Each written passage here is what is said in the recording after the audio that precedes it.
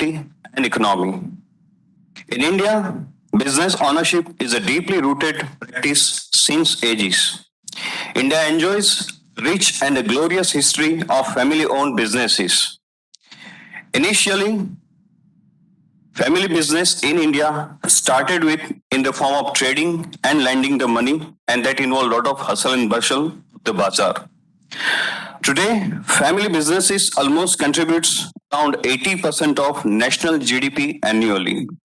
According to various estimates, more than 80% of companies in India family owned. In India, there are many highly successful businesses which are operating for more than 100 years, and not only in India but all across the globe.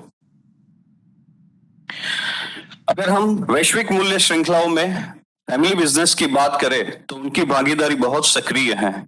वे वैश्विक विकास agenda को पूरा करने में महान भूमिका निभाते हैं। और चूंकि अधिकांश फैमिली बिजनेसेस के पास सफलता का अपना खुद का डेवलप किया मॉडल है, इसलिए यह बहुत आवश्यक है कि आर्थिक, सामाजिक और पर्यावरणीय स्थिरता पर उनका प्रभाव भी अभूतपूर्व हो और अद्वितीय हो। It has been accepted globally that by integrating sustainability into their conventional business models, family businesses can significantly contribute to the global sustainable development as well as prosperity of the family business. અને જો સૌરાષ્ટ્રની વાત કરીએ તો Saurashtra region એક ઔદ્યોગિક hub છે ને અહીંના ઘણા બધા પરિવાર એક મોટા ફેમિલી બિઝનેસ સાથે સંકળાયેલા છે અને જેણે વૈશ્વિક સપ્લાય ચેઇનમાં પણ પોતાનું એક યોગ્ય યોગદાન આપ્યું છે. Today, I am very delighted to welcome a very big cluster of esteemed and renowned family businesses under the aegis of Atmiya University at Rajkot. And I request Honorable Vice Chancellor of University to escort our invited dignitaries to the dais.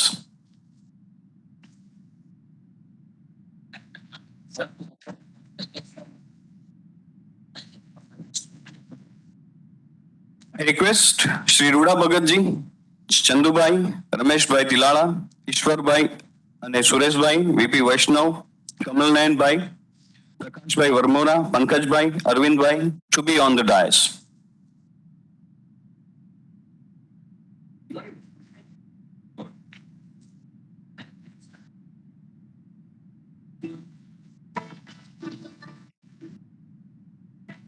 I request Ajayji Thakur to be on the stage.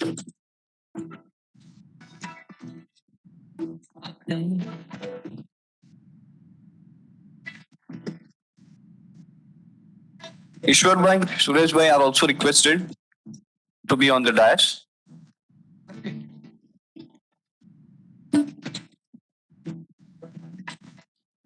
And Puran Pandeji.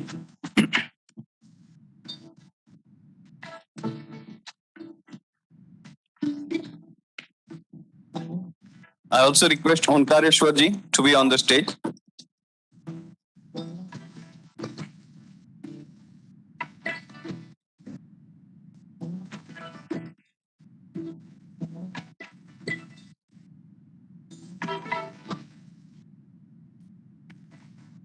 Atmiya University is an institution with the focus on the universal human values and sustainable development.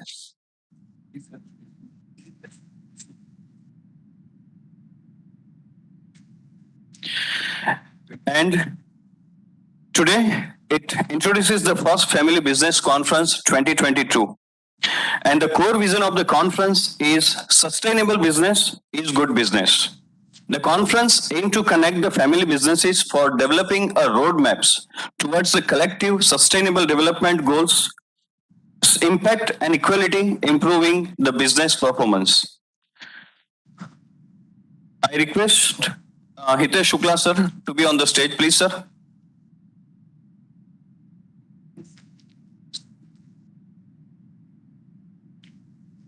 And Samir Bhai is also requested to be on the stage.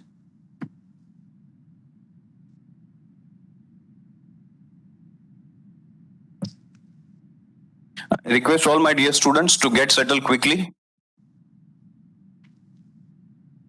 Wherever you find the space, please settle down.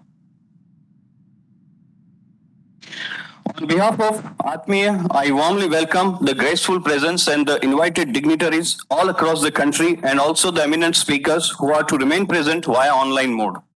आत्मीय विद्यालय का नाम ब्रह्म स्वरूप परम पूज्य हरिप्रसाद स्वामी जी को उनके समर्पित शिष्य परम पूज्य त्याग वल्लभ स्वामी जी द्वारा सदा श्रद्धांजलि देने के लिए रखा गया है। मैं विनम्रतापूर्वक केडी लाडवा सर से विनती करूंगा कि आके ठाकुर जी को माला पहनाए।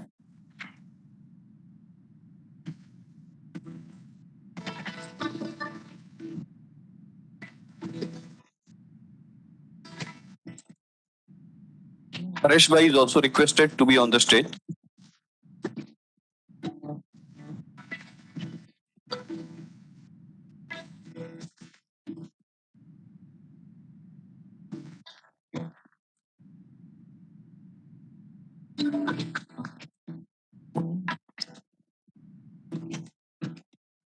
Prayer set the things in the order. It brings the purity of the thoughts and the tranquility of the thoughts and the ideas which are going here and there.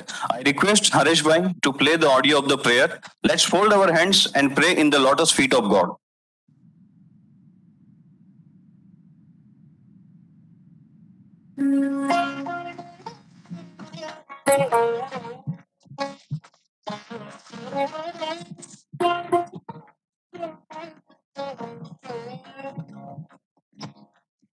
गुरु सूर्य है, चंद्र गुरु है, गुरु ही पूर्ण प्रकाश।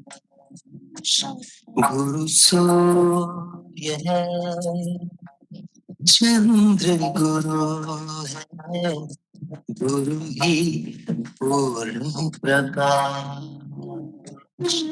गुरु के चरणों में मिलता है तन मन को उल्लास। गुरु सूर्य है, चंद्र गुरु है, गुरु ही पूर्ण प्रकाश। Thank you, Harish Bhai. I request all my respected dignitaries on the dais to light the lamp and declare the seminar to this conference, Family Business 2022, open for all of us. I request Honorable Vice Chancellor Ji to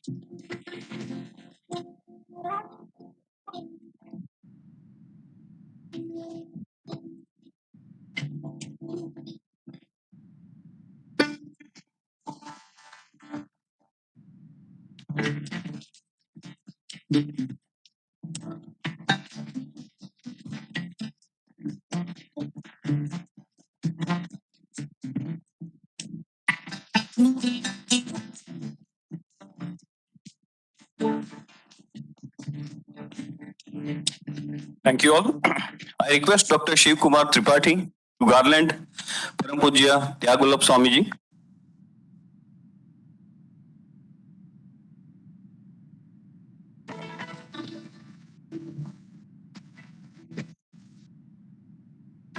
The campus that we are in today spreads over 23.5 acres of land.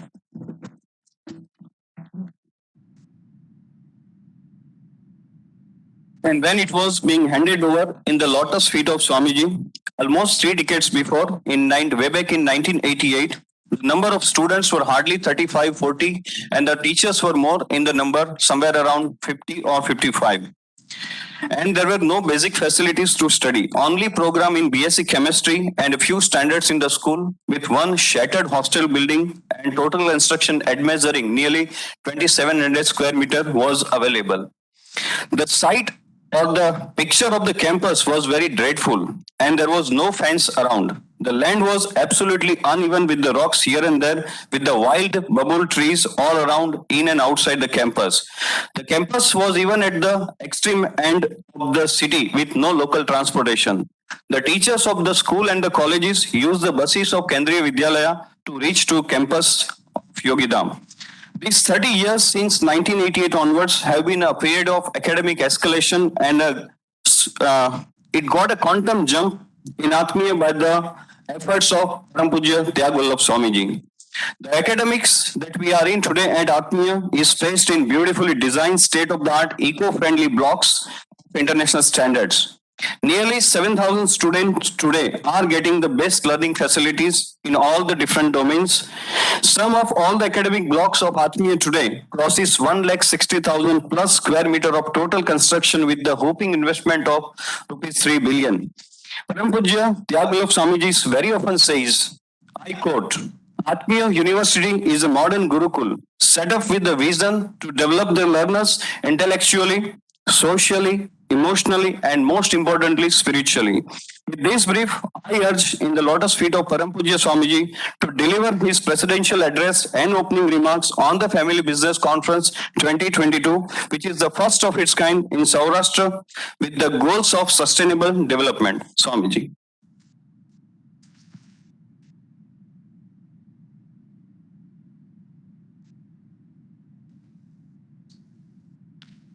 अभी अक्षरधाम थी अवनिमा जे देहदारी रहा आप्या सुख पार भक्त जनने दिले धरी ने दया की चारु चरित्र गान करवा जेने करुणा करी वंदु मंगल मूर्ति उर्धरी सर्वोपरि श्री हरि जैनी साधु सुवास आज जगमा श्री जी स्वरूपे दिशे धर्म ज्ञान विराग भक्ति महिमा एक एक थी श्रेष्ठ छे बोले बोले अमोल शब्द मधुरा साक्षात सुधा तो जरे एवा स्वामी हरि प्रसाद विभुने स्नेह नमी सौ गुरु हरि परम पूज्य स्वामी श्रीના શ્રી ચરણોમાં આપણા સૌ વતી અનંત કોટી પ્રણામ સાથે આજના કાર્યક્રમમાં પધારેલા સૌ આત્મીય સ્વજનો, એમને મહેમાન કહેવાનું તો મને નહીં ગમે, આપ સૌ આત્મીયતાના દાવે આત્મીયને આંગણે પધાર્યા છો ત્યારે આ યુનિવર્સિટીની સેવામાં ગુરુદેવ ગુરુ હરિપ્રસાદ સ્વામીજીએ સેવકને છેલ્લા 3.5 દશકાથી અહીંયા સેવા આપી છે અને એ આપ સૌની શુભેચ્છા અને લાગણીના કારણે જ આજે આ કક્ષા સુધી પહોંચી શકાયું છે. એવા સૌ વાલા આત્મીય સ્વજનોનું હૃદયના ભાવથી સેવક સ્વાગત કરે છે. Family business connecting roots for sustainable routes. Namaste and Jai Swaminarayan to all. It's indeed an honor and a privilege of Atmiya University to host an international conference on family business, connecting roots for sustainable routes. According to me, it is the need of the hour to come together and see how family business could be sustained generation after generations. Deloitte India's KP Shekhar says that family businesses in India constitute a significant part of the economy, contributing almost more than 70% of the GDP. It is important that family business is sustained so that we can sustain our economy too. This is more possible in India due to the family value system that have been in our parampara and is still sustained despite modernization. Post-COVID, it has definitely rekindled the birth of families working as one team and adapting to changing economic models by diversifying, innovating, and evolving to sustain the change. Moreover, the government has also promoted the Atmanirbhar Bharat Abhiyan and appealed the public to be vocal for local. At Atmiya University, our focus is on facilitating a system thinking approach through various subjects such as value education for consciousness development that addresses aspects of human values like feelings in relationship where trust is a fundamental value, respect,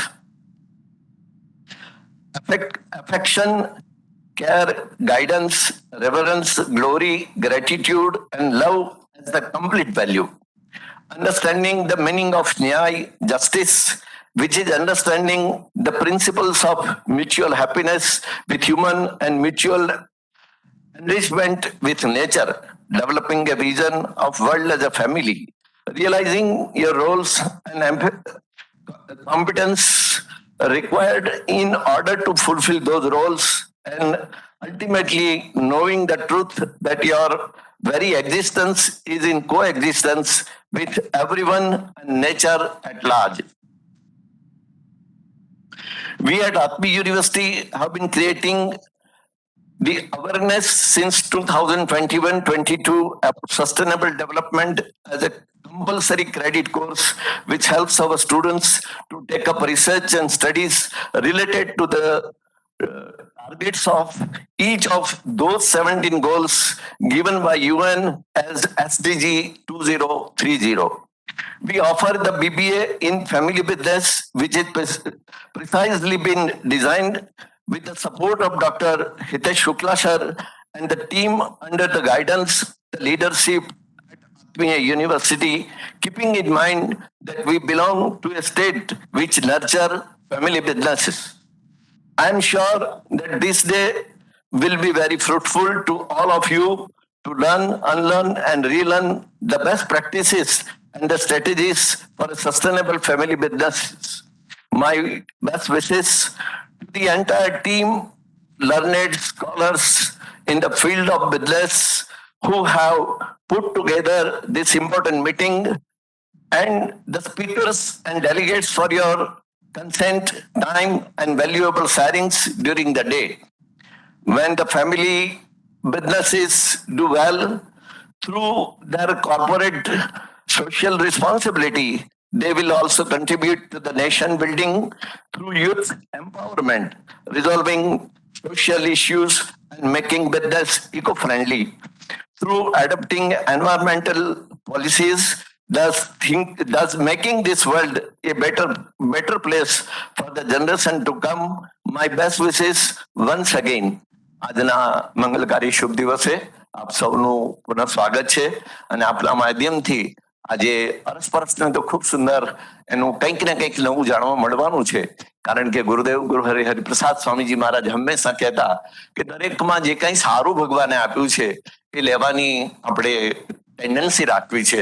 જેનું જે સારું એ મારું, સારું સારું દરેકમાંથી જોવું છે, દરેકના ગુણ જ જોવા છે, દરેકમાંથી ગુણ લેવા છે અને એને આપણા કરવા માટે આપણે નિરંતર ભગવાનને પ્રાર્થના કરતા રહેવું છે. તો આજે એવું સરસ મજાનો અવસર છે.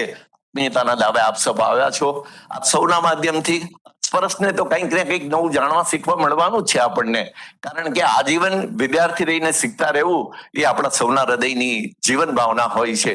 પણ એની સાથોસાથ આત્મીયમાં જે ભૂલકાઓએ અહીંયા એડમિશન લીધું છે એવા ભૂલકાઓને પણ આપ સૌના માધ્યમથી આજે સરસ અહીંયા કંઈક ફેમિલી બિઝનેસના માધ્યમથી, કારણ કે ગુજરાતના બ્લડની અંદર આ વસ્તુ પડેલી છે અને એવી રીતે વિદ્યાર્થી ભૂલકાઓને પણ અહીંયાથી સરસ મજાનો સંદેશો આપ સૌના માધ્યમથી મળવાનો છે. અને આપ સૌની આત્મીયતાના દાવે ફ્યુચરમાં આ જ ભૂલકાઓને આપના ઇન્ડસ્ટ્રીયલ હાઉસીસમાં સરસ મજાની રિયલ ટાઈમ ટ્રેનિંગ પણ મળે અને એની સાથોસાથ એના પરિવારની જે જરૂરિયાત છે એ પ્રમાણે એ સૌને સરસ મજાનું પ્લેસમેન્ટ પણ મળે કે જે રાષ્ટ્રના ઉત્થાનમાં આ ભૂલકાઓ પણ સરસ મજાનું કોન્ટ્રીબ્યુશન આપી શકે અને એમાં આપણે સૌ ભેગા મળીને નિમિત્ત બનીએ. ગુરુદેવ ગુરુ હરિપ્રસાદ સ્વામીજી મહારાજનો જે સંકલ્પ કે આજની યુવા પેઢી એ જીવંત માનવ મંદિર બને એ દિશામાં આપણે સૌ ભેગા મળી અને આજે એક સરસ મજાનું કદમ ચાલવા માટે તત્પર થયા છીએ ત્યારે સાચી દિશાનું આ કદમ આપણને મંજિલ સુધી ચોક્કસ પહોંચાડશે એવી ભાવના અને પ્રાર્થના સાથે ફરીથી સૌને નમસ્તે. જય Swaminarayan. Thank you very much.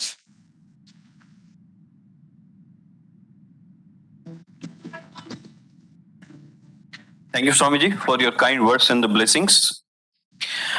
Moving ahead, we have Dr. Shiv Tripathi, who bejewels the position of Honorable Vice Chancellor with the Atmiya University and holds very comprehensive academic and administrative experience of that spans nearly 24 years. He has rendered his academic excellence in the Coventry University, UK, and Indian Institution of Foreign Trade, India programs in Tanzania, HES Paris, University of Witwatersrand, South Africa, ISI Brazil, and BITS Pilani, India.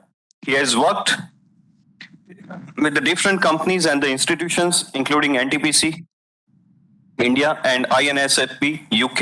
He has delivered his well thought out talks and the presentation for many academic and industrial organizations of Brazil, Egypt, Kenya, Malawi, Tanzania, Germany, Netherlands, Poland, Romania, South Africa, Switzerland, and USA too. Dr. Tripathi's research and publication. Oh, just a minute. With his noteworthy association with the prominent foreign university and leading institutions of business management, where he also holds key position. And today, his team of Atmiya has worked round the clock and putting into a lot of efforts to make this conference a reality. So I request him to deliver a welcome address and put forward the theme of this conference for all of us. Thank you very much, Dr. Joshi, and I'm really privileged and honored to be here to welcoming you, all the Karmi Yogis who have assembled here today. Very good morning, namaskar, and very warm wishes for Chaitra Navratri, which is starting today. Honorable President of this university, Param Pujya Tyag Vallabh Swamiji, distinguished business leaders who are giving the energy to all of us in this program, honorable members of the trust, managing committee members, distinguished speakers, guests who have joined worldwide, online, offline, dignitaries on the dais, off the dais, dear delegates, faculty colleagues, students. On behalf of this wonderful humanistic-oriented university, Atmiya University, I take this honor, privilege, and pleasure to welcome you all in this inaugural session of conference. Welcome you all. I welcome the speakers of inaugural session, Pratima Kirloskarji, who will be joining online in next few minutes. We have Professor Dr. Wolfgang Amann from HEC Paris. Very good morning to you, Dr. Amann, and welcome to this program. We have a very eminent scholar who will be addressing as a keynote, delivering his keynote, Professor Dr. Hitesh Shukla, who is chief architect of this conference. I will take a minute to reach at that why this conference, and then in a minute I will take and explain that what this conference is about. We were discussing about, as mentioned by our Honorable President, about sustainable development goals, and we have been doing a lot of things in terms of teaching, research, and outreach. Even in last January, with Government of Gujarat, we have launched an alliance, Education Alliance for Sustainable Development, and currently we are implementing Rajkot as first HDG aware city of the world project, which is in place. So while discussing about that, what we can do, Professor Shukla, I remember, was there, and he mentioned that without including family business, which is in DNA of not only in Saurashtra, but in Gujarat and India, and even worldwide, if we look at the entire value chain, we can't do anything in terms of creating social impact or economic impact. And then I requested him that then what is to be done? And he said, this is the way how we can take it forward. So this is how we designed the concept. And then we approached Swamiji, and Swamiji, within fraction of seconds, he said, nothing could be better than this, and how we can. So I'm thankful to you, and I'm thankful to Professor Shukla for crafting this event. We are here as a facilitator and just to implement it. My friends, entire world, पूरी दुनिया में, we have been discussing about since 2015. Earlier we were discussing about Millennium Development Goal and now Sustainable Development Goals, and COVID has already उसने थोड़ा affect कर दिया adversely जो pace of how we were moving. तो एक question आता है कि what we can do in terms of business, in terms of industry to contribute towards the social impact and the economic impact. So far, there has been a trend in last 50 years or 100 years that were skewed towards the multinational orientation, multinational companies.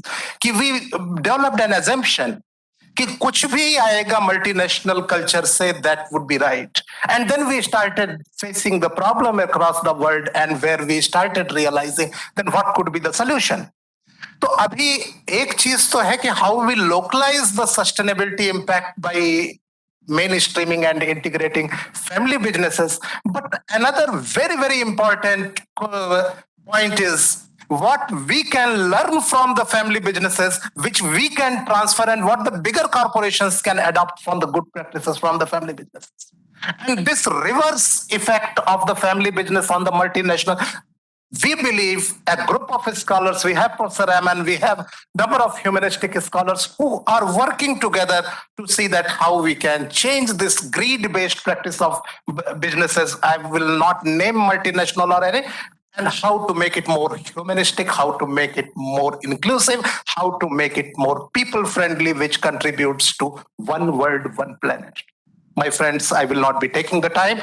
I welcome you all once again, and I am sure that during the day we are going to be fully charged with the discussions. And this is a journey, I promise you.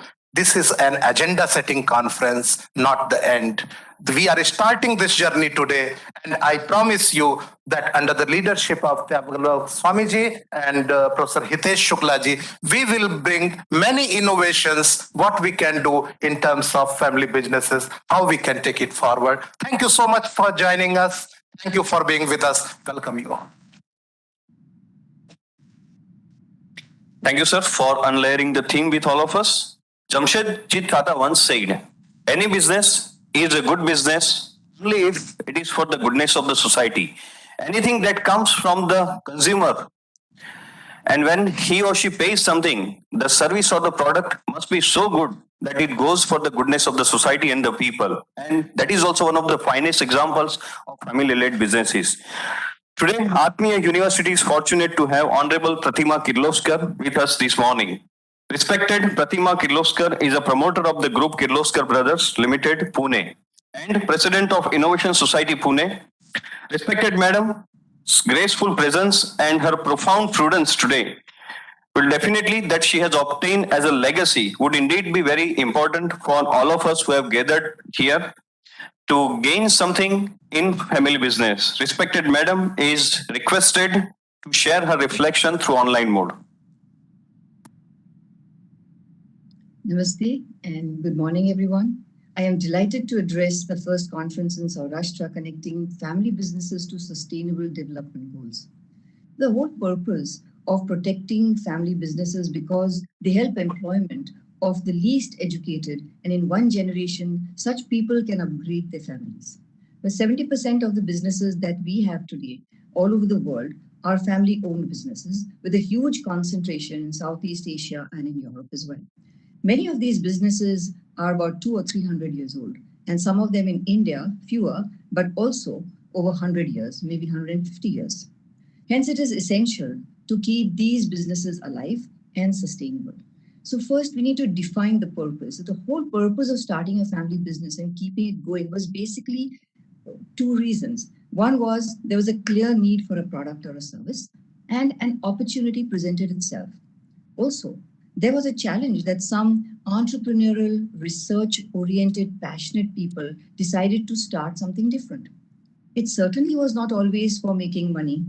If that was the case, it would possibly be better to invest money in a bank and earn interest rather than take all the trouble of employing and training people who are very clueless in the beginning. So you probably may have earned more, but you've not done that. You've chosen a different path. You've chosen to manufacture something. Your margins are much less. Of course, you can't compare those to IT companies now. But IT companies are getting lots of encouragement from the government, and new plants have gotten tax holidays. New IT companies have had tax holidays for several years, but that's besides the point. The government is now also helping manufacturing companies. If you talk of traditional businesses, they could be starting right from traders to large public listed companies. They're old, several generations of people, and it's lasted because it's been sustainable. The new age business models are inverted. So sustainability is a very important factor going forward, but we see that with the new age startups in IT, most people want to go into business. Most are tech-based, using management information systems, artificial intelligence, and machine learning. The use of good technology can actually start stripping, sliver by sliver, parts of your business because it'll attack your business in different ways that you can't even imagine right now. Let's take an example of Uber. They started as a service. The service was cheap, it was reliable, they used technology, it was technology enabled, and it was safe. That took away jobs from the traditional taxis and brought transparency and efficiency. Today, they are going to manufacture electric vehicles and integrate backwards. Now, don't you think that is going to impact all the cars that were being sold as taxis? The business models are inverted. They raise money for expected revenues, and the system of valuation is quite different to our traditional system. They come with huge resources. They are aggregators and they aggregate services, and the business models have changed.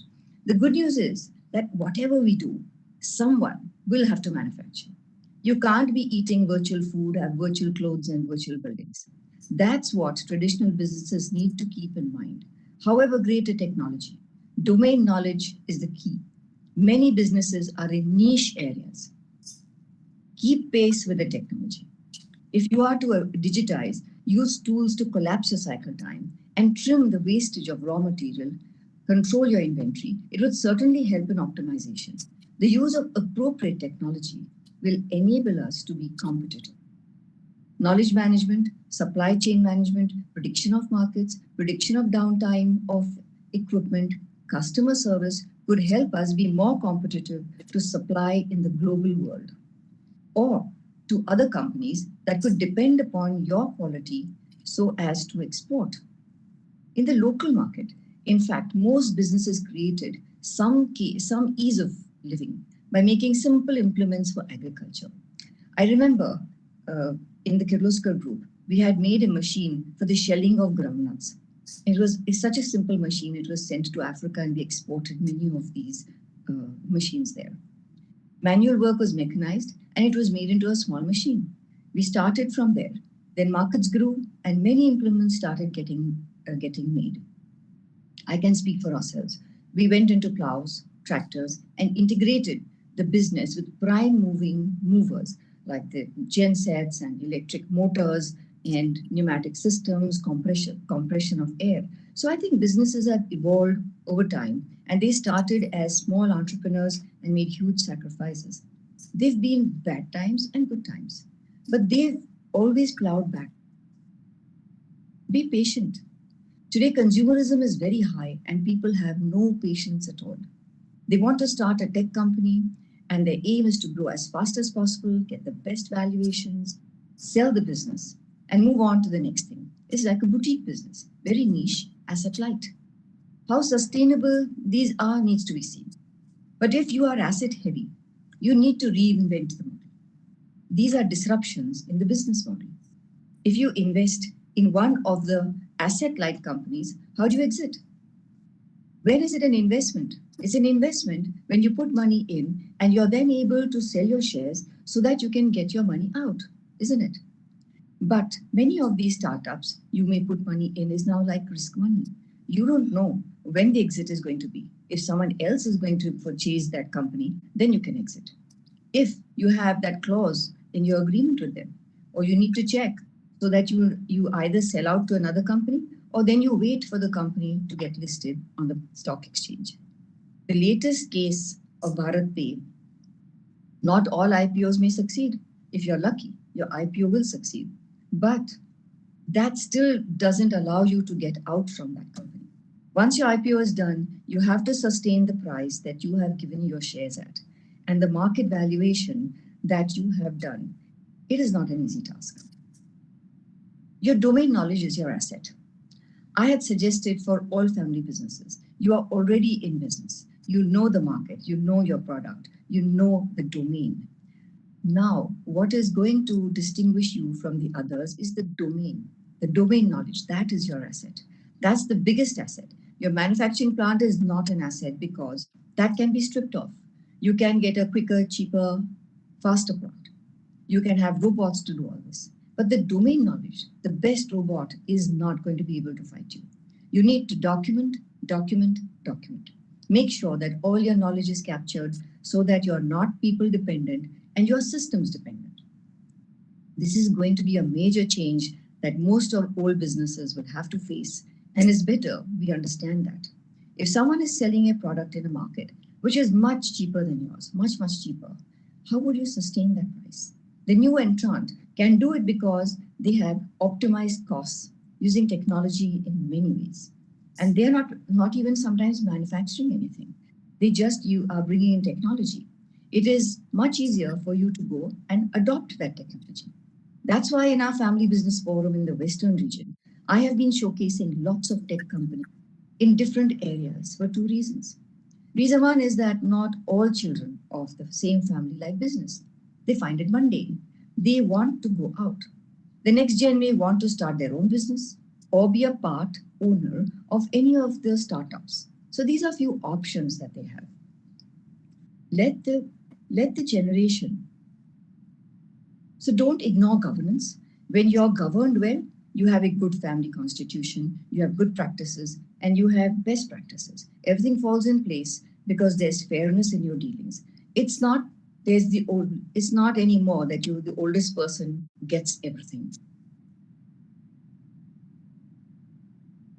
So I think we need to stress more on technology, and we need to stress on people who are hardworking and give them an opportunity. Otherwise, there's no incentive for them to really work. And let the next gen explore and start bottom up. If you want him to run his own separate business, allow him that pleasure to do. Because sometimes unless you work with your own hands and you get burned, you do not understand the value of what you have got. Once you understand the value of what you've got, then you can come back to your own roots and your business and see how to revamp it. You should not just expect to join your business as a managing director. You need to start bottom up. When you start bottom up, you may be certainly on a fast track, but at least you'll have exposure to the various aspects of your business. I think that is very important, that there's a good mentorship program and your senior staff are not just owners. Because owners have a different perspective and it's different from the perspective of the other people who are working with you for several years. Yes, you have to have loyal people who can help you, but honestly, there is no shortcuts to heaven. You need to work and start analyzing yourself. You have to apply your mind because if it's your business, it's taken you all this distance. It's given you your education, it's given you so many luxuries of choice. Now it's up to you as a custodian of what others have done for you, what other generations have worked for. And you need to make sure not only your generation, but the next generation also. I feel sustainability is very important in making sure that what happens in the whole purpose of doing most of what we are doing is towards it. It's sustainability in finances, sustainability of business model, and delivery of quality products. Be conscientious about protecting the environment. China has been able to deliver cheap products that last 3 years. But I believe in the long run, the trash these products would create is going to hurt our environment. It may bring us back to making products that last and use service as a model to run them. Invest towards self-reliance.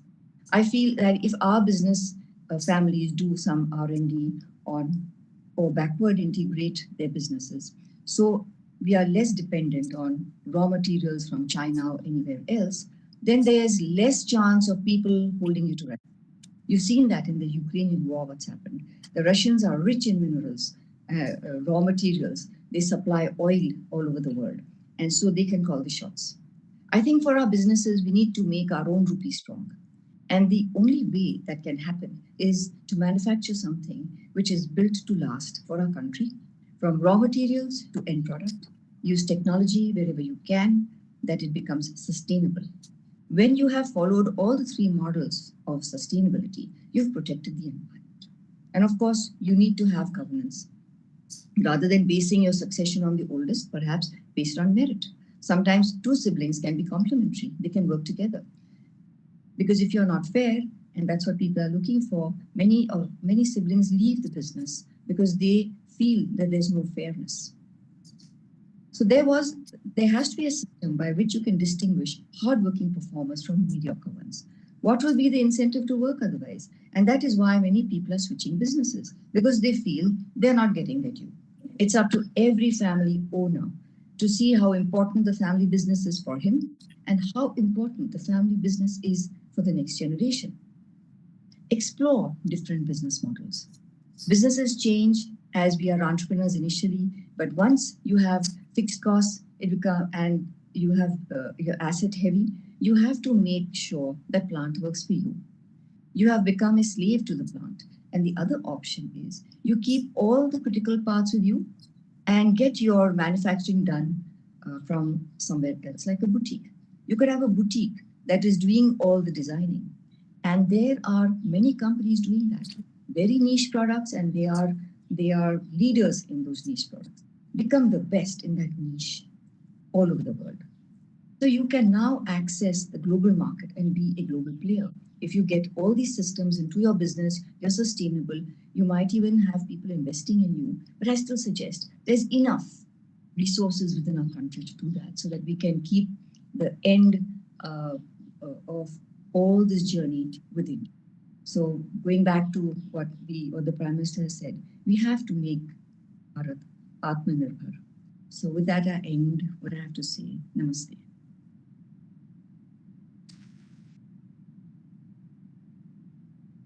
Thank you, madam, for your kind words and your observation and reflections. And now we are moving ahead with the next speaker, who is likely to join us through online mode. That is Professor Dr. Wolfgang from HEC Paris in Doha to offer his reflection on family business. I request him to voice his wisdom. Namaste and a wonderful good morning to everyone. First of all, congratulations to all the organizers and a big thank you for having me. It's a true pleasure and honor to join you today, although virtually. COVID has not completely left us over here, so there's still some travel restrictions in place, but hopefully next time in person. What I want to start with is simply a question. As you know, we can start a speech by tell a story, share a fact, or ask a question. And today, if I may, I wanted to ask a question about a fact and briefly share also some slides, if that's okay with you. I wanted to ask you, how do we? I'm not sure if slide sharing works, but let me see if it works. How many people think that their leadership skills are clearly above average? How many in the room would do that? Now we cannot enter into a dialogue, so this is merely a rhetorical question. But do take a second to think. How many of you think their leadership skills are clearly above average? And Qualtrics and Gallup did some studies on that. And interestingly enough, 97% think that their leadership skills are above average. Now in the room, we have a special selection of people, wonderful personalities, successful entrepreneurs, colleagues. But that also holds true for if you just picked up the phone and called office workers. So there's a lot of identity searching and exaggeration that we often find when it comes to our leadership skills. And if today's topic is identifying the roots and the roots to sustainability, let's go to one area that Ms. Kiloskar already mentioned, and that is analyzing ourselves, analyzing the roots to these sustainability paths that we have. And today I wanted to just emphasize one part of that. I think that in family businesses, we have a unique opportunity. Often we don't have the situation that we need to publish quarterly results. Of course, there are some publicly listed family businesses, but that's the big difference. A family business has usually the family as the owner, as the deciders, as those that can shape the organization cultures and the values. And interesting enough, the research I've done over the last 24 years and the observations and the consultancy, they always lead to one insight. Family businesses outperform non-family businesses, comparable non-family businesses. They also outperform not only in financial terms, but also when it comes to sustainability dimensions. They feel a larger responsibility to their staff and to their business environment. And that's a good thing. And if we talk today about roots to sustainability, more humanism and one world, one humanity, I think there's one more thing we could look into. And that is not just the big, ambitious goals that the United Nations Global Compact has issued, but how do we lead? How do we run teams? How is the workspace culture that we generate in order to deliver our products and services? And here are just a few reflection questions. How do you see yourself? How do we see others? And I know these people on the screen look a little different. I come from a country where we dress differently. And I work for a school from yet another country. And today I speak to you from Qatar. So it's quite an interesting setup, but key questions remain the same. And that is, how do we see ourselves? How do we see others? And I think that we have one dimension that helps us differentiate people that work with us, that are around us, based on how fast-paced they are, how outspoken they are. And that's fine, because that's how they are. I think there's also a second group that is much more cautious, much more reflective. And I think a good leader, especially a good leader in family businesses, must acknowledge this diversity that is around us. At the same point in time, there is sort of a second dimension to look into, not just how fast-paced and outspoken individuals are or how cautious and reflective. But the second main dimension is how much do they question their environment? Do they think that the environment is favorable to them or not? And in that sense, some are much more skeptical than others. Some question more. And in turn, you have those that are much more accepting of what happens around them and are much more focused on creating a warmer atmosphere. And we can split people that work around us, including ourselves, into these four camps. And that's fine. We are united in diversity. We are all created with somewhat different aspects of our personality. And I think that family business leaders, if they want to have better companies, even better companies and even more success, sustainability and this performance management starts with acknowledging this difference. Let's call the people that are very outspoken, that are very much questioning what's happening around them, the Ds that are much more dominant in relation to the environment, those that are much more warmer and accepting what happens around them, but are still very outspoken, extrovert, fast-paced, maybe we can call them these influencers, and maybe those that are accepting what's happening around them and are much more cautious, the S or the steady people, and the others, the more conscientiousness-oriented ones, that still question but are very fact-based. And I hope that you can think of an example of individuals around you that tick like these Gestalt types that I mentioned. And if you try to analyze what kind of strengths each one of brings to the table, I think we understand that in green, top left corner, those that question what's happening around us, those that are much more outspoken, these individuals are good for taking risks, maybe launching new products, entering new customer segments, new regions. They're stronger willed and probably can pull projects through. They desire change. And in that sense, if we can involve them somehow in these strengths that they bring to the table, I think not only would we create the work conditions in our family businesses where they can thrive, but also where the entire organization shows much more dignity for individuality. We have different types around us. In the segment top right corner, we have those that like to influence, that like to share their expressions, their emotions. They're creative, they're optimistic, they're motivating, they're networkers, they're outgoing. And I think if we give these individuals the opportunity to be just like that, not only do we foster humanism in the workplace, human dignity, we respect them, we get really their strengths going. In turn, we have those that are much more focused on steadiness. They're very dependable. They need much more safety, much more opportunities to ensure fairness in the workplace. Once more, if we acknowledge this difference, if we acknowledge how they tick and give them an opportunity to be like they want to be and organize for their strengths, we are all better off. We also have those that are very analytical, that are very accurate, that are very systematic, and they would never fall for the emotions that others have or would not give in to anything else other than facts and figures. Let's organize in our family businesses the opportunities for those individuals accordingly. At the same point in time, let us understand, ladies and gentlemen, that each one of these types has strengths and weaknesses. I just spoke about some of the strengths, but all of them have weaknesses as well. You know, the personalities, these individuals in the top left corner that you see on the screen, hopefully, might well be perceived as pushy or impatient and aggressive or egoistical, but they aren't actually. They are just themselves. They're just full of this energy of being interested in dominance and contributing and risk-taking. And so have all of these other personalities that I spoke about, certain strengths and certain weaknesses.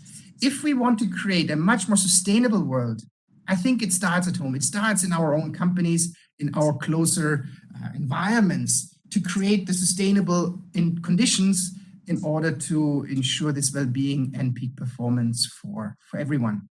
So these more emotional people, although they might be creative and optimistic and motivating on one side, they might be perceived as disorganized or not paying attention to detail.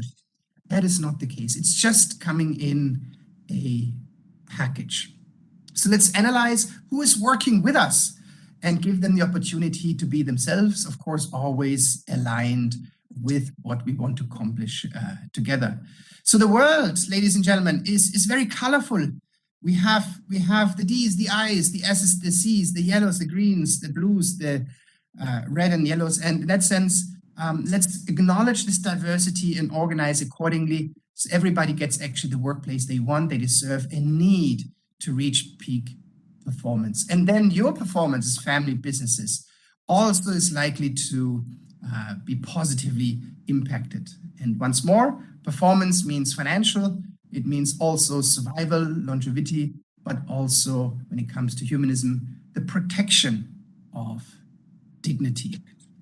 So each one of them focuses on different questions. So as leaders of these family businesses, we need to clarify the information needs and the priorities of each one of them. The dominant one to focus on what needs to be done. They focus on the results. The emotional influencing people, they want to know who, let it be me, let it be me. They want to lead.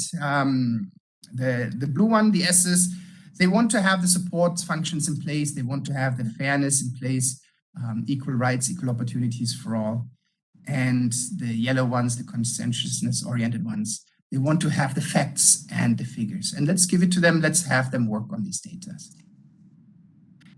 Dear family business leaders, dear entrepreneurs, we have insights from research. If we are doing a good job, we can significantly change the outcome. It's not just an idea, it is also facts and figures. if we pay salaries anyway, and you see here on the left bottom corner, if we are not addressing the dignity of these individuals, if we don't acknowledge these diverse styles, if we ignore that individuality, often we might end up with a workforce, with colleagues that are less happy, that might still stay for the paycheck or their loyalty, but their overall performance is down. And towards the right of this bar diagram, you find a different situation. If you as family business leaders, family business members, engage the diversity, the diverse staff members much more, or even inspire them, their performance goes up. You can even more than double their performance. And as mentioned, their salary is already paid for. This way you achieve two things: much more performance, but not just performance on the financial terms, but also when it comes to a sustainable workplace. I think these sustainability goals are great, but let's start in those areas that we can influence. And our workplaces are in our circle of influence, and it doesn't cost anything extra. Ladies and gentlemen, I hope that next time I could join you on site. It is a wonderful opportunity to bring people that share an interest together. Once more, thank you so much for having me. Thank you to all the organizers for bringing me into the loop, although virtually. I wish all of you exciting moments, inspiring thoughts, and may your businesses flourish and your businesses have a long life. Thank you so much for having me. Back over to you. Thank you, Professor, for your kind words and a presentation that was quite reflective of his observation over the years. Now we are switching over towards the keynote address that sets the entire program for all of us. And the entire conference, Family Business 2022, is being conceived and designed closely by Professor Dr. Hitesh Shukla. And as Swamiji mentioned, since long, he has been closely associated with the academics and quite a few administrative aspects of Atmiya University. I'll take 2 minutes to briefly introduce him so that you can understand the magnitude of the person who has devoted his entire life for giving his key input for the sustainable family businesses, and he has very close association with quite a few leading organizations globally. Professor Hitesh Shukla is formally associated with Department of Business Management of Saurashtra University.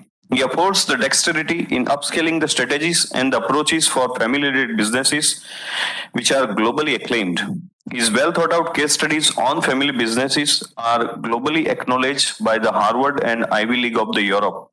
Professor Shukla visualizes the position of advisor with the Global Family Business by FFI USA, and it is the largest global conglomeration of the family business. And he has been rendering his expertise on the family businesses with the countries like Singapore, Malaysia, Indonesia, Hong Kong, and so on. So today, he would be delivering keynote address, and it's always a pleasure to listen to him with his remarkable comments and some witty comments if you can get into. Sir, please.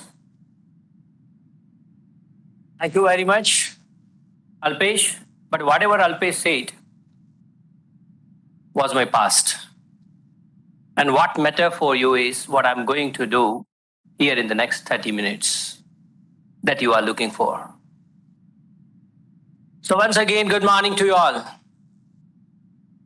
Yeah, of course, I love family business and I work for family business for around 30 years.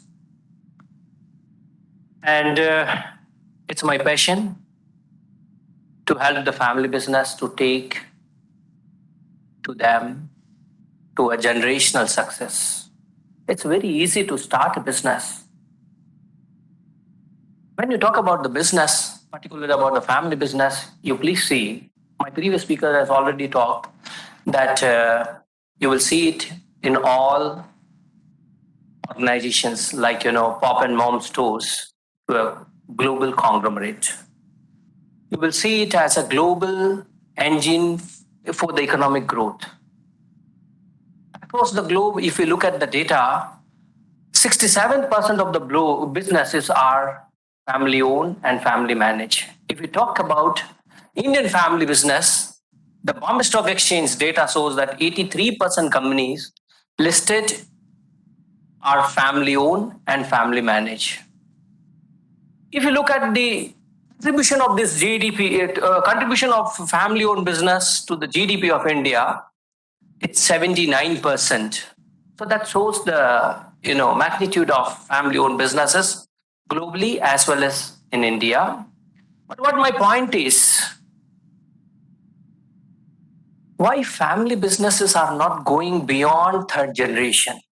Globally, the data also says on the other side of the family businesses that only 3% businesses of the world go beyond third generation. Why? If you look in Gujarat, if you look in Rajkot, if you look in Surat, it's very easy to do a business of 50 crore or 100 crore rupees. But taking it to 1,000 crores and 10,000 crores, that's a bit difficult. What's the reason? What are the challenges? That's my main point is, if you look at the challenges, I would quote it like in a different way. If you take it in a lighter mode, if I have to do a business in Sapar, Veraval, I can use my grandfather's old Maruti 800 car. I consider it as my legacy. We have, overall servicing, managing the car very well. And I asked my friend Greenwich Harya to come to Sapar in that car. And Greenwich Harya will sit in the car. It's Maruti 800. But the same friend, if I request him travel with me in the same car to Chennai, the answer of Greenwich Harya would be no. He'll say, we can't go to Chennai in Maruti 800. Okay. So I said, now Greenwich, we will change the car and we'll buy a Volvo. Would you like to come? He may say, who is going to drive. See, that's a very, very important question. See, I'm talking to you in a lighter mode, but I'm giving you a very big message. If my objective is only to drive the business up to a certain level of Veraval and Rajkot and whatever the business, my Maruti 800, that is my business model. My strategies, my manpower, my vision is okay. But if I have to drive to Chennai and I have to go beyond Indian boundaries, I have to change my vehicle, that means I have to change my business model according to the time, according to the economic conditions. And again, the question very important asked by my friend, Greenwich Harya, is that who is going to drive? I'll say, Greenwich, I'm driving it for last 30 years. कुछ नहीं होगा Greenwich, बैठ जाओ. Greenwich बोलेगा कि भाई हम जा सकते हैं चेन्नई, बट कितने दिन में पहुंचेंगे? See, if you want to achieve on time, you have to hire the great business drivers. So there are three things, that needs to have in successive, be a family business that survive beyond third generation, that needs to have great business drivers. And please remember, those who are sitting here, the rules applicable to the first generation is not applicable to the next generation. Because in the first generation, you are having 100% concentrated ownership. It's a king model of the business. Your rules becomes the word. Nobody will ask you in the market, in the family, in the business. But when you go in the second generation, as per the Indian tradition, the elder brother will be the crown prince and he will take the chair of the Bapuji. But he cannot run the business like your Bapuji. He needs to involve every individual. It's like, government. You have to ask your ministers what to do and how to do, and you have to set the common vision, the growth. And when you are in the third generation, you all are not living in Rajkot. Many of your family members may not work in the business. So they enjoy the legacy of the family. They enjoy the ownership, but they are not operator in the business. Family business owners are very good as an operator's mindset, but they are very poor to have ownership mindset. And that's a journey from informal to formal, from operator to investors, from operator to the owner's mindset. So that's why we have to change the Maruti 800 to Volvo and Volvo to the Rolls-Royce. And when you are having a Rolls-Royce, you should not drive. You should sit in the back seat. And please remember, your 800 Maruti driver cannot drive your Rolls-Royce. You have to change the driver of the business. If you have the proper driver, you can go beyond. So what I mean to say, for survival and successful business, sustainable business, what you need to do is you have to plan for two things. The success of the family, that is very, very important. I have used the word first family, and second is the business. Because I've seen in my life, working with family business very closely, many family businesses are success in business, the cost of their family relationship. And that's why I talk in my all talk that business never fail. Please remember, business never fail. It's the relationship fail, and as a reaction of the relationship, business fail. So what is more important for you is parallel planning of your family, business, and managing your business. And your family members have different lifestyles, different capabilities and comparisons. Starts when you go beyond second generation. Right, so rules are different. So what is more important for you is you have to develop a governance model. What can be the governance model? See, everybody talks about the three-circle model, that what is more important for you is the three kind of things. The one is the investor, the second is the business driver, and the third is the entrepreneur. I quote it in a different way. We all have a home, but unfortunately, when we grow, we bring a house. And in every big houses, we have a different bedrooms. And every bedrooms are the planet. And there is no connectivity between two planets. So what is more important? Again, I say it. You have to manage first your family and then the business. We have to bridge the planets. We should develop a great communication channels. I will not quote here the name, but one of the greatest family business with that I have worked for quite a number of years.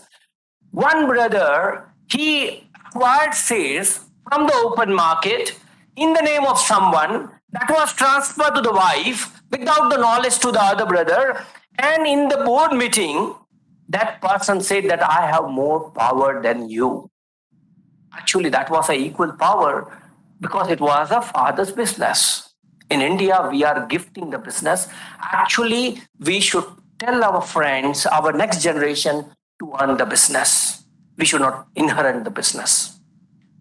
The greatest learning we can have is from the Ramayana. Those who are senior citizens sitting here and thinking about, handing over the reins to the next generation, we can look at the Indian epic Ramayana. Ask you a question. Why, when Ram and Lakshman were, quite young children, they were sent to fight a battle with the domain when they were disturbing the Brahmanas who were doing some yagyas under the leadership of Vishwamitra. Do you think that Dasarath were not having any army or many other warriors? Better than Ram. I mean to say better than the children. Why Dasarath, the father, the king, the owner of the business, he sent his young boys?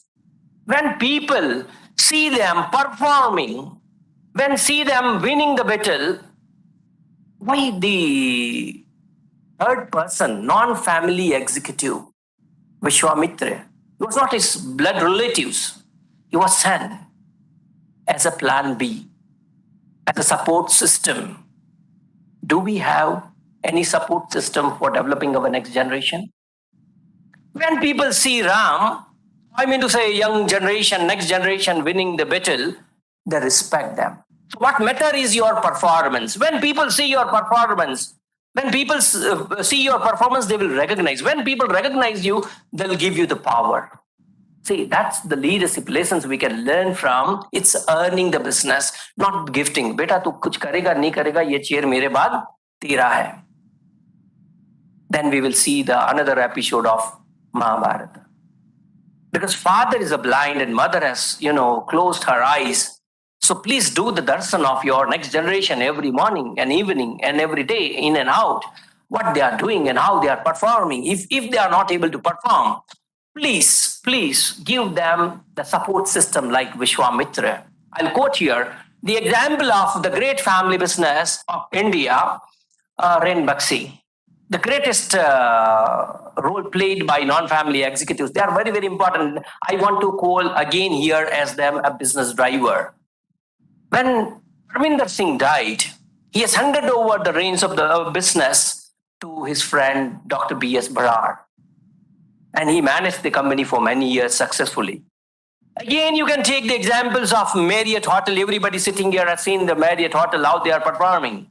Bill Marriott, in the second generation, he thinks that my son will be the next successor of me. In the third generation, he was forced. I mean to say, when you are looking at the quality, when you are looking at the interest of the business, please remember whenever you have to select, you please select the business interest first. Because over the generation, more complexity is there in the family than the business. If you find any complexity in business, there are people like Ajay Thakur who sits here to help you to overcome the complexity in the business, but you will not find people who can help you managing your emotional aspect of business. All right. And that's why you need to create a family governance system. I told you have a house, and that house is your governance system. Ask me how. There are 4 rooms in every house. The first room is the owner's room, which is considered as a power. I have the ownership. I have the majority of the ownership. So I'll do whatever I do. That's the owner's room. There is a second room called management room. There is a third room called board room. Right? Everybody in the family may not be there in the boardroom. If everybody is in the boardroom, you will not get the new innovative ideas.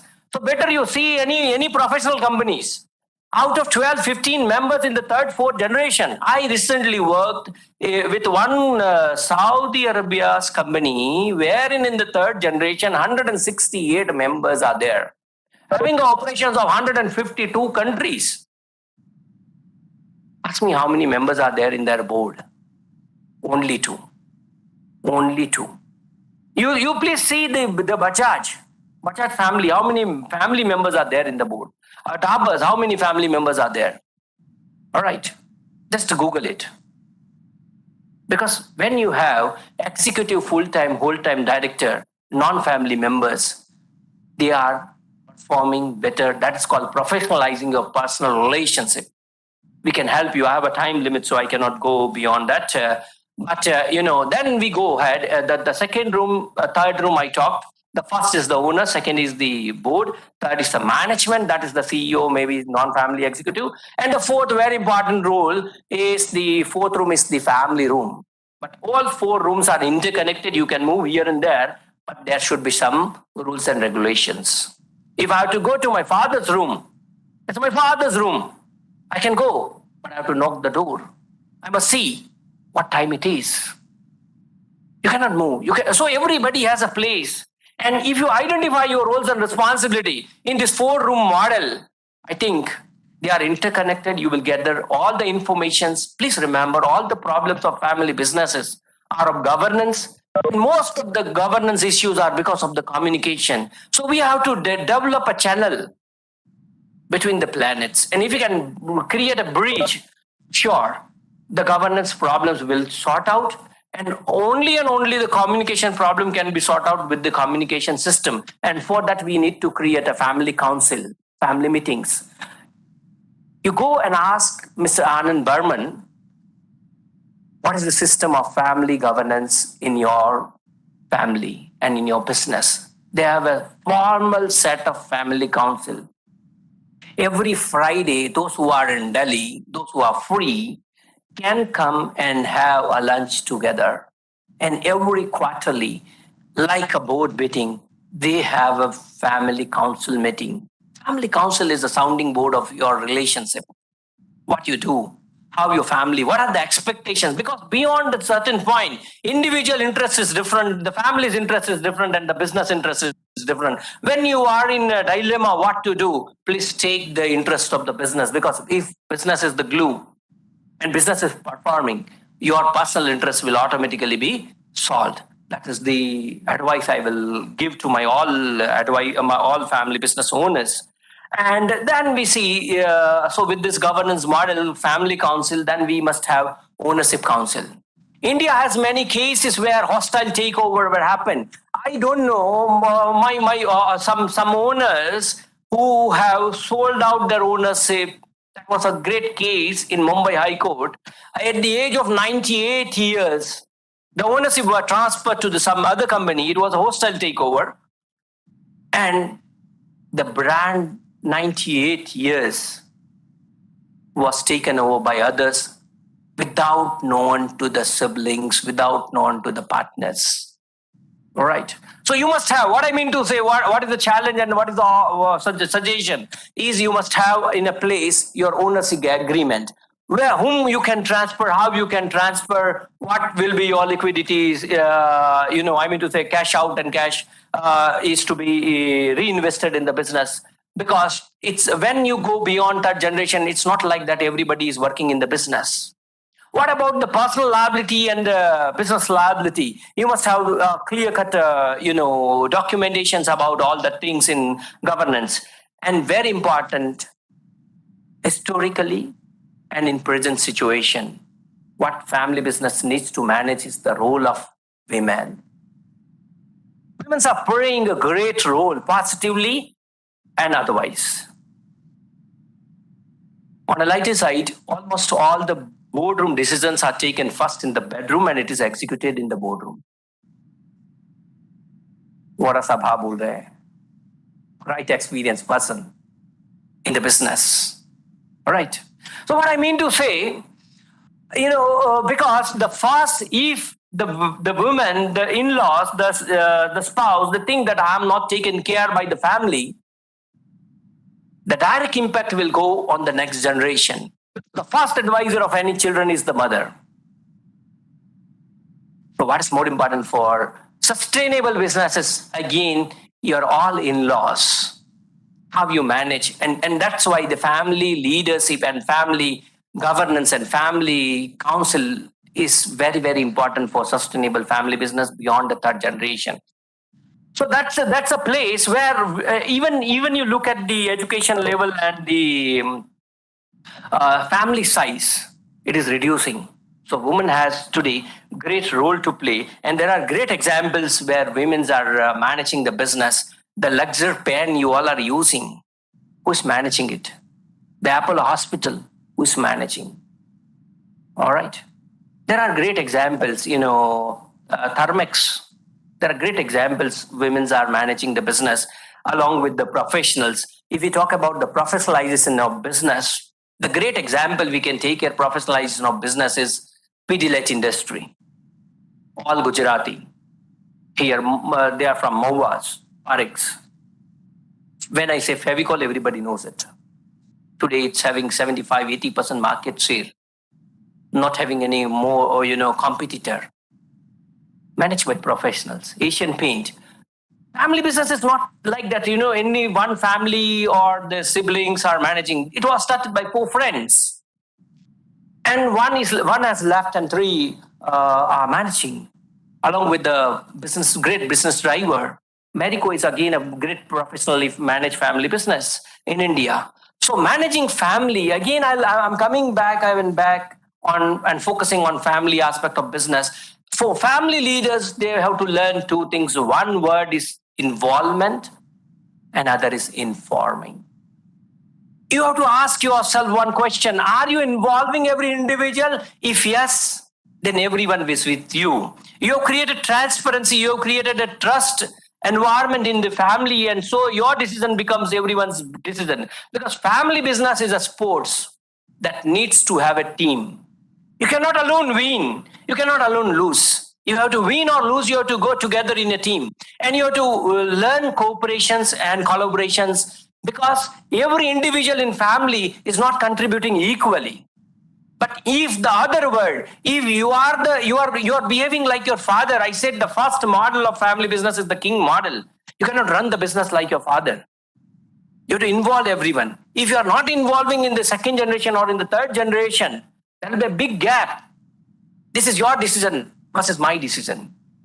And that will again create so many problems in the family business. And that's why you have to learn these two things. And the family business leadership is all about servant leadership. Again, we can look into the history, Indian mythology, about Mahabharata and what we can learn from Lord Krishna. It led with the examples. You can win, but you are not the owners. अब देखिए कृष्ण ने कितने युद्ध किए, कौन सी चीज अपने पास रखी, जिसकी थी उसको दे दी. So great leadership lessons we can learn from the family business. The model is different.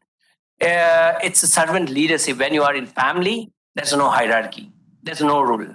In family, everything is equal. But when you look in the business governance, everything is not equal.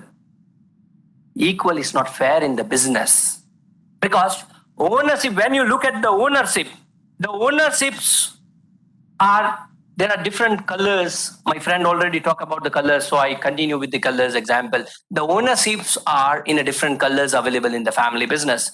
The first color in the third generation, the worst color, I call it as a black color, that is obstructive ownership. My own brother, it's very difficult to fight. You cannot fire your son. All right. In the business, not physically. The second is passive ownership. Aake baithe hai, but they are not contributing. Then supportive ownership. There are active owners and there are wealth creators. What kind of owners, what kind of colors do you have? So ownership is about power, identity, pride, and legacy. That's why everybody is not equal in their contribution. So they do not have the right. That's not the birthright to get the return. There are three relationships. The first relationship I told is the ownership. Second is the relationship with the business. Not necessarily that everybody is working in the business. I may have a ownership, I may have a family legacy, but I may not be working in the business. So I don't have any relationship with the business. And the third very important thing is everybody is rooted to the blood. That's the blood relationship. And it said, blood is always thicker than the water. And that's the reason when people say, we are the family first business. We are the family first business. If I have to think, if I have to choose, I'll choose my family. Choose the family first in family. In which room of governance you are sitting in. If you are sitting in the management, you are in the board, you are in the ownership, you are in the family.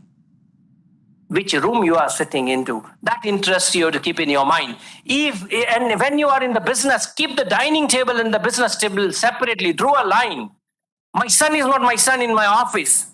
The great example we can take here is of M.V. Subbaiah. I have worked very closely with Murugappa Group.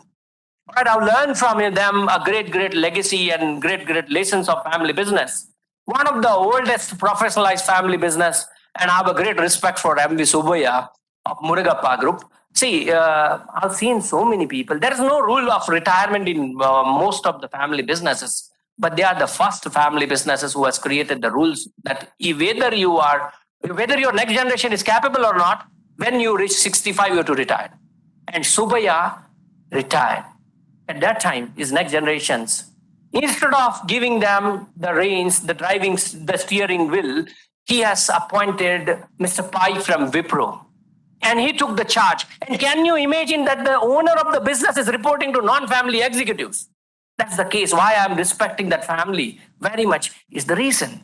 Because of their governance and maintaining their legacy, they have created their Sunday schools. Because many family members are born and brought up in Singapore, Malaysia, I mean to say outside India, they don't know the tradition of the family. So in the Sunday schools, whether they are male or female, whether they are boy child or girl child, they have to go there and they have to learn them. So there are great things we can learn from best practices of the family businesses like Murugappa and other family, Godrej and other families.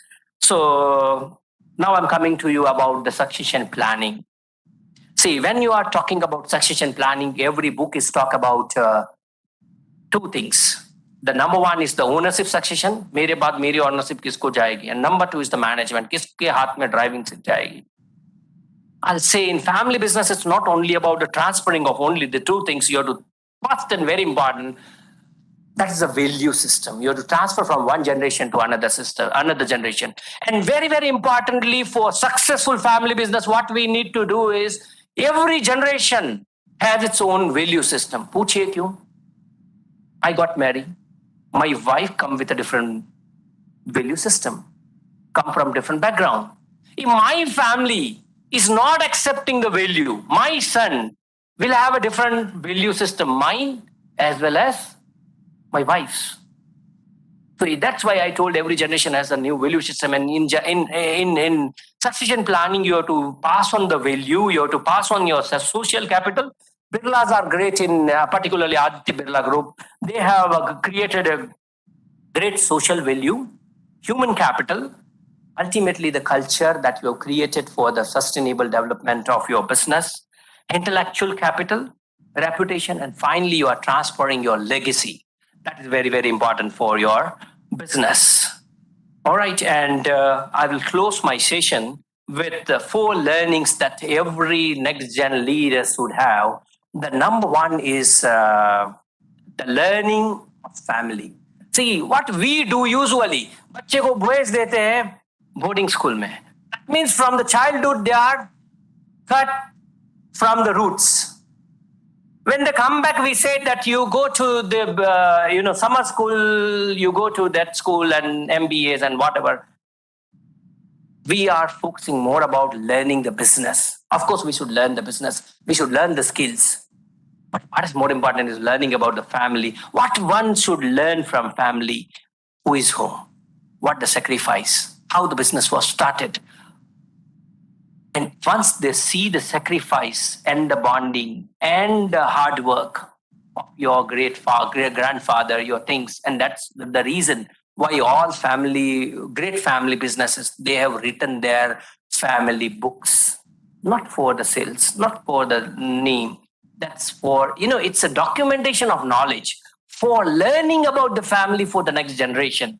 Because we have to transfer all the things to the next generation. So that learning first is the learning about the family values, retreats and all the things. And the second one is, of course, what you told, they should come to the college and universities for getting and gaining the formal education system. We call it as education that is formal education. The third very important thing, I said business is all about relationship. Business is all about experience. Ritz-Carlton, that hotel, please see, there's a very good learning from them. If you want to earn exceptional profit, give exceptional services to your customer. So it's all about managing people. And the third learning is, whosoever is, they have to learn people, learn managing people. That is called experiential learning from your father and great-grandfathers. And fourth learning, that is a very, very learning. People can't learn even at the age of 80. That is let go. What to let go? The number 1 let go is investment. The financial decisions. Maybe sometimes, some people, some decisions you have taken and you have a loss. Forget it. Because you are in a team of family. The number 2 is the activity that you like more. Suppose there are 5 business segments, and I want to own. In the succession, I want to chair one business line, and my brother wants it. And if I give it to him or her with a smile, that's a great let go, because it's your brainchild, it's your learning, it's your great things, and very important, people. You have to let go of the people. I mean to say your family members. But that's very, very tough. It's very easy to say. So who can help you in developing all the things? That is only one documentation. That is, do you have family constitution? If not, please do it. Please create it. And if you want to grow, change your advisors. Change your advisors from time to time. Then only you will grow. And you have to learn with the differences. Please see, family business are always in light when they are in problem. They are in difficulties. And the difficulties are more from the family side than the business side. So we have to accept differences are natural and conflict is normal in family businesses. But Avoidance is conflict magnified. So we have to learn accepting differences. We have to create a platform wherein, if I'm not agree, it's okay. Let's discuss. And before going to the bed, I always talk in my corporate training. Are you sleeping alone with your wife at the night? Are you sleeping with so many people in your mind at night? Clear your relationship before the day ends.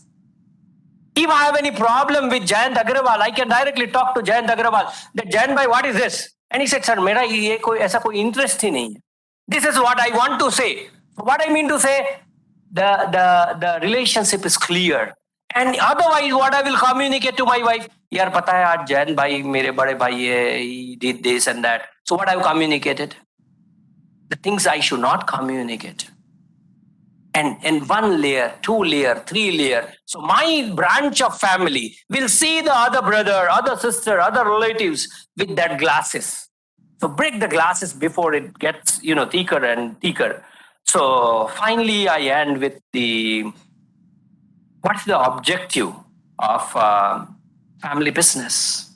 The great objective of family business is to have sound financials. I mean to say balance it. Thakur Sahab will talk about it. But very, very important is happiness and harmony.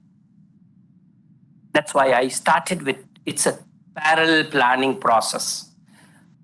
First generation, they don't know कि मेरा बेटा कब बड़ा हो गया.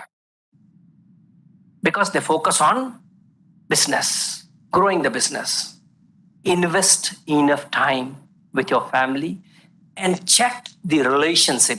We have a questionnaire. We have a sets of things, exercise. You can test your own relationship with your partner, with your family members. And if you can create your family business to business family means when your non-family executives are the part of your business and they are driving your Rolls Royce and taking care about the figures and facts, and you take care about your emotional aspect of business, I think then only we can create a sustainable business. Thank you very much. Thank you all. I thank Atmiya.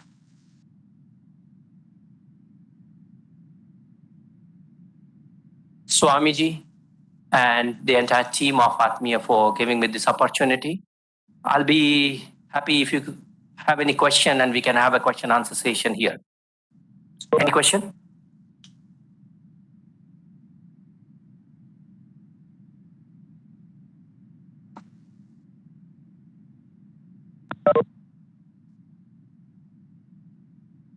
So thank you very much. If there's no question,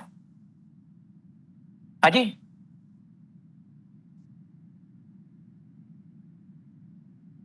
Good afternoon, sir. Myself, Prima Ajmera from MBA Department, Semester 4. So my question to you is, what is the reason behind why Japan business are lasting for generations and business in Western world are performing well? Like how they are having good succession planning? Very interesting question. You might have read something on Japan. Japan is considered as the home of oldest family businesses. There are families in Japan who are living together at 46 generations. Can you imagine? If we have to have family retreats or family meeting, we must request Swamiji to have this hall. But this hall may not be sufficient to cater the needs of 46 generations. I have a question. What is the ownership percentage? In percentage, what will be the ownership in that family? Perhaps every individual will have less than 1%. How can they take the decision? What are the systems? The decision-making system and conflict resolution systems we must have to have and its place. And Japan's succession planning is totally different. Western world's succession planning is different. And Indian succession planning is also different. How? Recently in India, there are 2 big business houses who are in light, and they have made their succession planning. One is Reliance Industry and other is DCM Sriram Group. Right?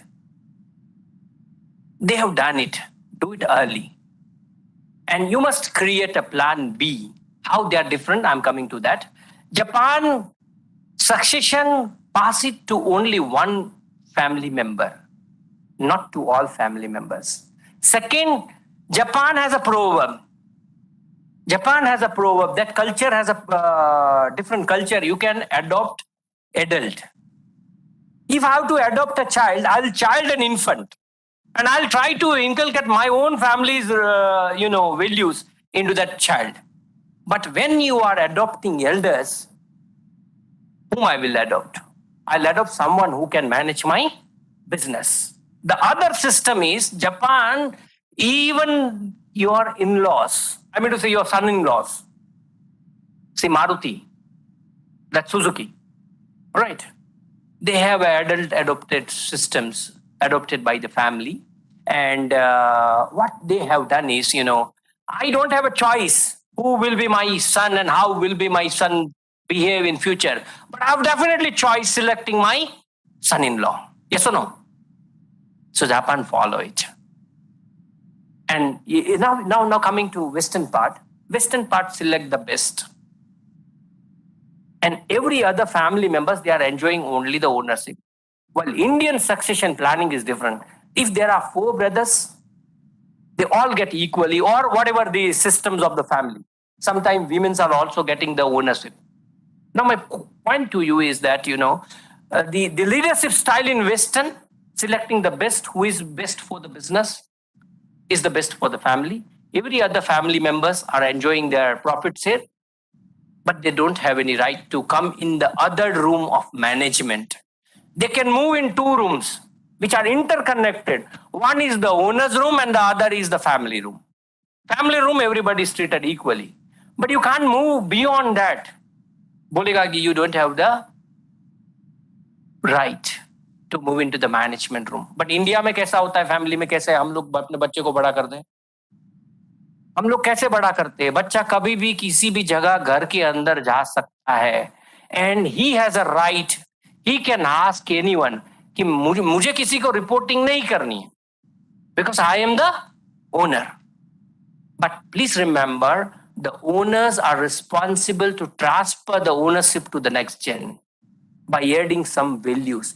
इसीलिए हमारे गुजराती में बोलते हैं कि सवायु करीने आपू. कोने? हमारी नवी पीढ़ी ने. Correct? So the three routes are different of selecting of succession. That's why Japan, as the ownership goes to the one person only and the one branch of the family, they go beyond some point. But you look at the Saudi Arabia. Recently, I worked with that family. One father, 12 sons, and each son is having 12, 13.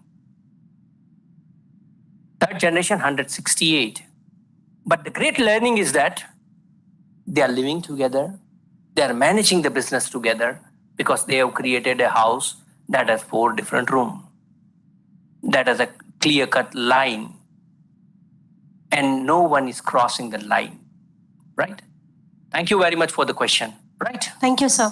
Yeah. Any more questions? I'll allow to address the questions. Because more learning happens when you ask the questions. Good morning, sir. Charmi Agrawal from MBA 4. I keep on observing things going around me. So I observe कि हमारे आसपास जो लोग हैं, जैसे मेरे father के friend है, he is having business. But when our generation is studying in business schools, right? Like I'm doing MBA here, my friend will be doing. The students sitting are doing MBA, BBA, and higher degrees.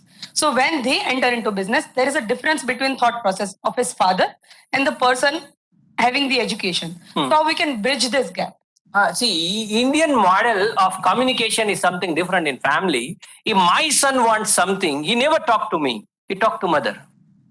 And when I'm in hurry, going back to office or some meeting, my wife said, Krupal wants this. So I don't know what exactly it is. I said, huh. And in the evening when I see something in my home and I ask my son, Krupal, hey, what's this? He said, Mama asked, can you say it, huh? Never create a triangle. The best way is to create a direct communication one-on-one. If I have a problem with individual, I can call him and I can talk to him and I can settle down. No third person will help you except the advisor. If your advisors are trusted advisors. That's why we, the family business advisors, won't have any website. We don't have any, association, something like that. And we never share any information with anyone. Our business is a different business. Like a doctor. Doctor किसी को बोलता नहीं कि ये गया ना, इसको ये प्रॉब्लम है. ठीक है. So the great thing, there is always a gap between the communication. You cannot see what your father see. So the reason of father is, if my son cannot see, he is 2-year-old, I have to carry him. I have to hold him up so that his level and my level will be equal and he can see what I can see. Are you with me? It's the developing common vision. If my son's vision is different, I mean to say my family member's vision is different, my vision is different, and the entire family's vision is different, Dwarka संग पहुंच से नहीं. तो क्या करना पड़ेगा? You have to develop a common vision and you have to hold your son. If you cannot hold him, if he is a weighty, thoda mota hai, you sit down. When you sit down with them and give them the time and develop a, connectivity, the problem will be solved. There's always a gap between the generations. And the advisors are one of the greatest things, because business father, the father is doing business, he won't have time. If the son's talk is said by the advisor to the father, karo. But your son is saying that you are not accepting, because we always think that he is the child. He don't have experiential learning. I told you, it's not the educational learning. How will he get? How Kumar Mangalam Birla was grown up? Have you seen these stories? So he was grown up in Marwadi families. The boys and girls goes to the Gaddi at the early age, and they are having a great learning from their grandfathers. So that is the role of the grandfather. But here I've seen that grandfathers, they don't have a second life after the business. Till 80, some of them are signing the checks and checking the business and doing that things. That's why we have to learn from Murugappa that whether your son is ready or not, but if it is 60, you have to leave it. You should not do even the backseat driving. Right? Your absence is not presence there. And that's why Subbiya went to USA for 3 years and leaving his mobile here in India. So nobody can contact him. Otherwise, kya hoga? If I'll be retired, my members will call, Sir, Krupa lau kiye che. Su karu? Why? When I've given him. See how this is not a problem of you, it's a problem of me. When my son is driving the car, what I do? मैं क्या करता हूँ? Then by what I do? Guiding करते हैं या उसको परेशान करते हैं?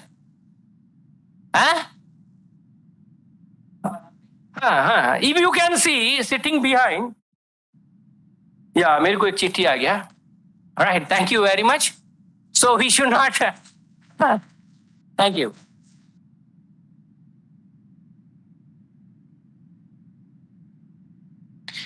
Thank you, sir, for your very interactive session. So going ahead,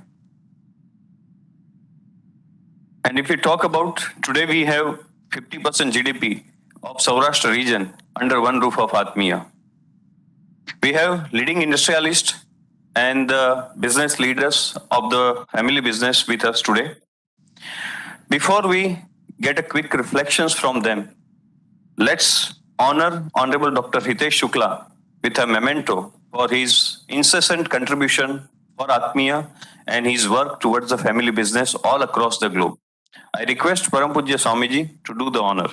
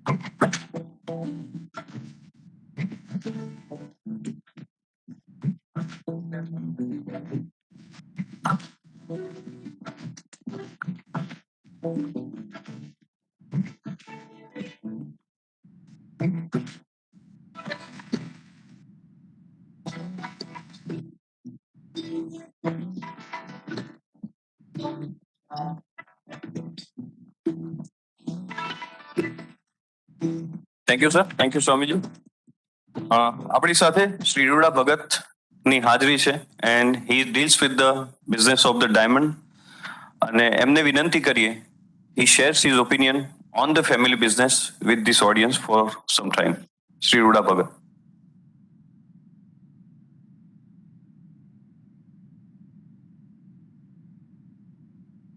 પૂજ્ય સ્વામીજી ને પ્રણામ, ઉદ્યોગકાર મિત્રો અને જે ખાસ ઉત્સુક બિઝનેસની વાત સાંભળી અને કંઈક એને કરવાનું છે, બાકી છે એમ. તો ઉદ્યોગ જે છે, ફેમિલી બિઝનેસ અને ફેમિલી એટલે પરિવાર અને ધંધો. તો હું આપને પહેલા ગુજરાતીમાં જ આવડશે, મને અંગ્રેજી આવડતું નથી અને હિન્દી પણ થોડું જ આવડે, કારણ કે મેં મારા બિઝનેસ સિવાય બિઝનેસમાં જ્યાં જરૂર પડતી હોય એ બધું આવડી ગયું છે.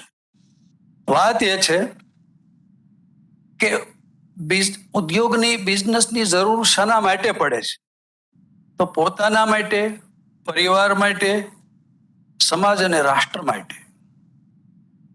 પણ એના પહેલા આ બધા જે ઉદ્યોગકાર મિત્રો બેઠા છે, તો એ એમ જ ઉદ્યોગકાર બની ગયા નથી.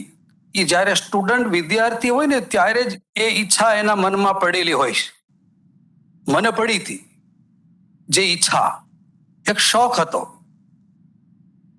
એ ઈચ્છા ધીરે ધીરે પ્રબળ બનતી જાય અને એની ઉપર ધ્યાન આપવામાં આવે એટલે જે માણસ જે ઈચ્છતો હોય,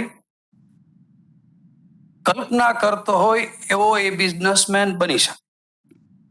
મારી વાત છે કે તમે બિઝનેસમેન બનો કે સર્વિસમેન બનો, કંપનીના મેનેજર બનો કે વર્કર્સ બનો, પણ તમારું કામ જે છે એ 100% ક્વોલિટી હોવું જોઈએ, પ્રામાણિકતા સાથે હોવું જોઈએ. મારે ખૂબ આગળ ભણવાની ઈચ્છા હતી, પણ ભણી ના શક્યો, એટલે 7 ગુજરાતી ભણી અને સરળતાથી સારી રીતે ઝડપથી કંઈક પૈસા કમાવાનું સોર્સિસ શું મળી શકે એમ, કારણ કે પૈસા વગર તો કઈ હાલતું જ નથી. આજનો યુગ તો પત્ની પણ પૈસા વગરની પ્રેમ કરતી નથી. આ બહુ સાચી જ વાત છે, કારણ કે એના શોખો પૂરા થાય આગીને પડી થોડોક સમય જાય તો વળી બીજું પાછું જોઈએ, વળી બીજા સાધનો જોઈએ, આભૂષણો જોઈએ. આ એક યુગ છે. મારી વાત છે માત્ર બિઝનેસની અને ફેમિલી. એટલે મને ત્યારે એમ થયું કે તો ફેમિલીને પણ બહુ પૈસાની જરૂર છે, મને પણ સારા જ કપડાં જોઈ, સારી જ વસ્તુ જોઈ, પણ મળે જ નહીં. કોઈના જોઈને ઘણું બધું પેલું થાય, પણ એમ વિચારું કે હું આવો બનીશ. હીરામાં ગયો, એટલે હીરામાં તો 200 રૂપિયા લઈને જ ગયો તો, એક જેવીમાં પટેલે આપ્યા હતા, ઘરે નહોતા. ભણવાની ઈચ્છા હતી પણ પૈસા નહોતા. વાત એ છે કે જે આ તમે બેઠા ને બધા 2-3 લાઈન બાદ કરતા બધા તમારો યુગ બાકી છે, એને અનુલક્ષીને હું વાત કરું છું. એટલે ફેમિલી એટલે પરિવાર, સમાજ અને રાષ્ટ્રને સાથે લઈને હાલવાનું, પોતાના માટે નથી, એકલા કરવાનું. તો હીરામાં હું સફળ થયો અને પણ પહેલેથી બેસ્ટ ક્વોલિટી અને પ્રામાણિકપણે જ કામ કરવાનું. અને પ્રથમ વખત મને ઘણા વર્ષો પહેલા બિઝનેસ વિઝા મળેલા, પણ મારા કામની ફાઇલ ઉપર. હંમેશા પોતાનું કામ છે એ એને આગળ ને આગળ લઈ જતું છે. પોતાની ક્વોલિટી જે કામની છે, જે પ્રોડક્ટની ક્વોલિટી છે, એ જ એને આગળ લઈ જાય. એનું એક ઉદાહરણ હું આપું. તો હું અમેરિકા પહોંચી ગયો. એલએમાં લોસ એન્જલસમાં બધા હીરાની ઓફિસોના બધું હતું. મારું કામ બધું મને આવડે, પણ એ તો મને એ અનુભવ છે કે સામેનો માણસ કઈ ભાષામાં સમજે છે એ ભાષા અગત્યની છે. બધું મારું કામ પાર પાડી અને હું વોશિંગ્ટન ડીસી એરપોર્ટ ઉપર ઓલા મૂકી ગયા મને. પછી મને બોર્ડિંગ ઉપર એક લેડીઝ મને પૂછે, પણ મને કઈ સમજાય નહીં. ઘણો સમય ગયો થોડો. तो एक इंडियन लेडी आया, ये कि वो पूछ रही है कि आप अबू धाबी में कितना दिन ठहरेंगे. तो मैं बोला, सीधो बोली गयो कि I am not stop Abu Dhabi, my ticket is direct Mumbai India. तो सॉरी सॉरी सॉरी. એ તરત મને ગોલ્ફ કાર ફ્લાઇટ ઉપર મૂકવા આવી. મારા માટે જ ઇન્ટરનેશનલ ફ્લાઇટ ઊભું હતું. મને એટલો બધો, હું પાછો આવ્યો ને ઘરે, તો એટલો બધો કોન્ફિડન્સ વધી ગયો કે તમને તમારું કામની ક્વોલિટી અને એમાં સામે જ ધ્યાન હોય તો તમને આ બધી હેલ્પ મળી રહે છે. હું વધારે વાત નહીં કરું, ઘણો સમય ગયો છે. પણ તમે મેનેજમેન્ટનો કોર્સ, બિઝનેસ મેનેજમેન્ટનો કોર્સ કે મેનેજમેન્ટનો તમે આત્મીય યુનિવર્સિટીમાં કરો, લંડનમાં કરો કે કેમ્બ્રિજમાં કરો, એ વાત અલગ છે. અને પ્રેક્ટિકલ બિઝનેસ કરો એ વાત અલગ છે.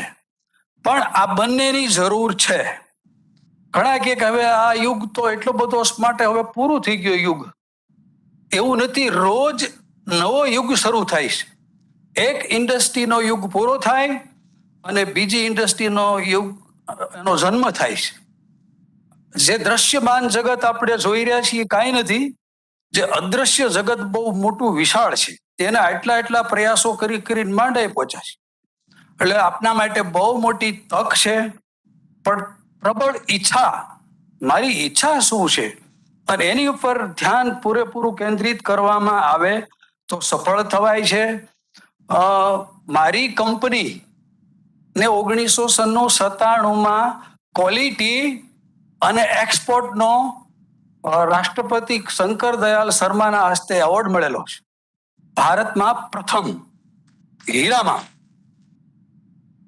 એટલે જાજી વાત કાંઈ કરવાની જરૂર નથી. તમે ઈચ્છા કરો, ઈચ્છા જે અંદર જાગતી હોય એને પ્રબળ બનાવો.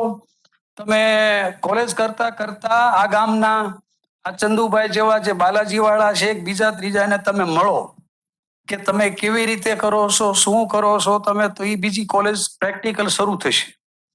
અને જીવનમાં હરીફાઈ તો છે ને છે જ, પણ એ તંદુરસ્ત હોવી જોઈએ. કે ભાઈ બાલાજી વાળા ચંદુભાઈ ગુજરાતમાં ધનાઢિયાનું નામ આવ્યું તો રૂડાભાઈને થવું જ જોઈએ, પણ ઓલાનો ટાંગો ખેંચીને નહીં. એને કે તારે જેટલું દોડવું હોય એટલું દોડ, ચંદુભાઈ જેટલું દોડવું હોય એટલું દોડો, પણ મારે તમારાથી આગળ થવું છે. એ તંદુરસ્તી જે છે એ માણસને આગળ હંમેશના માટે લઈ જાય છે. એટલે મારી વાત છે કે તમે પ્રામાણિકપણે અને જે તમારા પ્રબળ ઈચ્છાઓ, અને એવું નથી કઈ કે તમે 20 વર્ષના 30 વર્ષના ને જ આ પ્રબળ ઈચ્છાઓ થાય. આ બધા બેઠેલા છે ઉપર એને થાય. ચંદુભાઈને આજ થતું હોય બાલાજી વાળા કે ભાઈ ગુજરાતના ધનાઢ્યમાં નામ છે, પણ હવે ભારતમાં કેમ આવે, એ રેસમાં હોય. હંમેશા રેસ છે. 100 ઘોડા આવેલા જાય છે તો રેસમાં તો પેલો એમ કે છે કે મારા પાછળ છે ને તો આગળ થવા દેવો જ નથી, નહીતર મારો નંબર જતો રહેશે. ઓલો બીજો છે એ કે આની આગળ તો મારે થવું જ છે. આમ રેસ્ટેડ થયેલો હોય ને તો એ વિચારે છે કે મારે આને આગળ તો થવું જ છે. એટલે આ એક રેસ છે. અને ઉદ્યોગકાર છે ને એ મહા મુશ્કેલીઓ વેઠીને ઉદ્યોગકાર બનતો હોય છે. અને એ દેશને, સમાજને, રાષ્ટ્રને સારામાં સારી ક્વોલિટી, જોઈતા પ્રમાણમાં પ્રોડક્શન પૂરું પાડતો હોય છે. અને એ પૂરું પાડવામાં એની પર્સનલ લાઈફ જે જિંદગી છે એ ઘણી બધી ગુમાવતો હોય છે.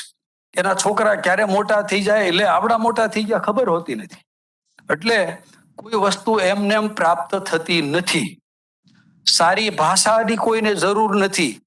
વાત છે કે તમારા સારા પ્રોડક્શનની અને કિફાયત પ્રોડક્શનની. એ કિફાયતમાં ખરીદદાર એવો હોવો જોઈએ, એ ખરીદી શકતો હોવો જોઈએ, સારી ક્વોલિટી હોવી જોઈએ. એટલે આ પ્રમાણે મેં તો મારી સફળતાની વાત કરી છે, પણ દરેક સફળતા આમ જ હોય છે કે એમાં આનાથી વધારે કાંઈ નથી હોતું. પણ એને મંડા રહેવું પડે, લાગ્યા રહેવું પડે, અને કોઈ દિવસ ભલે પ્રગતિ ધીમી થાય પણ એ સ્ટ્રોંગ થાય. તમે આંધળું ક્યાં કે બીજાની જોઈ અને પ્લાનિંગ વગર તમે દોડો છો તો ગીર પડી જવાનું રહે.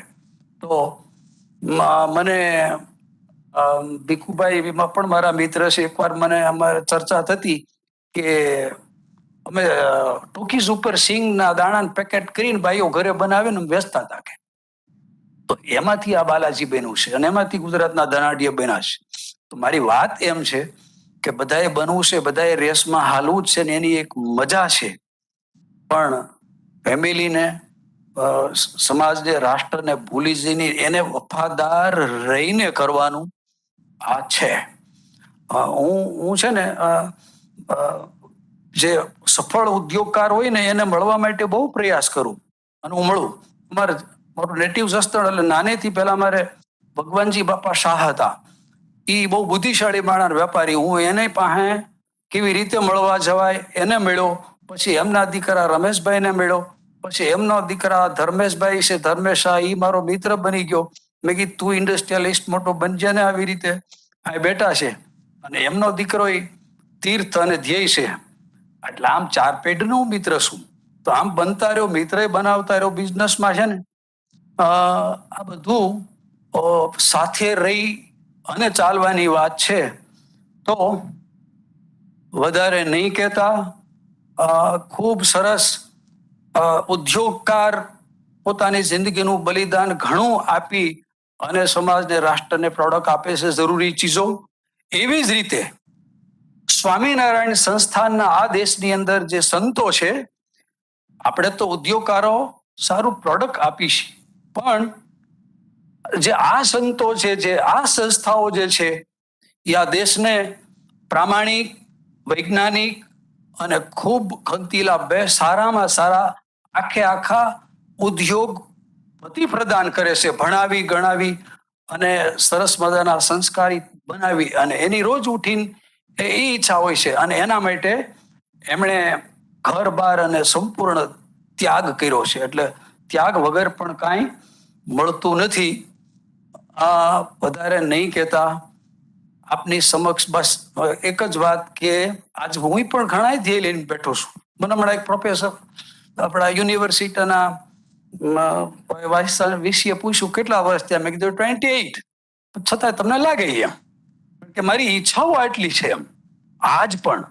એટલે તો બસ સફળતા પ્રાપ્ત કરવા માટે, ધ્યેય સિદ્ધ કરવા માટે આમ જીવનમાં લાગવું જોઈએ. અને આમ સમાજ અને દેશ, આપણો દેશ પણ બહુ, આપણા દેશનું બુદ્ધિધન બહુ મોટું છે. જ્યારે ગવર્મેન્ટનું પેલું નહોતું ત્યારે બીજા દેશમાં જતા રહેતા. આજે સારું છે, અહીંયા વિકસશે અને આપણે પણ ગુજરાતીઓ આખા વર્લ્ડમાં છીએ અને બધા ફર્સ્ટ થઈએ. આ ચંદુભાઈ જેવા એની રેસમાં બધા જ હાલે, બધા થાય, આવું થાય, આવું હું ઈચ્છું છું. અને વિદ્યાર્થી મિત્રોને ખાસ હું મારી વાત પર ભાર મૂકું છું કે આપ પણ આવા બનજો. નમસ્કાર. ખૂબ આભાર sir.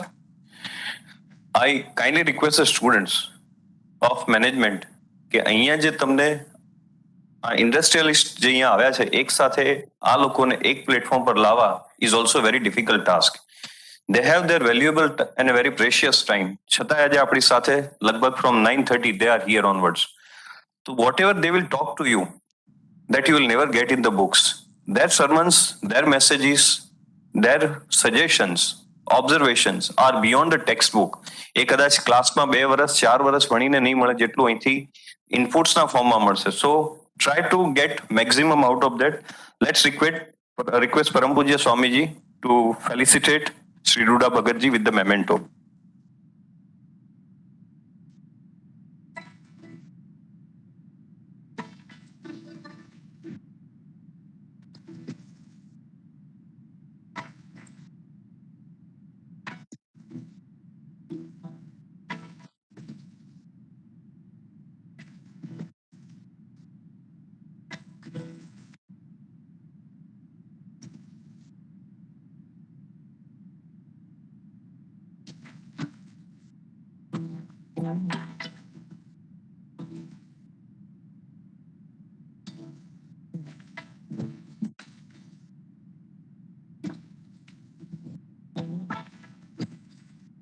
Thank you, sir. We have Sri Ramesh Bhai Tilara with us. He is a president with the Sapar Veda Industrial Association અને બહુ વર્ષોથી આત્મીય જોડે સંકળાયેલા છે. He owns Tilara Polyplast, Austin Foods and Beverages Private Limited, and a very successful businessman. I request him to share his few words on this conference.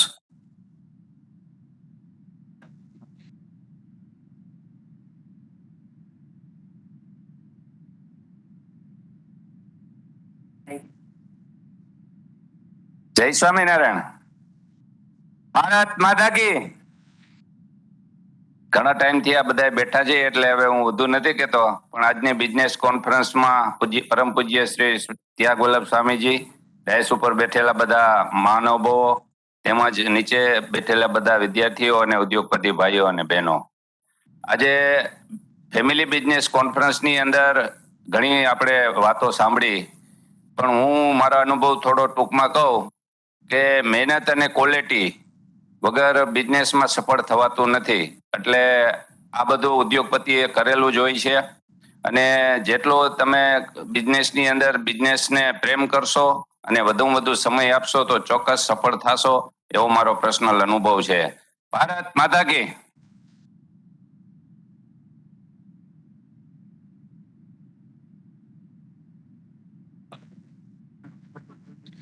I request Swamiji to felicitate Sri Tilara ji.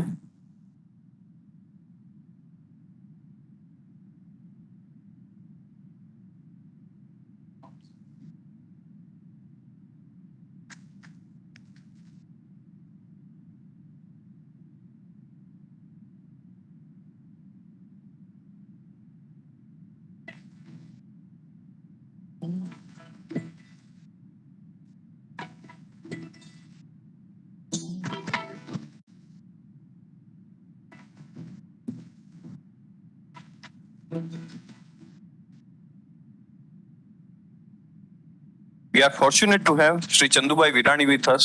He needs no introduction because the wafer word is being synonymed by the word Balaji.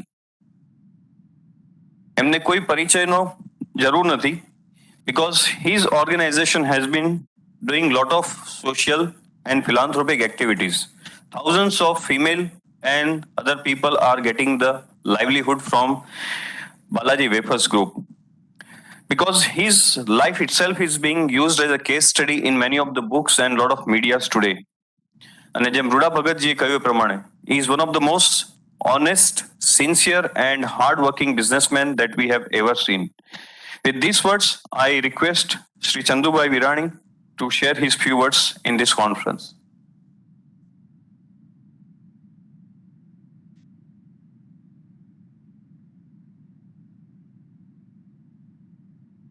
મારી સાથે બેઠેલા industrialist, સામે બેઠેલા અને student, આત્મીય યુનિવર્સિટીની team અને media photographer,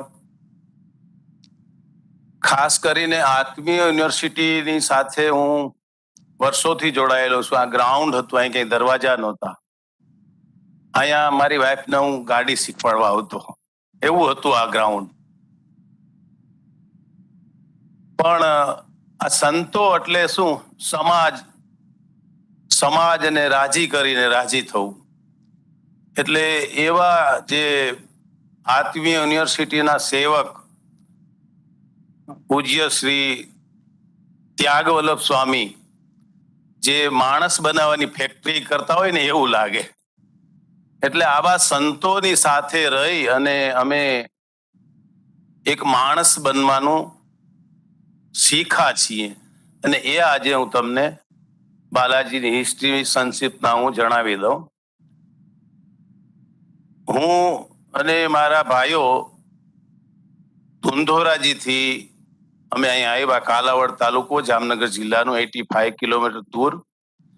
અને ત્યારે અહીંયા આવતા ને 5.5 કલાકે બસ પહોંચતી એવી સ્થિતિ હતી. અને અમારા ગામની સ્થિતિ એવી હતી, 6 મહિના બસ આવે અને 6 મહિના વરસાદ થઈ જાય એટલે કાંઈ ના મળે. 73 સુધી લાઇટ નહોતી. એવા સમય ત્યાં સુધી અમે 14-15 વર્ષના આવી સ્થિતિમાં જીવા. એટલે અમે એમ કહીને કે અમે ક્યારેય નાના નહોતા, અમે ક્યારેય દુઃખી નથી. એ માનસિક હો, પણ વરસાદ ન થાય, કશું જ ન થાય એટલે એમ વિચાર આવે કે કંઈક કરવું પડશે. એટલે એમ કરી ચિંતાને ચિંતન કરીને 1974-5 અમે રાજકોટ આવ્યા. અને અહીંયા અમારે ટકી રહેવું છે, એ પેલો ગોલ. પાછું અહીંયા નથી જવું. અને એ સમયમાં ગોવિંદભાઈ ખૂટનું એસ્ટ્રોન સિનેમાનું ઉદ્ઘાટન થયું અને ત્યાં અમને કેન્ટીનમાં નોકરી મળી. મને 90 રૂપિયા અને મોટાભાઈને 150 રૂપિયા.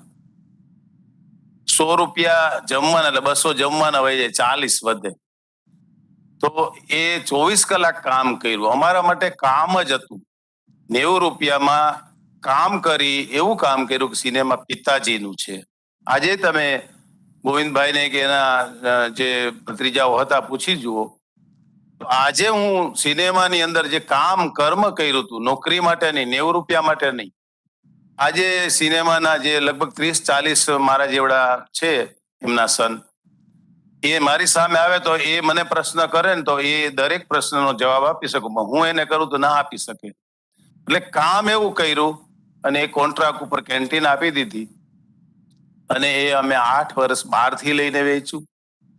સપ્લાય સારી ન મળતી, ક્વોલિટી સારી ન મળતા અમે ઘરની ધુંધોરાજીની બધી મિલકત વેચી અને જૂની સિસ્ટર નિવેદિતા યુનિવર્સિટી રોડ ઉપર ત્યાં એક મકાન બનાવી લીધું હતું 82માં. અને એ 8 વર્ષના એક્સપિરિયન્સને આધારે અમે જાતે બનાવવાનું શરૂ કર્યું. માણસ એક રાખ્યો તો પણ માણસ 15 દિવસ આવે ના આવે તો એ હું જાતે બનાવવા માંડું. મારો નાનો ભાઈ હેલ્પ કરે, ઘરના બધા હેલ્પ કરે. અને એ ધીમે ધીમે ક્વોલિટી બનવા માંડી. અને કેન્ટીનમાં વેચતા વેચતા ઘરમાંથી મસાલા લઈને હાથેથી છાંટીને હાથે પેક કરી અને કેન્ટીનમાં વેચતા વેચતા એમ થયું ચાલો બહાર વેચીએ. એટલે બાઇક લઈને વેચ્યું. એમાંના વૈષ્ણવભાઈ છે, એક આ વૃંદાવન વાળા ભાઈ છે, પણ ઘરાક છે, રિટેલ રાજા બાજા ને વાંદરા એના જેવું હોય. પણ એમાં 10 ઘરાક એવા હતા કે હેરાન કરતા. તો શીખવા એમાંથી મળ્યું મને. અમુક એવું સમજતા હતા કે ફેરીઓ છે, આ રાખી દે, માલ વેચાશે તો પૈસા આપશું. તો આ ધૂળ ચડી ગઈ છે, આમાં ઉંદરે કાપી નાખ્યું છે, એમ કરીને પાછું આપે. તો એમાંથી શીખવા મળે છે આપણને. કે જે સારા 190 કસ્ટમર હતા એમાંથી કાંઈ શીખવા ના મળ્યું. આ હેરાન કરતા હતા, પૈસા નહોતા આપતા ને આવા. એમાંથી એમ થયું કે આ મારા ગ્રાહક નથી. પેલા હું આ દુકાનદારને મારા ગ્રાહક સમજતો હતો. પછી સમજો કે એકચ્યુઅલી કન્ઝ્યુમર મારા ગ્રાહક છે. અહીંયા સુધી મને પહોંચવા નથી દેતા આ લોકો. તો શું કરવું પડે પહોંચવા માટે? તો કે ક્વોલિટી બનાવવી પડે. તો ક્વોલિટી બનાવવા માટે શું કરવું પડે? કે ઓટોમેટિક નાખવું પડે. તો બસ ઓટોમેટિક નાખવું છે એટલી ખબર પડે. બાકી કોઈ એવા અમે એન્જિનિયર કે કઈ ઓટોમેટિક મશીનરી જાણી નહીં. તો છતાં પૈસા નહોતા. 10 લાખ રૂપિયા હતા અને 50 લાખની મશીનરી અમે ખરીદી લીધી પુનાની મેથર એન્ડ પ્લેટ કંપનીની. એને જગ્યા પ્રમાણે પૈસા પ્રમાણે મશીનરી અમને વેચી દીધી. પણ અમને ખબર નહીં કયું મશીન શું કામ કરે. અને મશીન ચાલે નહીં. પ્રોડક્ટ અમારે આજે જીએડીસીમાં મૂકી અને મશીનરી મૂકી, ચાલે નહીં. એટલે વધારે તો તકલીફ એટલે પડી કે એ કંપની જ બંધ થઈ ગઈ.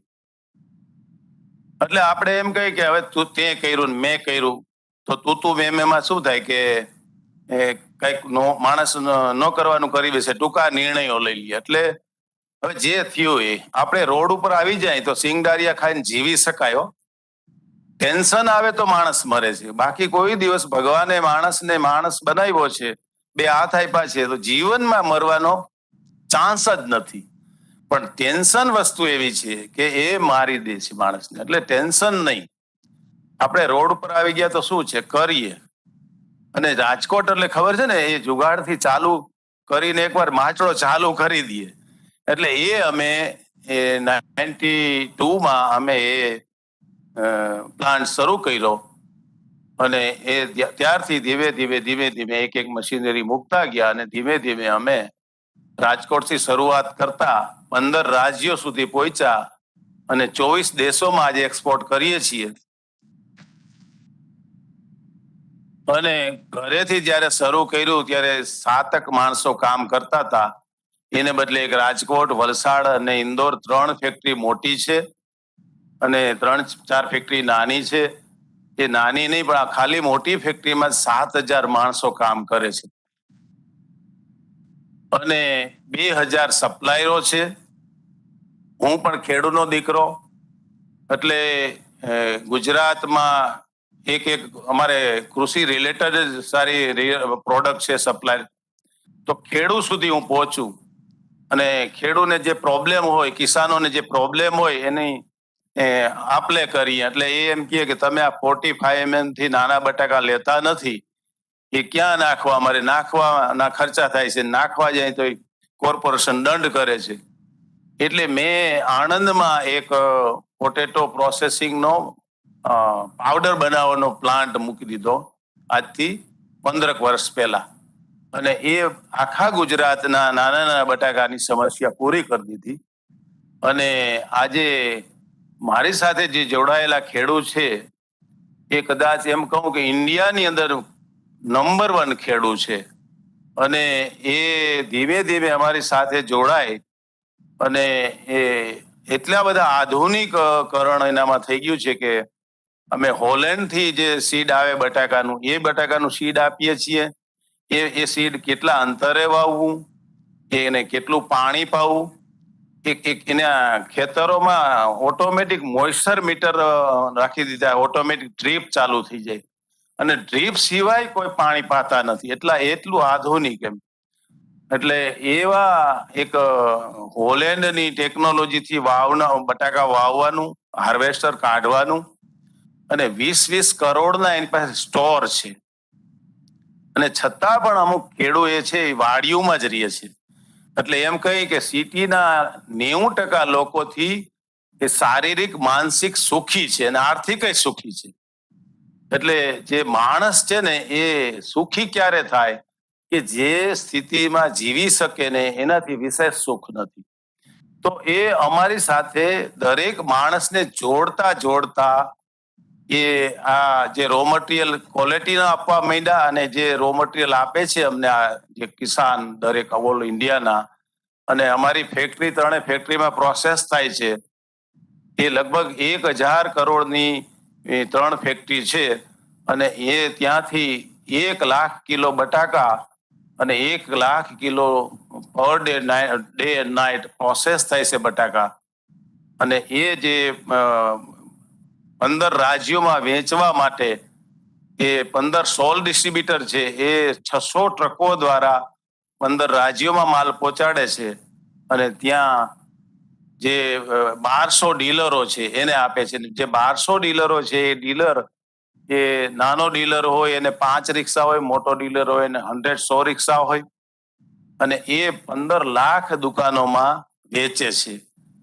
એક સિમ્પલ વ્યક્તિ કોઈ બિઝનેસ પ્રોફેશનલ કરે એવી નહીં કે તને આટલો ટાર્ગેટ એટલે હું એમ માનું ત્રાસ કહેવાય. એટલે માણસને ત્રાસ દે ને માણસ ના કહેવાય. અને કોઈને સ્કીમ નહીં. અને એમને એક રિયલ એક પ્રેક્ટિકલ રીતે આટલું કન્ઝ્યુમ કરે છે. આ વર્ષે 4,000 કરોડનો બિઝનેસ અમે પૂરો કર્યો. એમાં તમને કહું કે મને આ જાજે ભાગ 70% તો મને ₹3 હાથમાં આવે છે 5 રૂપિયાના પેકેટમાં. એ મને ઘણા એમ કહે કે આ 5 રૂપિયાનું પેકેટ તમે ગ્રાહકના મોઢા સુધી કેમ પહોંચાડો છો?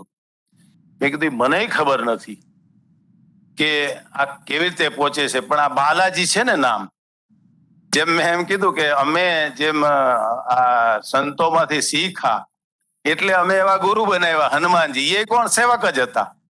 અને અમે એટલી સેવા કરીએ છીએ કે સેવામાં મેવા મળે છે, પણ ક્યાંથી મળે છે એ ખબર નથી.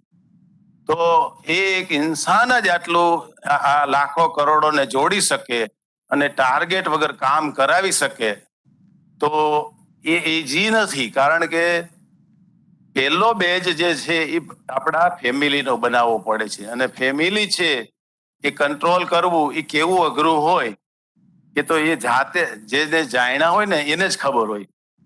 કારણ કે ત્યાં મોટામાં મોટો પ્રોબ્લેમ આવે છે. કારણ કે આપણો ભારત દેશનો ઇતિહાસ છે એ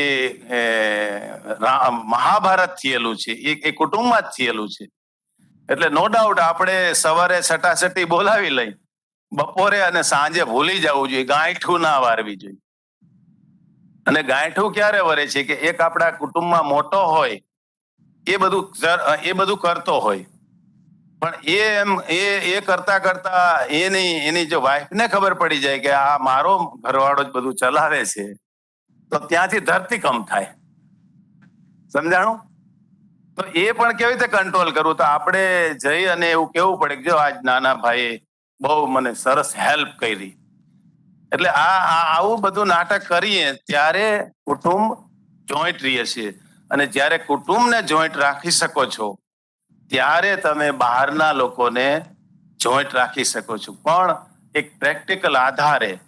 અને એ આજે 15 વર્ષથી આ મારી નેક્સ્ટ જનરેશન સંભાળે છે. એ કદાચ 50-100 કરોડનું ઇન્વેસ્ટ કરવું હોય ને તો મને પૂછવા નથી આવતા, કારણ કે એ હવે બેટા નથી, એ પણ બાપ થઈ ગયા છે. પણ આપણે હું ઘણી વખત એમ કે બેટા બેટા તને ના ખબર પડે. નો ડાઉટ બાપ હોય, દાદો હોય, દાદાને બેટો કે પુત્ર ના કોઈ દી પહોંચે, પણ એને પહોંચતો કરવો હોય તો એને થોડી છૂટછાટ આપવી પડે. એને ઓછું ઓડિટ કરો, કલાકે રોજ ના કરો, એને થોડો છૂટો મૂકો. નહીતર એ શું કરે, પૂછીને કરશે ને આપણે વયા જાશું અને એને કોઈ પૂછવાની જગ્યા નહીં રહે, અને ત્યારે આપણો બિઝનેસ આગળ નહીં વધે. એટલે એ એક ઇન્સાનિયતના આધારે આટલી જો મોટી ફોજ ખડી કરી દીધી હોય તો એ પ્રેક્ટિકલ આધારે.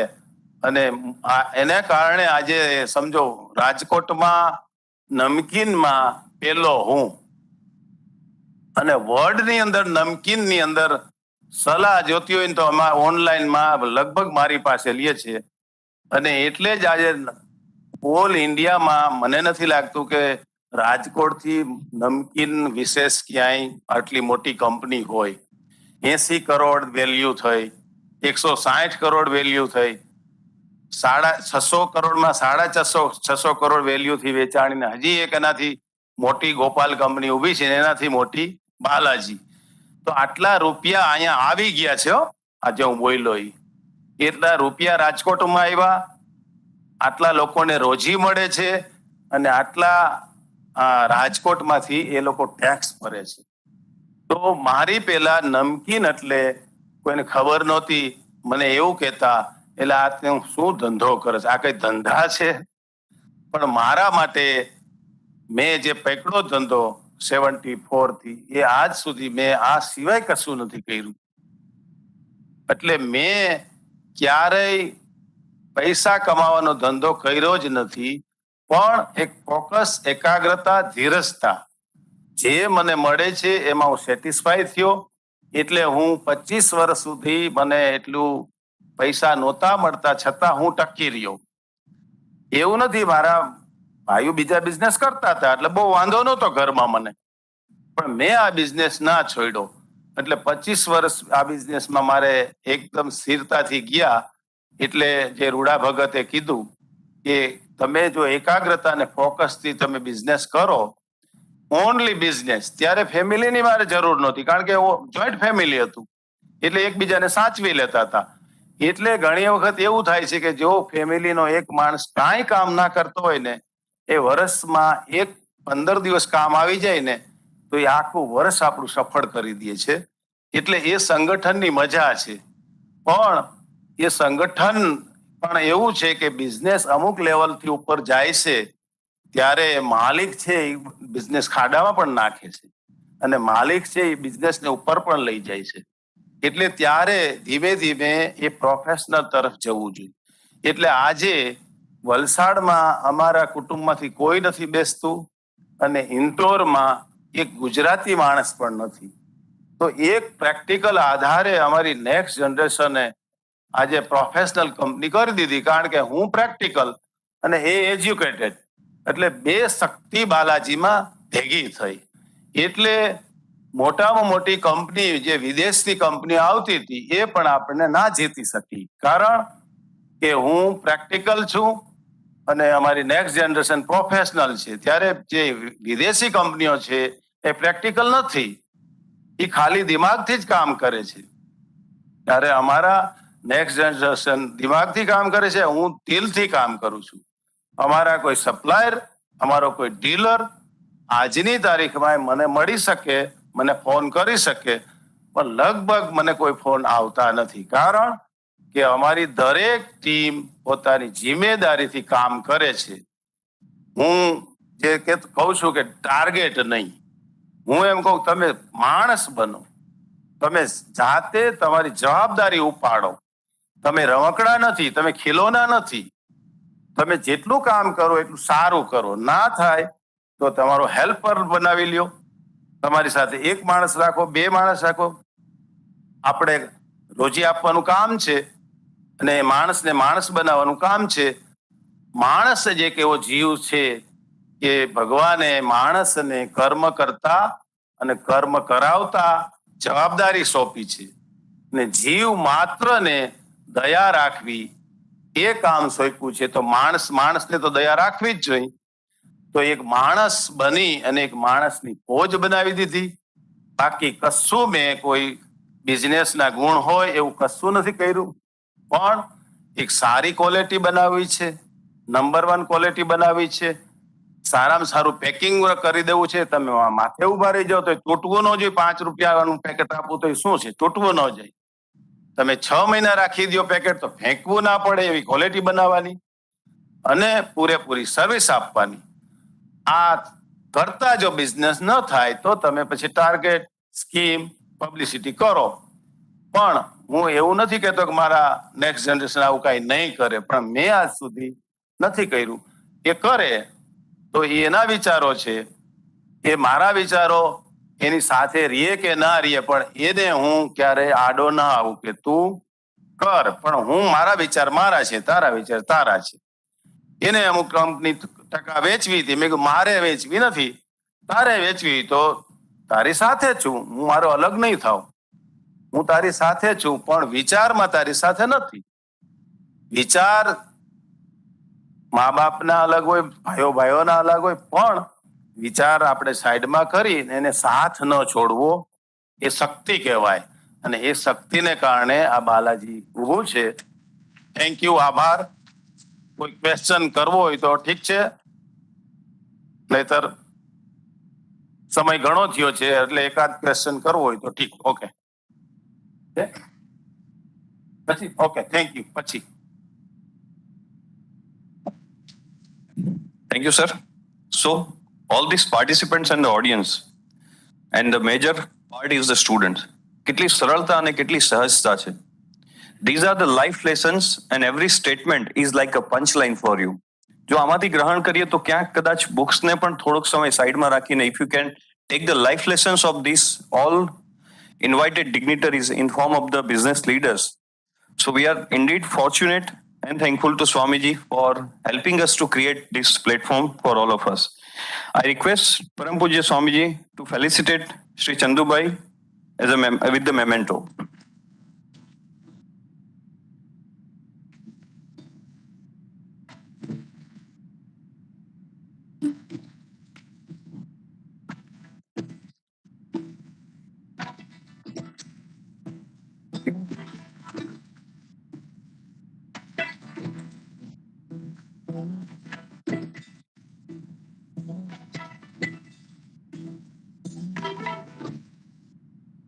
I request Swamiji once again to felicitate Shri VP Vaishnav sir with the memento.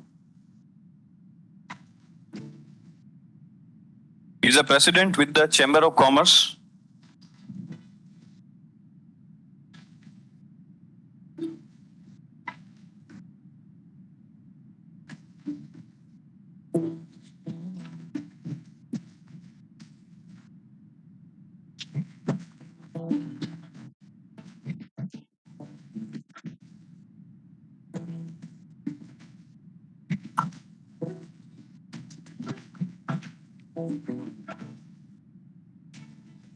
I urge Swamiji to felicitate Sri Paresh Bhai Vasani with the memento.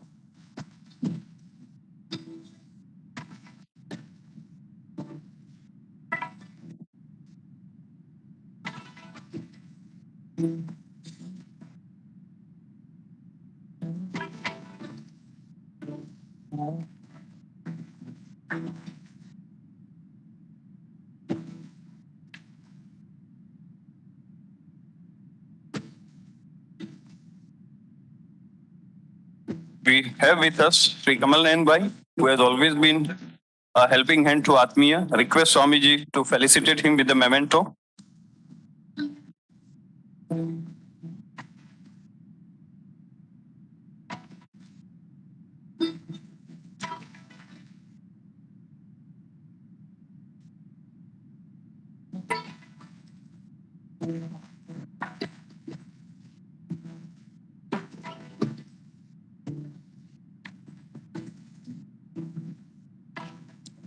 We are privileged to have the presence of Sri Pankaj Bhai Patel of Orbit Bearings, and that is again one of the leading business clusters in Saurashtra, and it has its global presence in USA, Europe, Australia, and Asia. In view of the Family Business Conference, let's request Sri Pankaj Bhai to share his view on this conference.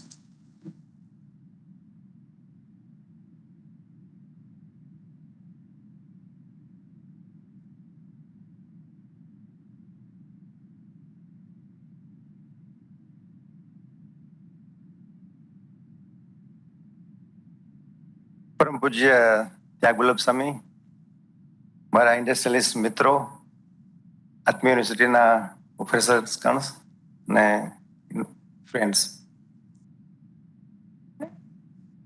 લગભગ બધું ચંદુભાઈ ફેમિલીના બિઝનેસમાંથી વાત કરીને કે એમણે વાત કરી, અને જે પ્રોફેસર શુક્લે જે વાત કરી, એને એટલો બધો ડેપ્થમાં સ્ટડી કર્યો હશે ફેમિલી બિઝનેસ માટેનો.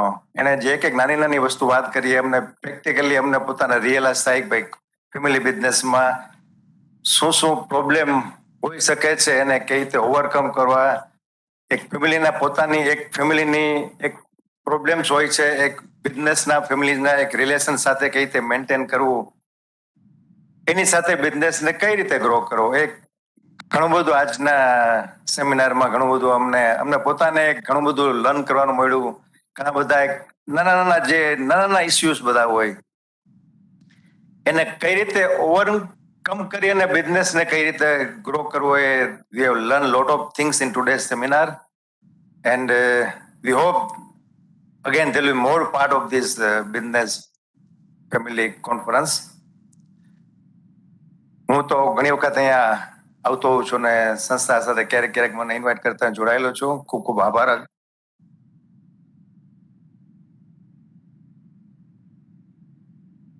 Thank you, sir. Let's request Swamiji to honor Pankaj Bhai with the memento.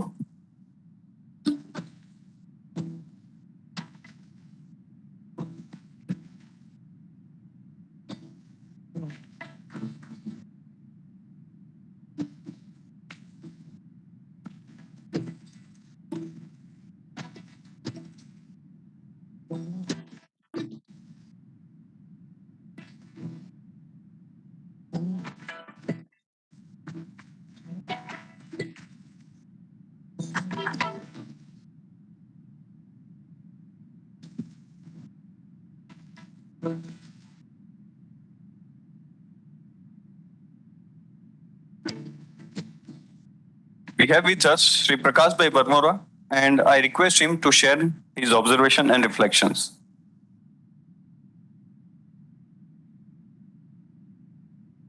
જય સ્વામિનારાયણ. ટાઈમ ઘણો થઈ ગયો છે.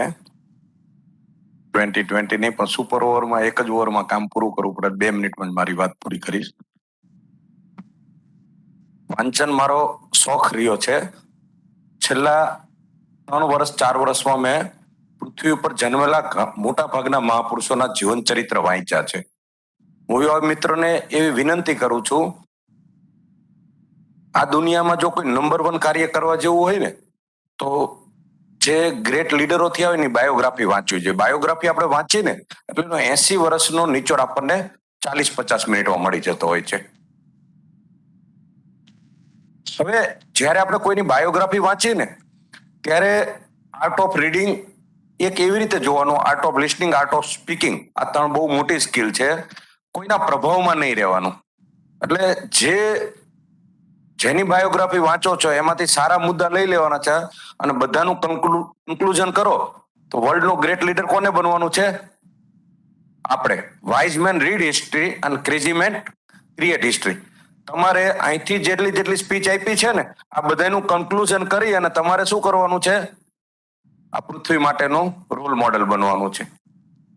મિત્રો, આ દુનિયામાં જો કોઈ સહેલું કામ હોય ને તો એ બિઝનેસ છે. બિઝનેસ થી સહેલું કોઈ કામ જ નથી. ભારત ને વિશ્વગુરુ બનવું હશે તો વિશ્વગુરુનો માપદંડ હવે આર્થિકતા બની ગયું છે. આજે વસ્તીની દ્રષ્ટિએ વિશ્વનો સૌથી મોટો લોકશાહી દેશ આપણે, પણ વસ્તીની દ્રષ્ટિએ આપણને કોઈ વિશ્વગુરુ નહીં માને. વિશ્વગુરુ માટે આપણે વિશ્વના જીડીપીમાં કોન્ટ્રીબ્યુશન કરવું પડશે. 1982માં ચાઇના ભારત કરતા પાછળ હતું જીડીપીમાં. ચાઇનાએ બિઝનેસ ઉપર ફોકસ કર્યું. આજે ચાઇના 17 ટ્રિલિયને પહોંચી ગયું. અમેરિકા વિશ્વની મહાસત્તા છે, શસ્ત્રના લઈને એનો જીડીપી વિશ્વમાં મોટો છે. વસ્તીની દ્રષ્ટિએ 5% હોય પણ જીડીપીની દ્રષ્ટિએ 25% છે. તો ભારતને વિશ્વગુરુ બનાવવાનો હવે સમય આવી ગયો છે અને એની જવાબદારી તમારા બધાના લોકોના માથે છે. આપણે હાલમાં ગુજરાતના જીડીપીની વાત કરી તો 270 બિલિયન છે. આપણા કરતા કોરિયા 35 વર્ષ પહેલા કોરિયા ભારત કરતા પાછળ હતું, ગુજરાત કરતા. ગુજરાતને વિસ્તાર અને વસ્તીની દ્રષ્ટિએ કોરિયા પાછળ હતું.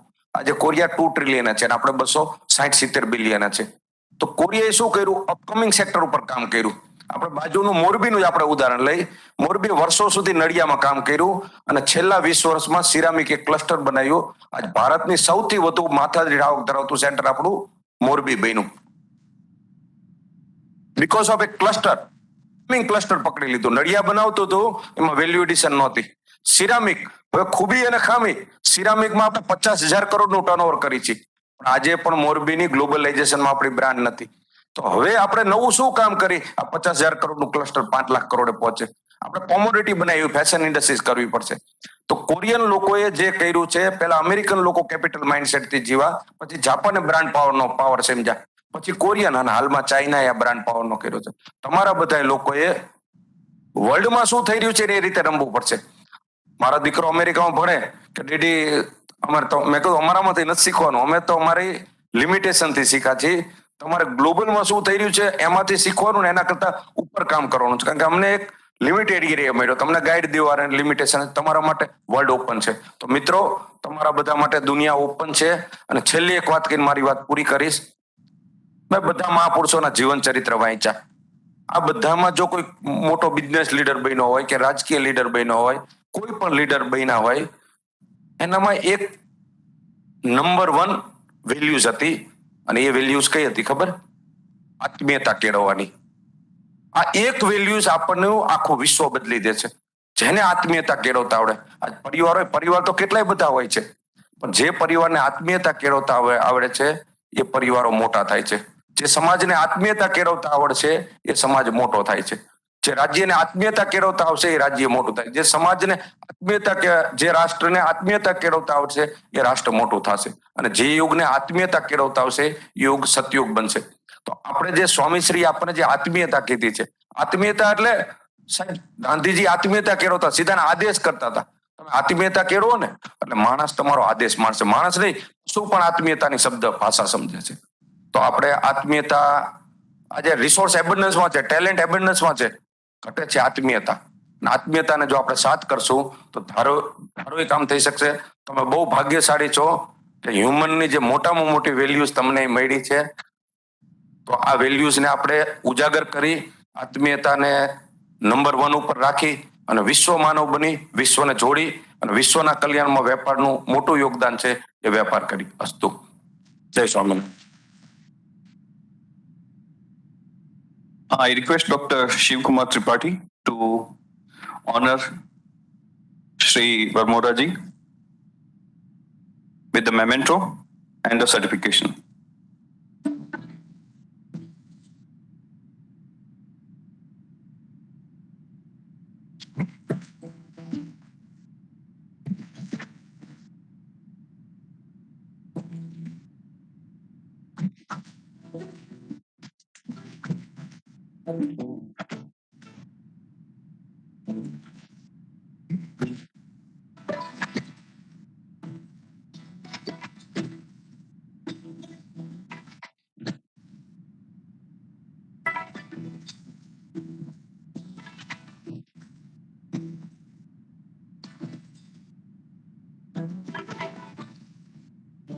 We appreciate the support and the constant help from Sri Bharatbhai Waghela, who is a builder and a hotelier from the Bhavnagar. And I request Dr. Tripathi to acknowledge his presence with the memento.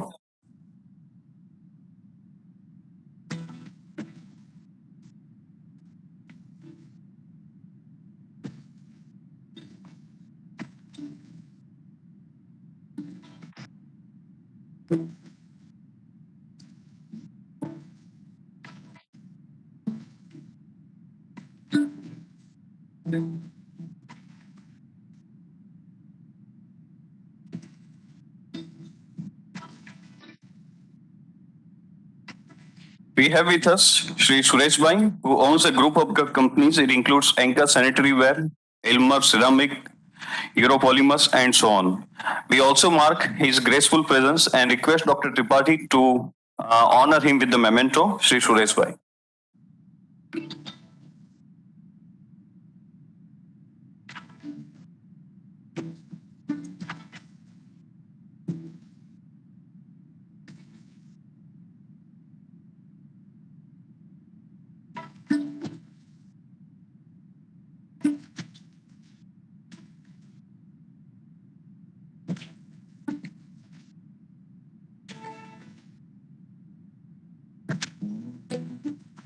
We are fortunate to have Sri Ishwar Bhai Savadia with us, who owns the Estel Impacts, and he has contributed a lot in the society, and request Dr. Tripathi to grace his presence with the memento.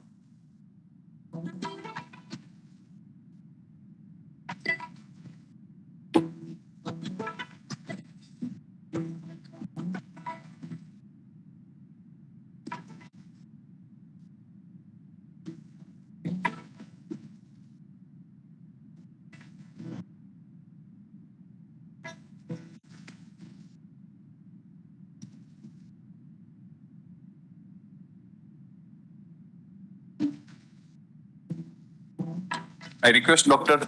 Tripathi to honor Sri Puranji with the memento.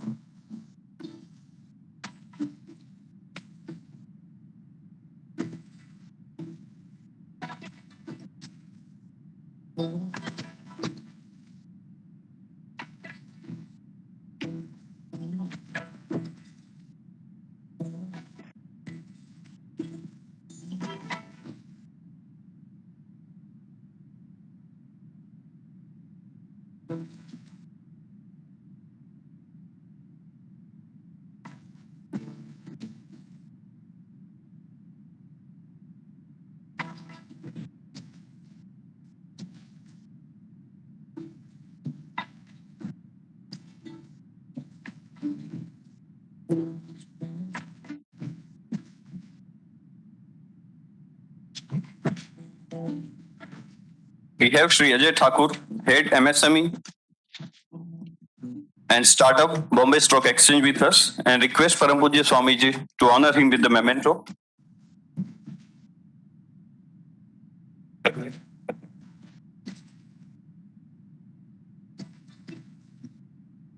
Swami.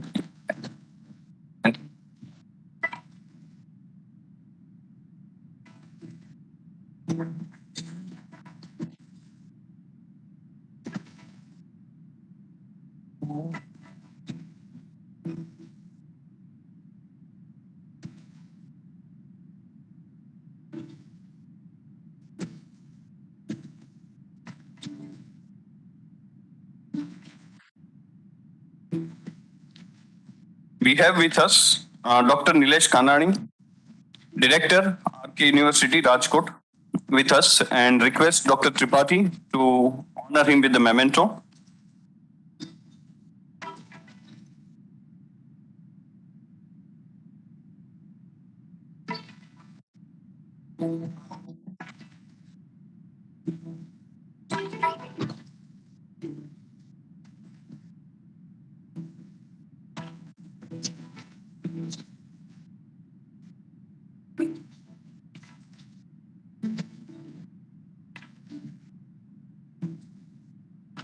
We have Sri Onkareshwar Pandeji with us, CEO and Editor-in-Chief, Indian Observer Post, with us, and request Dr. Tripathi to honor him.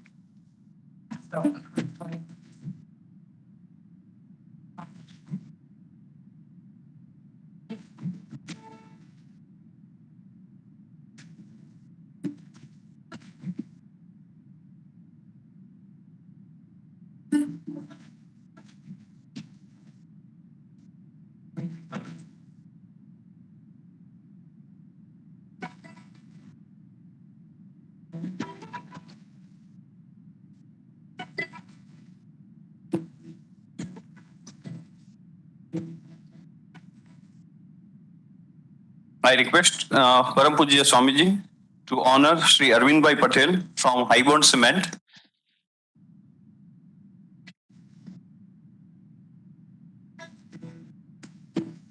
And Atmi has always very good liaising with the Highbond Cement in terms of the training and the placement of the students.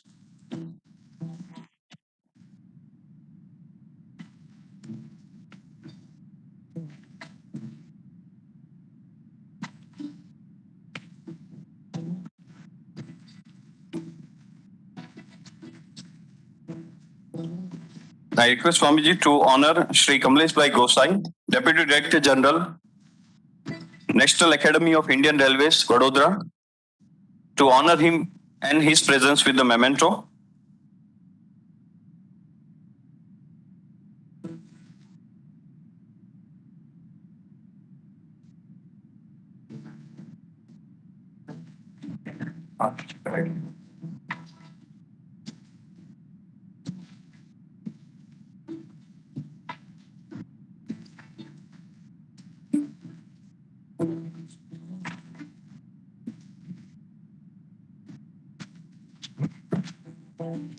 We have with us Happiness Hub's Himani with us, and she has been conducting quite a few workshops on living life larger than life. And she is a creator of Happiness Hub, and we request Megashri Madam to honor her with the memento.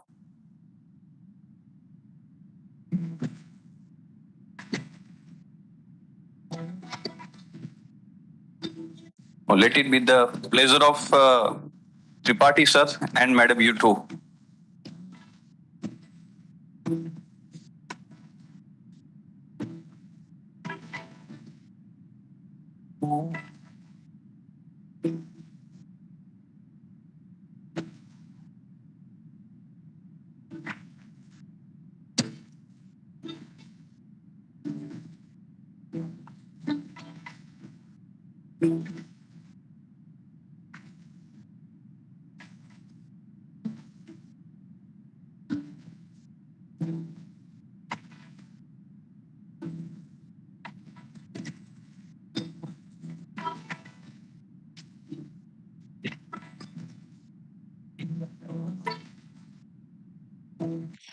And I request Sri VP Vaishnav sir to share his few words with us before we finally close the inauguration part of the conference.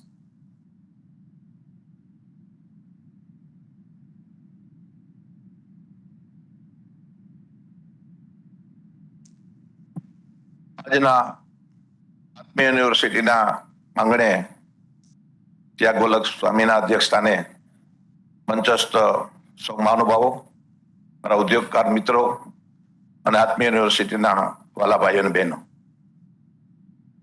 સમય ઘણો થઈ ગયો છે. હું કાયમી કહું છું કે ભૂખ ભૂંડી છે, માનવી ભૂંડું નથી. એટલે કોઈ લાંબો સમય નહીં લેતા 2-3 મિનિટમાં મારે તમને એક વિદ્યાર્થી મિત્રો બેઠા ત્યારે એક નાનકડી શીખ આપી છે. ઘણા લોકોએ ઘણી બધી વાતો કરી. અત્યારની જે તમારી જે એજ છે, જે તમારી ઉંમર છે, એ અત્યારે કંઈક તમે એવા સ્ટેજે આવીને ઉભા છો કે જો તમે આ લોકોનામાંથી કંઈ પણ શિખામણ લેશો તો તમે એક અલગ દુનિયા તરફ જઈ શકશો, અને એ શિખામણને સાઇડ ટ્રેક કરશો તો તમારી દુનિયા કદાચ જુદી પણ હશે. એટલે ચોઇસ ઇઝ યોર્સ, નિર્ણય તમારે કરવાનો છે.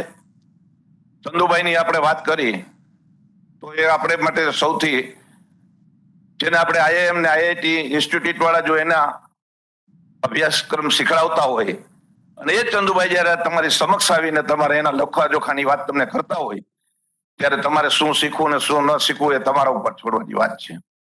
આવનારા દિવસોમાં જે પેલાની સ્ટ્રગલ, ઉદ્યોગકારો જે સ્ટ્રગલ કરી, ફિઝિકલ એક્સરસાઇઝ કરીને સ્ટ્રગલ કરીને આ સ્ટેજે પહોંચ્યા, એવું તમારે કાંઈ કરવાનું નથી. જે લોકોને તમારે આ જ રીતે વાત કરી ત્યારે તમારે બ્રેઇનથી હાલવાનું છે, અને બ્રેઇનથી હાલવામાં સૌથી વિશેષ વાત આપને એ કરી દઉં કે આપ આત્મીય યુનિવર્સિટીના વિદ્યાર્થીઓ છે, એટલે મને શંકાને સ્થાન નથી કે આપણે 100% તમે આગળ વધશો, એવી મારી અપેક્ષાની ઈચ્છા પણ છે. મિત્રો, આવનારા દિવસોમાં ફેમિલી બિઝનેસની જયારે વાત કરું, આજે વિષય ઉપર જયારે ચર્ચા કરતા 1 મિનિટ લઉં તો એવી વાત કહી શકાય કે ફેમિલી બિઝનેસ કરવો એ ઘણો બધો અઘરો છે. એ અઘરા કરતા ટકાવો ઘણો અઘરો છે. જેમ ચંદુભાઈએ વાત કરીને કે મોટા ભાઈને થોડુંક માન વધ્યું હોય અને ફેમિલીમાં આપણો સારો પણ હોય તો એ સાંજે આવીને બેનને કમ્પ્લેન કરવાનો છે, એટલે સવારે તકલીફ ઊભી થવાની જ છે.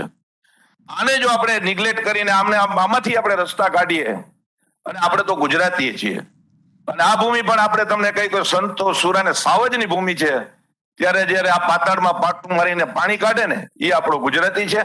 એટલે આપણે આમાંથી સૌ પાર નીકળી શકીશું. અને આવનારા દિવસો એ તમારા છે. જેની પાસે વિશેષ નોલેજ હશે એને કોઈ જ મોટો ઉદ્યોગકાર હશે. અને આવનારા દિવસોમાં જેમ વાત કરીએ, knowledge is the new currency, આવી વસ્તુ હશે ત્યારે ફેમિલી બિઝનેસમાં જાતું કરવાની ભાવના હોય તો જ આપણે આ ફેમિલી બિઝનેસ આગળ વધારી શકશું. વાત કરીએ દિલ અને દિમાગનું, જો ક્લસ્ટર કરી શકશું તો ફેમિલી બિઝનેસમાં 100% સક્સેસ વધી શકશું. સૌ એમ આગળ વધો, એવી અભ્યર્થના સાથે જય Swaminarayan.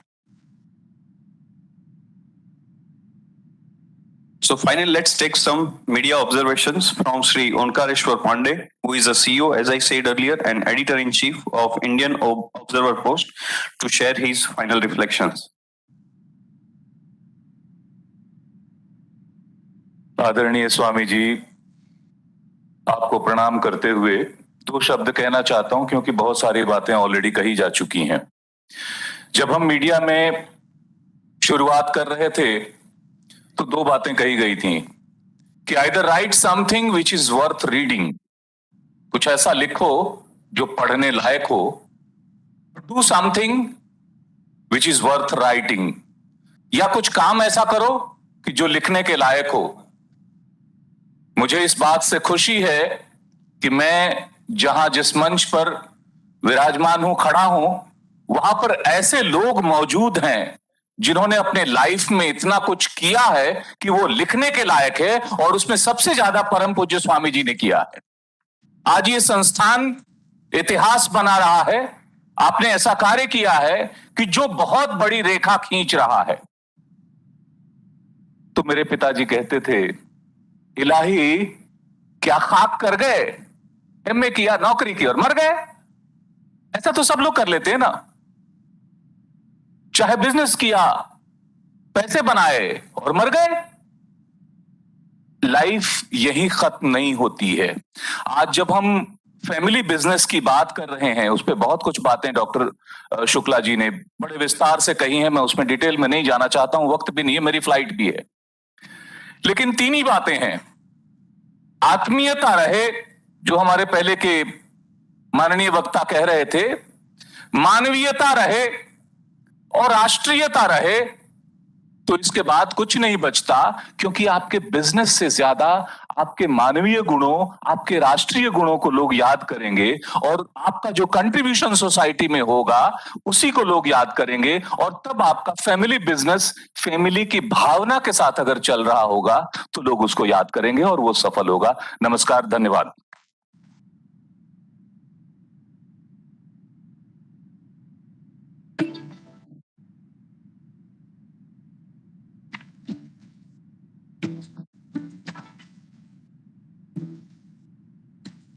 So you all are requested to tighten your seat belts because still we will be extending by a couple of minutes. We have Sri Ajay Thakur with us, would like to share his opinions also. Please, sir.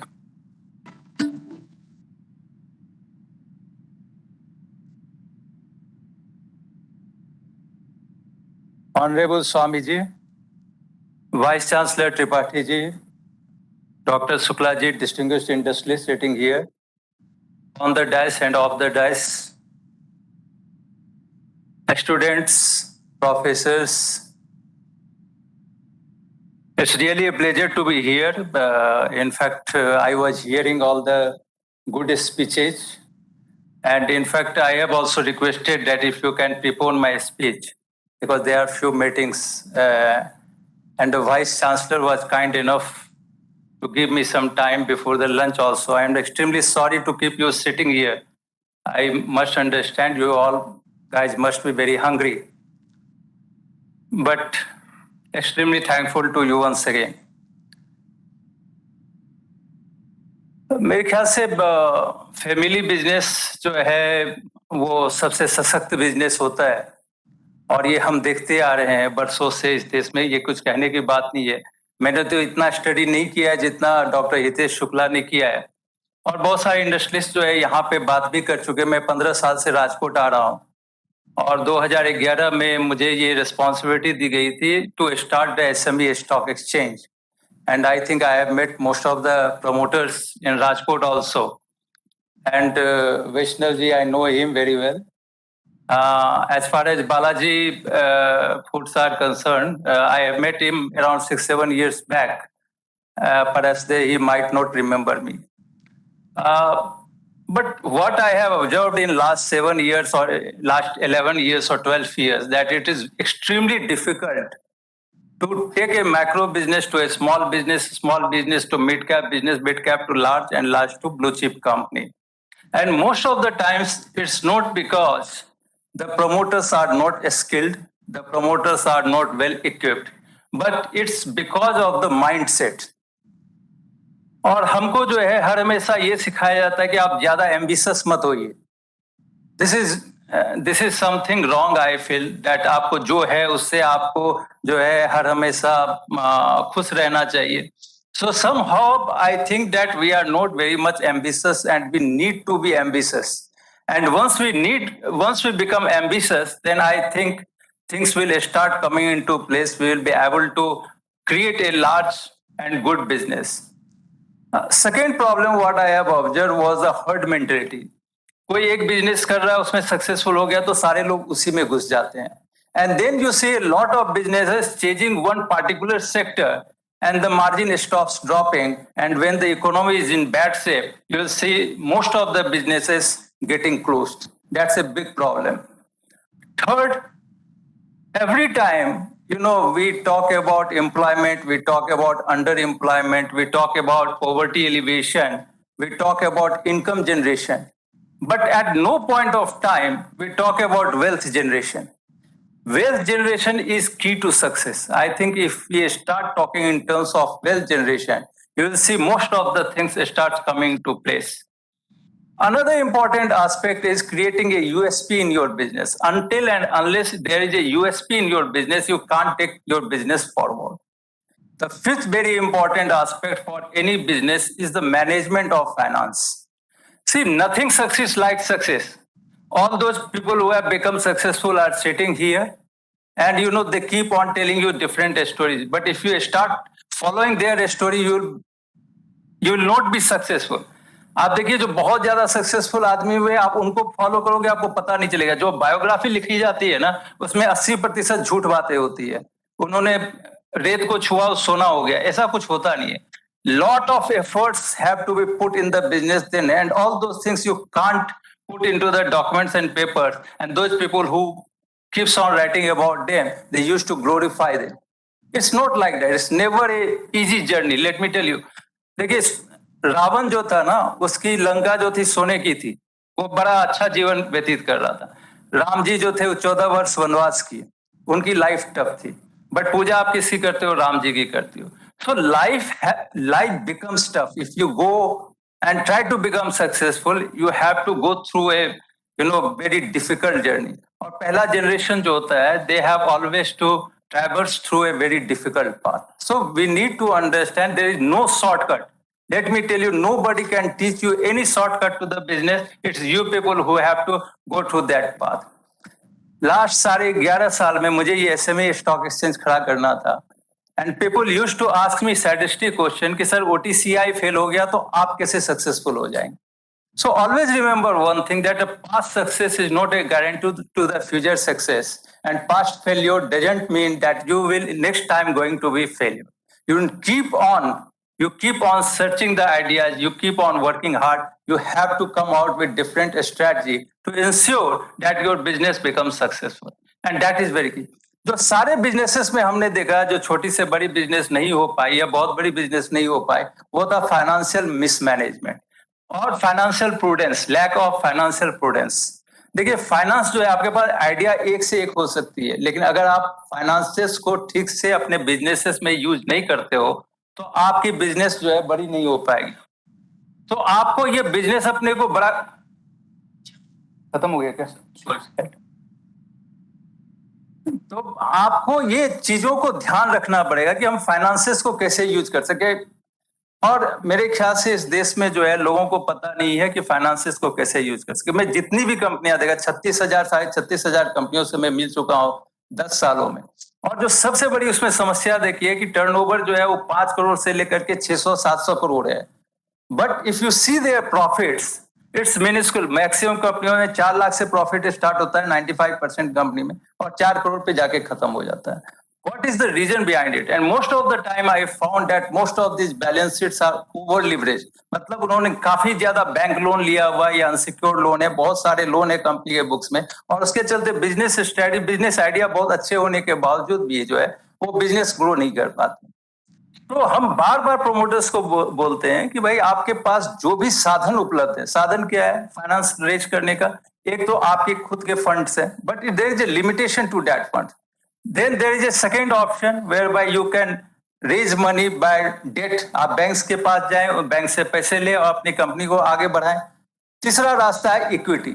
And in most of these companies, none of the promoters have ever leveraged equity. और अगर आप जितनी भी successful कंपनियों को world में देख लो, आप जितनी भी सक्सेसफुल कंपनी आप सोच सकते हैं, it's only because those company got listed or they got equity funding. There was no other way. You name any company. सुबह से शाम तक आप 90% of the products that you are using are those products which are of the listed company. You may be giving your products to these large corporates, but again the brand is of these large companies. तो listing से आपको जो है, जब आप equity funding लेकर के अपनी कंपनी को लिस्टिंग करते हैं तो लिस्टिंग से बहुत सारे फायदे हैं.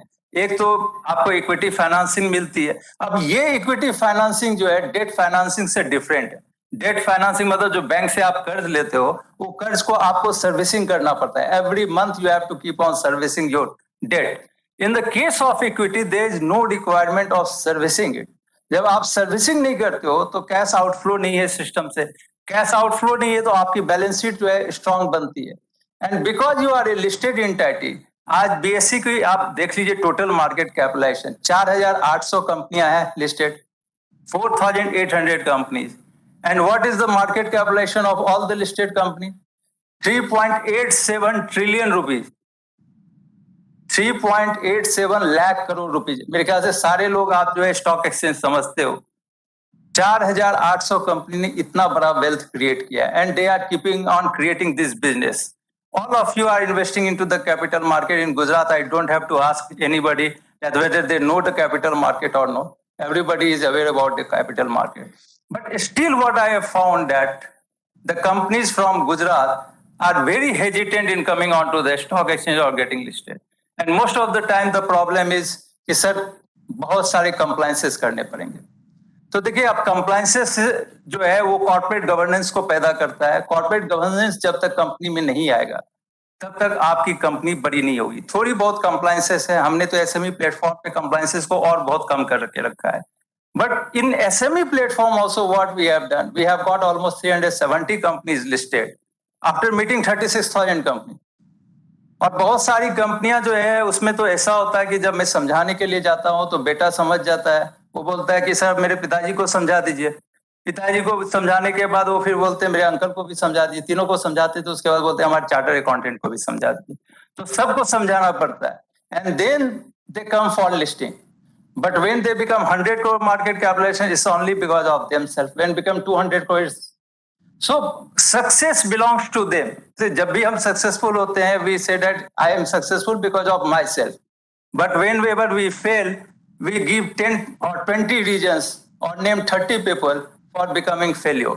So that should not happen. We should try to take the help of all the options that are available to make ourselves big. And that's where I was coming to, that why we are not leveraging equity market to make ourselves big. If other companies can do, if Reliance can do, Aditya Birlas can do, Tata's can do, all their family business. If they can become big by leveraging the capital market, why not we can do? And I request all the promoters, because it can give you everything.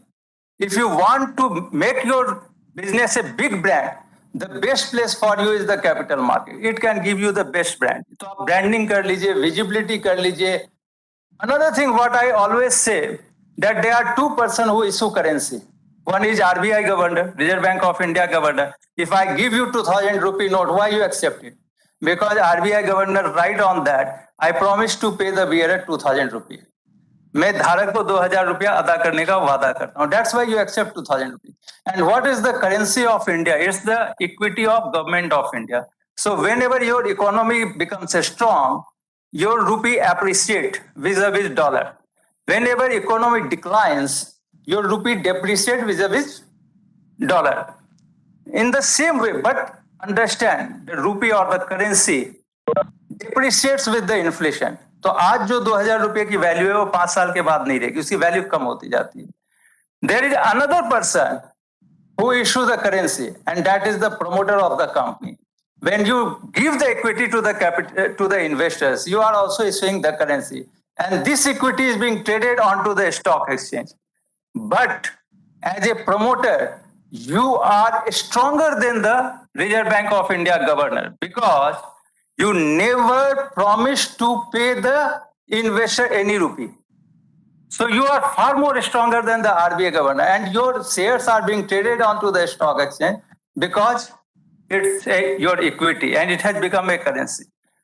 And let me tell you, if your company keeps on doing well, you keep on creating wealth, the valuation of the company will keep on going up, and you keep on diluting your shares further and keep on raising funds. So that's how all these companies keep on growing. So there are various benefits. Even the equity, you can use the equity as collateral, the way Infosys, Wipro, and all those companies have done.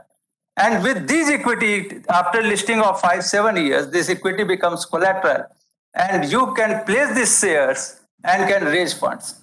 So what I am saying, that there is no other instrument that has been ever invented by mankind which provides so many benefits to the holder.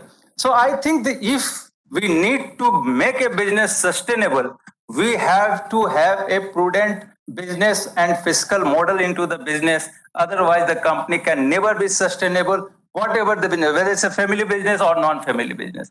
So we need to work hard, and we need to ensure, we need to inculcate corporate governance, fiscal prudence, using the finance in a proper and a structured manner, delegation of power to the employee. If we mix all these things in our business, I am quite sure the business will keep on growing. And let me tell you, I always believe that the promoters of the company is next to God. 5 minutes. Yes. So that's why I was requesting that after lunch I will give that. So, it has just disconnected. So what I was saying that, we need to ensure that in this 147 crore population, we should have vibrant business model because there is a need to provide employment to 5 to 7 crore people every year. And only the promoters can do, and all the stakeholder institutions like us and all other people should work hard in such a way that the promoters keep on becoming strong, employment can be generated properly, and wealth can be created in this country. So with these words, once again, thanks to Swamiji, thanks to the Vice Chancellor and all other people for giving me time and bringing me here. Thanks a lot. Thank you, sir, and regret the inconvenience because of the constrained time limit, sir. Now we have a lunch break here, but all are requested to gather here at 2:15, and the plenary session 1 will be coordinated by Dr. Vishal Khasgiwala, sir, along with the invited international speakers and other speakers, followed by the second session, plenary session, and the valedictory function. So by 2:15, you all are requested to be here for the plenary session 1. Thank you very much. 1 minute before we go and join the lunch, we have with us our own master of ceremony, Dr. Alpesh Joshi. અત્યારે જે anchoring કરતા હતા એ basically he is double doctorate. He is principal of government engineering college. પણ જે હમણાં વાત કરી ને કે આત્મીયતા, એ આત્મીયતાના દાવે સ્વામીજીના એક કોલથી બધું કામ પડતું મૂકીને આત્મીયની સેવા કરવા માટે, કારણ કે એમણે 17 વર્ષ આત્મીયમાં કામ કર્યું છે, અને કોઈ પણ નાનું કે મોટી જવાબદારી હોય, અલ્પેશ સર પોતે પોતાના સર ઉપર લઈને સ્વામીજીની એક આજ્ઞાથી, જે ગુરુ શિષ્યની ભાવના હોય, એ ખાસ શિષ્યત્વ નિભાવવા માટે સ્વામીજીની એક આજ્ઞાથી એક કોલથી અહીંયા કોઈ પણ રીતે હાજર થઈ જાય છે. એના માટે અલ્પેશ સરનો ખૂબ ખૂબ ધન્યવાદ. સ્વામીજીને વિનંતી, મોમેન્ટો આપ. Thank you Alpesh sir. લંચની વ્યવસ્થા પાછળની સાઈડ કરેલી છે. Thank you.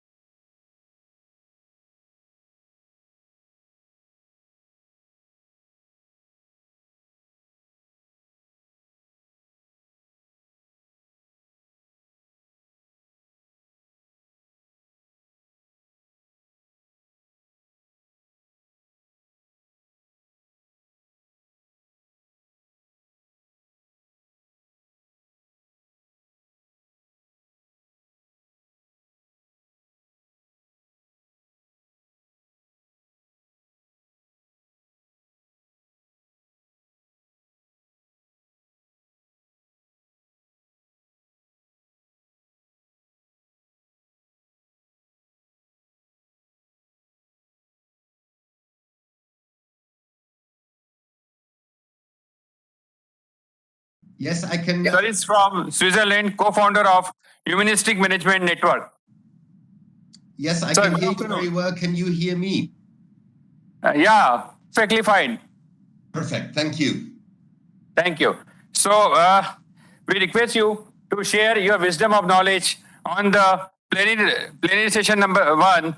That is, the topic of the plenary session 1 is on the on leading family business for generation success and sustainability. So over to you, sir. Thank you. Thank you very much for this invitation, first of all. It's a great pleasure for me to at least virtually be with you here today. And I hope that you've had a very fruitful and beneficial conference so far. And I took a peek earlier today, and it looked fascinating what the previous speaker was saying. So I'm very happy to be here and share a few thoughts on the connection between family business and sustainability, because I think those connections are very strong. And I will also share a few experiences from Switzerland, where I live, because I think that India and Switzerland probably share more than that. But one thing they share is that family businesses really are the backbone of the economy and are tremendously important in the in the economic fabric of the society and the country. But let me first start with talking a little bit about sustainability and what it actually means, because I think it is one of those words and terms that we hear quite often in the management context, and a lot of business leaders, be it executives in large corporations or smaller ones or family-owned or publicly owned ones, they like to use the word sustainability these days, but people understand different things of it. So I think it makes sense to first of all lean back and think a bit about what does sustainability actually mean. And so the story of the word sustainability, it's actually coming from the German word Nachhaltigkeit, and it was developed as a concept for forest management. It was developed as a concept in forestry, where the very simple insight was developed that you cannot cut down more trees then the forest will regrow. If you want to maintain a healthy and prosperous forest that you can yield year after year after year. So it is this very simple insight that I need to give nature the time, that I have to give my forest the time to regrow as many trees as I want to cut. Because if I start cutting more trees, then the forest will regrow. It won't take too long and my forest is gone and I have nothing left. So in essence, sustainability, if you're serious about the term and if you are thinking about what it really means, then sustainability means doing things in a way that you can do them over and over and over again. Doing things, operating and running a business in a way that you can keep on doing what you're doing without any limitation in time. That is essentially what sustainability means. That's where the term comes from. And that's what we need to bear in mind when we're talking about sustainability. And then we will realize, and this is just a footnote, that in most cases today, when we're talking about sustainability, we're talking about being less unsustainable and not about really being sustainable. So we still got some job to do to really be sustainable and to become sustainable organizations. And here I think family businesses play a crucial role and are really a lighthouse of showing us the way forward in many ways, because I believe from my observations, at least here in Switzerland and beyond, that family businesses to a much bigger degree have sustainability built into their DNA. Sustainability is part of what family businesses are. And I will give you 3 observations and 3 communalities that many family businesses share.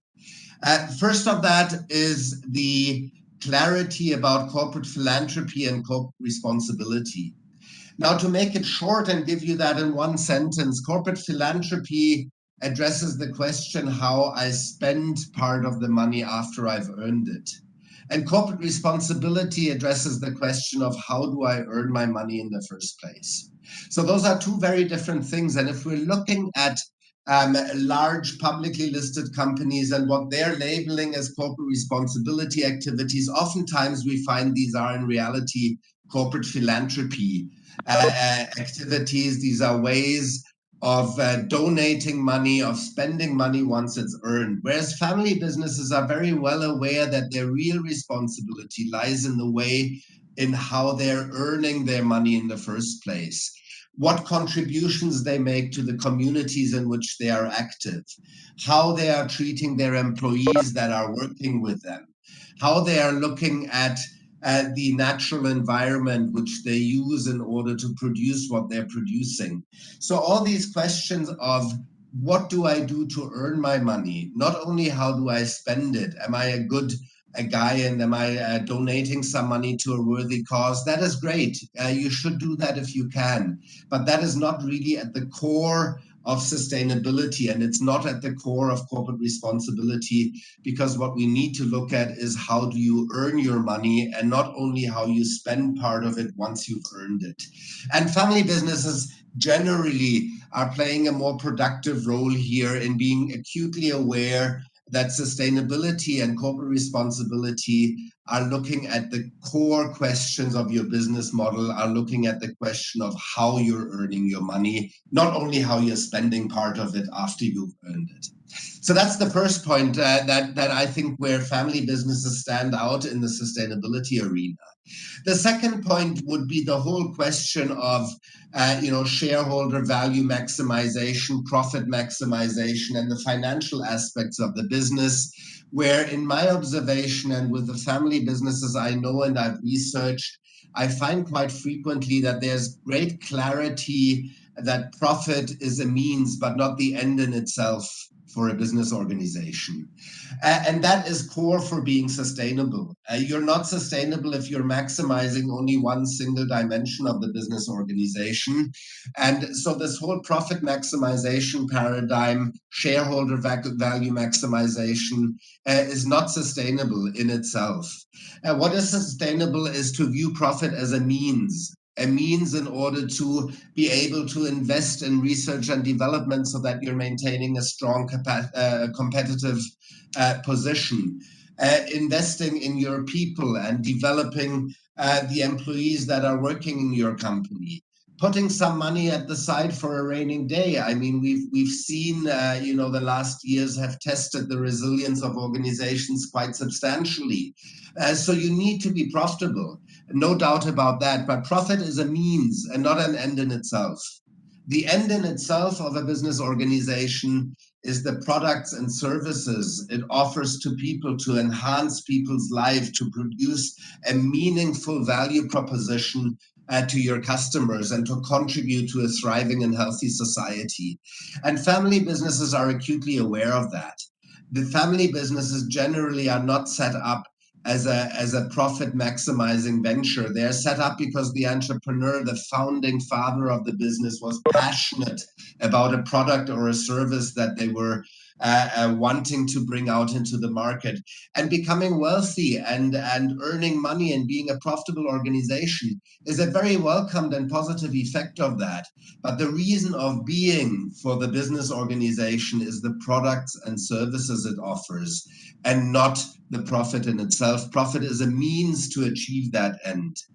And so I think family businesses stand out in that they are more aware and more living by this principle of having the right, the right rationality between the difference between profit and the means and the ends of it, and profit and financial aspects being a means of the successful business organization, but not the end in itself.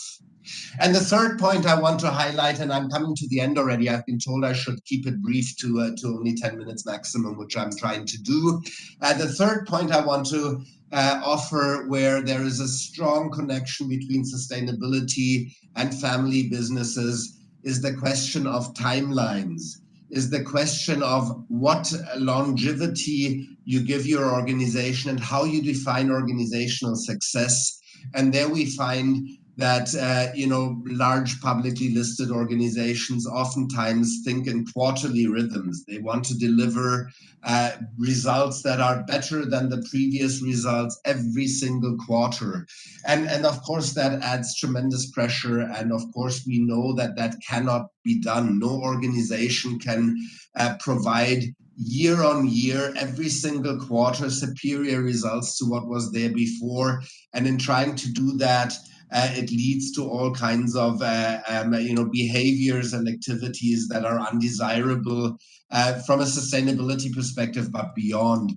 Whereas when I talk to business leaders of family businesses, if I talk to entrepreneurs, what their main objective is on the timeline, they will generally tell me our main objective is to hand over a healthy business to the next generation.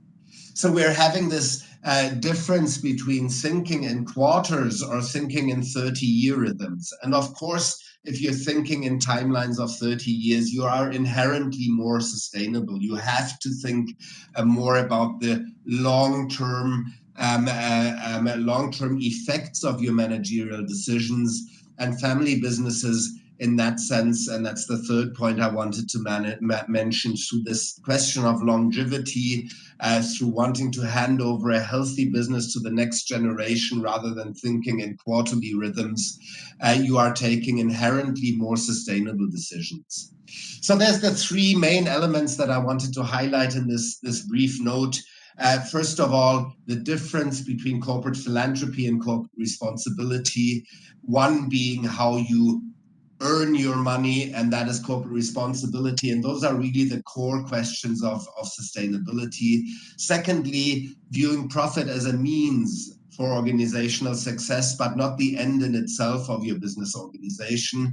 And thirdly, the question of time, looking at things in a 30-year, 25, 30-year rhythm leads to more sustainable results than looking at things in a quarterly rhythm.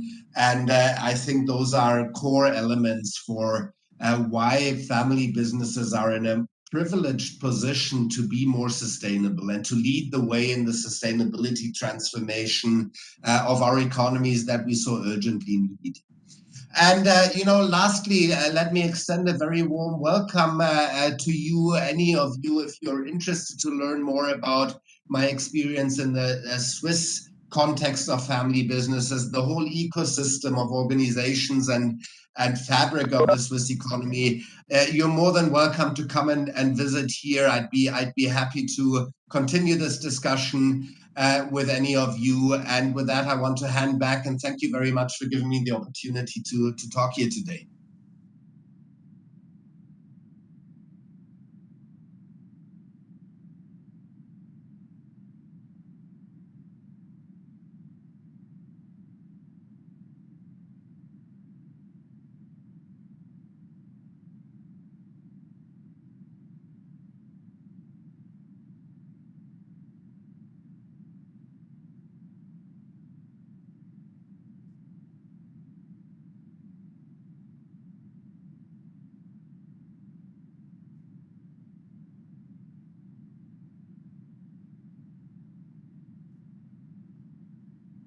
Good afternoon, madam.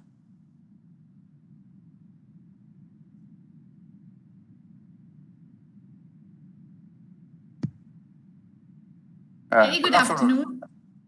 Good afternoon. Good afternoon. So over to you, ma'am. Thank you. Thank you so much. Thank you. I just want to make a small presentation.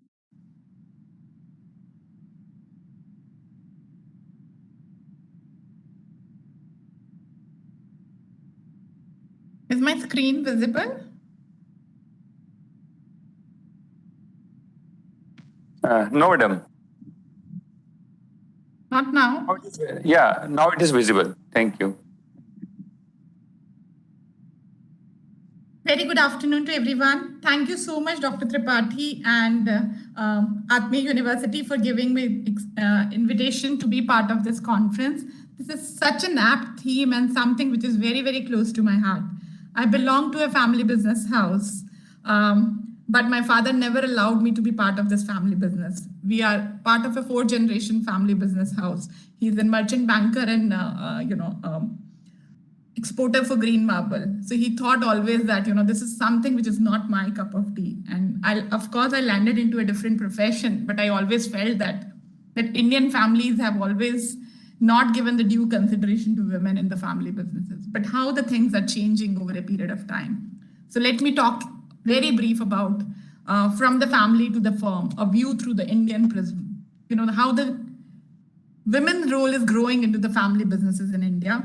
I am Dr. Sheenu from IHMR University, Jaipur. I'm the co-founder and director for IHMR Startups, and I head the Center for Entrepreneurship, Innovation, and Incubation here at IHMR University. So I feel that, at a time when India is witnessing a sharp decline in female labor force participation, where do Indian family businesses stand in terms of women participation and leadership? Well, family business today are key echelons of India's economy. While women remain constantly, underrepresented in the upper management echelons of major companies in India, there is a recent trend of women assuming increasing role in managing many of the family businesses. Indian business families predominantly used to be patriarchal. The matters of succession and interference of the business concerned only male family members. Male members used to actively participate in the dining table conversations around the family businesses, while women remained mostly silent or engaged only occasionally. With rising level of education and awareness and shrinking sizes of the families, women have now come to play an active role in family businesses and occupy important positions to them. Let's take up a very closer look at the demographic shifts that are changing the role of women in the family businesses, the value that women contribute, the various forms of influence they may have on the family businesses, and the unique competitive advantage that they can deliver. Encouraging studies have examined women's changing roles over the years. However, there are still long way to go. We all can feel that it's a generational shift with a lot of purpose and influence. In fact, only few women participate in the workforce, but fewer can reach to the positions of power at their workplaces. So a lot of people and women in the boardroom are talking that, there is a shift, the way we were playing a role, we feel that can be changed over a period of time. Let me talk about some of the key challenges that were emerging for these women. It was a male-dominated society, all male business world. So they never got the due importance and courage that was required right there. Women CEOs always seem to be underperforming because probably they were making that work-life balance, and it has been seen in terms of corporate India that they were considered to be underperformers. Defying social expectations, even if they were there, society have never given them the due respect and importance in terms of being part of the C-suite. In fact, we ourselves felt that at times we have not owing our own accomplishments. We have undermined our own performances. We felt that we won't be able to do it at time. Building a support network was also a challenge, and of course, balancing the family and work life. Let me talk about the few cases from corporate India.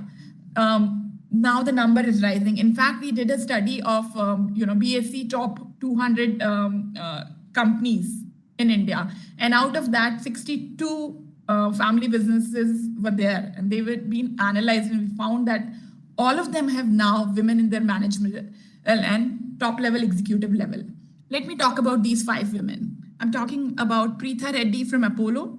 She's from healthcare domain. She's a joint managing director, and from joint managing director she moved to the executive vice chairman of the company. She's been groomed by her father and the founder of the company. Dr. Swati Piramal, she's from a 3rd generation. She's a daughter-in-law in the family. She rose to the position of vice chairman. She's a self-made woman. In fact, she nurtured her own sons and daughter. Tanya Dubash from Godrej. Again, a daughter who rose from a position of management trainee to the executive director and chief brand officer in the company. Again, she was being nurtured and groomed by her father and the professionals. Dipali Goenka from Wellspun. She's a first generation women entrepreneur in the family, and she's a CEO and joint managing director, supported by her own husband. Lakshmi Venu from the TVS Motors, an automobile company, rose from a position of management trainee to the position of director, groomed by her father. So we can see that in corporate India today now we have first generation, second generation, third generation, all kinds of entrepreneurs are now coming and entering into this particular domain, which was previously not there at all. And daughter-in-law is becoming a part of the family and getting the due recognition and desired positions. How the support ecosystem has been generated over a period of time? Of course, the higher level of education of women. So when we were looking into this, we realized that most of these women have been graduated and got education from the class institutions, not just in India, but from abroad, including Harvard and London Business School and Carnegie Mellon, or you name it, and they're there. They got their qualifications from one of the best places around the globe. And probably that made them more equivalent to their counterparts within the family businesses to be part of the corporate echelon. In fact, when we were looking at this, that 76% women are associated with their father's family business, and 24% are associated with their spouse family businesses. There is change in attitude towards women. So of course, the nuclear families are rising in India. And especially in these family business orientation, also when you see there is a nuclear family, there's hardly one son or daughter, they want them to grow and take the ruin of the family. SEBI regulations and legal frameworks have also played a very, very important role in the sense that the Company Act 2013 has now bounded the organizations to have a women member on the board of the company. And probably that inducted a lot of women into the businesses. And the legal framework in India, daughters have never been part of the father's business and get share into the property. But then the amendment in the Hindu Family Act have brought a lot of changes, and now they can be part of businesses and property, and the share can be shared among each other. And the work-life balance is probably, many of them have learned it pretty well, and they've got an immense support from their family members. So that kind of support ecosystem has now been growing over a period of time. And some of the influencing factors, as I was talking about, you can see that the family size is decreasing, the education is increasing, legal system is supporting, and the businesses are rising. And they are not just showing their mettle into the boardrooms discussion, they are also bringing on a lot of profits on the table. So now you name a lot of companies in India, and you'll find that there are women who are at the top positions within the system. So it's no more that they are getting their due credit just by because they are women. They're getting succession by merit. In fact, you can see on two of the examples where I shared, these women have rose from the position of a management trainee to a managing director of a company. Means they have played all the due roles within the organization, proved their mettle, and they got their succession within the company by their own merit. So I would like to very simply say that there is a need to change to our outdated mindset. We need to gain a fresh perspective on family business leadership. We need to relook at it, the way things are happening. And this holistic approach will certainly lead to a bigger transformation into the way the family businesses are happening in India. The way forward is very, very simple. The role and responsibility of women as independent board members are enormous, as they represent the interest of minority shareholders. However, the concern remains with the grooming and emergence of the most generation of the women leaders. The mentoring becomes very important in the context to get women into the family business. Not least, organizations need to put to place appropriate gender agnostic performance management systems, while interventions at various levels to promote gender parity provide a starting point. Their implementation should be fine and goal for firms and individuals. And the way the corporate India is changing, the way the Indian family business houses are changing, if they'll start looking and thinking in the same direction, I'm sure things gonna be different the way we are seeing it today. Family business decisions on succession, inheritance, the CEO or board member appointment should be based on capabilities, interest, and willingness instead of gender or kinship. Women already involved in their family businesses are well placed to take the lead and bring about change in their own organizations, which will further have a multiplier effect in terms of creating a conclusive environment to achieve a gender agnostic, equal opportunity work environment. So with this thought, I would also like to put it and share with all of you that I've written an edited case study book on family businesses, which talks about some lesser known stories of Indian family businesses houses from across the country. So if any one of you are interested, the book is available on Amazon. Feel free to buy it and read and benefit from some of the interesting family businesses case studies from India. And thank you so much for giving me this opportunity. It was a pleasure being part of the session today. Thank you. Thank you. Thank you very much. So now moving further, we have very eminent and senior personality like Professor Dr. Pankaj Gupta. He is an Executive Director, Center for Ethics, Spirituality and Meditation. Sir is from Jindal Global University, Sonipat. So without wasting your time, sir, over to you, sir. Good evening, Dr. Gupta. Hello. Good afternoon. Your voice is audible, sir. Good afternoon, Pankaj sir.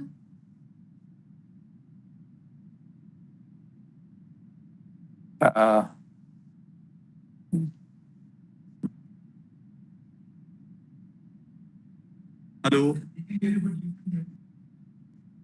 Yes, sir. Your voice is audible. Okay. And can you see me also? Yes. Perfectly fine. Namaskar. It is so nice to see Shinuji and to hear her, and really great. And we were colleagues in IHMR, and also Shivji was also my colleague, and he is doing great in Atmiya University. Mr. Anand, Wolfgang, Shaluji, and आप सभी लोगों को हमारा नमस्कार. Thank you so much. It is indeed a great pleasure and honor to be here, and I'd like to share a few insights because I was earlier in accounting and finance area, and then got into meditation, mindfulness, but the family business, as you know, is a very important part of India. Even many of the top organizations, including Reliance and Adani, they're also basically family-owned business. So we have created, the basic focus has always been to value creation. And we also have read this book, What Got Us Here Won't Take Us There. So sometimes there is need for changing the way we do business. And Shinuji was already sharing about it, that how the succession planning should be done, and not exactly the male member of the family, but also whosoever is more suitable. I would like to go even one step further. I would like to say that if you really want to grow your business to a great extent, maybe we can also think about why to give it only to a family member. Suppose I have an employee who is very capable and who can take business to the next level. Why not to him or her? And also, there has been I'll be just sharing a few thoughts. And also, there has been the tendency that you can say certain employees who are there, but why not those employees can also given some equity? So high performance employee, they also become our partner. So these are my 2 points, which I found very, very interesting. And another thing I would like to say, there is also one very important feature, and that feature is that I was doing some program with the Adani Group, and I found that there were a lot of people who have been in the organization for a long time. Maybe they were not having a great qualification at that time, but they've been very, very loyal to the organization. You can see this very common phenomena in many of the family-owned businesses. So the point which I want to share here, that those people who have been working in the organization for say 30 years, 35 years, are they really the asset, or maybe not so, that kind of very highly hyped kind of assets? Because I have seen the other side of the story as well. I have seen that the people, they develop trust. I had one delegation from Israel who came and he was sharing about some experience that, how the Indian businesses and how the doing business is there. And he said three things. One, he said, Jaan Pehchan. Jaan Pehchan means, the acquaintances. Then there was a leen den, like some transaction. And then third is the bharosa. Bharosa means the trust. So firstly, you have a Jaan Pehchan, then leen den, and then the bharosa. But and in this way, the people who were in the organization for a long time, they have the bharosa. But you also know that with the bharosa also comes a certain way of doing a business. And especially the corona has told us that, you need to keep reinventing, and yesterday's strategies will not take you further. And also there has been a tendency among the very people who have been a very long time, they try to create their own hedges.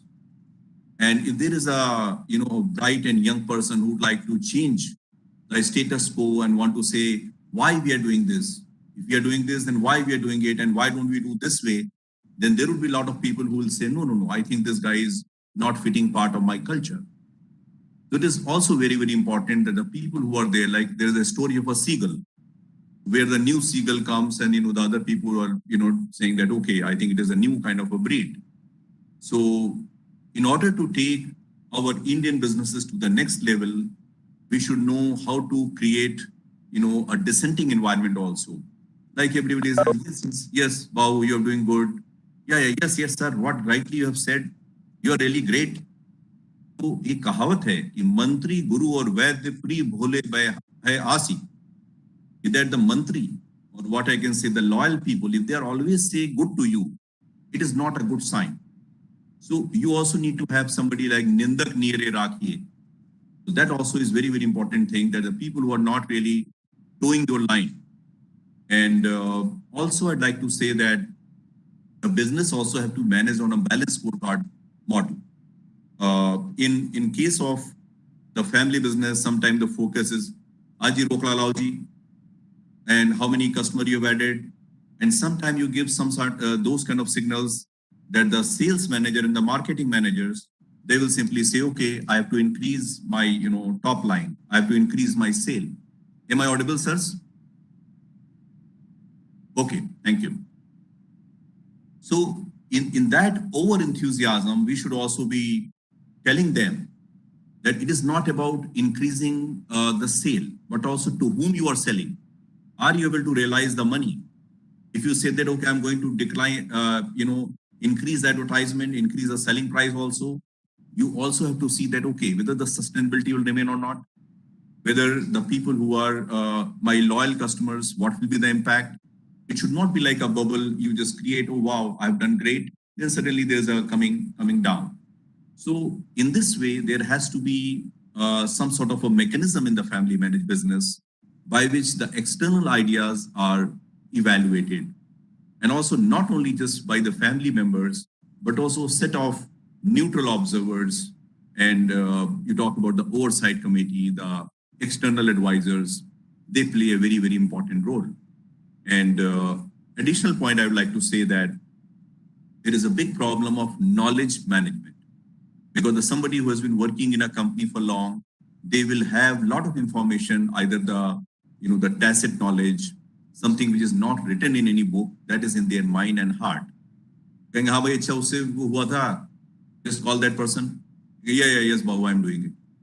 But question is that if you want to take your organization to the next level, it is very, very important that everything has to be on system. So the proper IT enablement is very, very important. And nowadays, there are systems by which the MD, joint MD, everybody can have all important parameters on their mobile phone. And when we manage the business on a balanced scorecard basis, there is a big importance to be played on the learning and growth. Because if you grow your employees, you create a hard capital, and therefore more and more people are working for you as the owner, because owner alone cannot do many things. And then I see that a lot of people are facing this burnout. The MD, joint MD, their daughter-in-law, they're all the time busy. And the people down the line, they do not have any decision-making authority. And, they feel burnout, and that also take, delay in the decision-making. Other people feel, oh yeah, I'm not valued enough. So all these things have to be handled whenever you find somebody whom you can safely delegate, maybe give them some work, also give responsibility, but also give a matching authority also. Because sometimes only you delegate, oh, you have not done this, but you also try to find out with a very open mind that why you are not able to do it, what exactly you want. And maybe some sort of sessions, like you do some laughter yoga with them, you do some, meditation with them, maybe reserve a time every day, say around 11 o'clock and 4 o'clock, where you just meet people over tea and coffee. People will open up. There's a more bonding happening over there. And as I said, maybe select people, you acknowledge them in an open house. Again, in the family business, I have seen that many things are very secretive also, where nobody want to go to the bow or to the MD, and people are just guessing around, what is happening around, and a lot of, the water cooler gossips will happen. So if the MD find a day that where I will have an open house, where I will tell, oh, what is the important hit in the month? What is the miss in the month? Like, what we have achieved, what we could not achieve, what is the learning of the month, and what is my plan for the next month? And then acknowledge a few people. Oh, he's a star or she's the star of the month. Maybe even a small gesture, give us some flower or give some chocolate, and they will feel appreciated. So in this way, you will be able to develop more and more heart capital. And then you acknowledge, okay, I'm giving you this, 1% equity. Now you are like a partner. Because in family business, we sometimes do not want to lose control. We feel it is only within the family. In this way, there is a possibility, like, what vraksha? Uska possibility kya hai? The possibility is to create a big tree. Otherwise, if you just plant it in a small gamla, then the whole possibility is lost. So I believe whenever it is a matter of choosing whether you want to really make a big empire, you have to lose control. You also have to see the truth that whether these so-called very long-serving loyal employees, are they really the asset, or you also need to bring the young Turk who will challenge the status quo. And also towards the end, I want to share one very important thing, that sometimes we talk about money, I need more money. Sometimes we lose the direction. And also we focus only on I, me, myself, my family. But then you cannot really make your enterprise to a really total global level. So I, me, myself can still be the center of my attention, but not the boundary of my love. So, and also you can see, there was a time when we used to call like Sone ki chidiya. Then India and China were controlling more than 50% GDP of the world. And now you know that it has shrunk. India's GDP has shrunk to like, 1%. Now it is around 3%.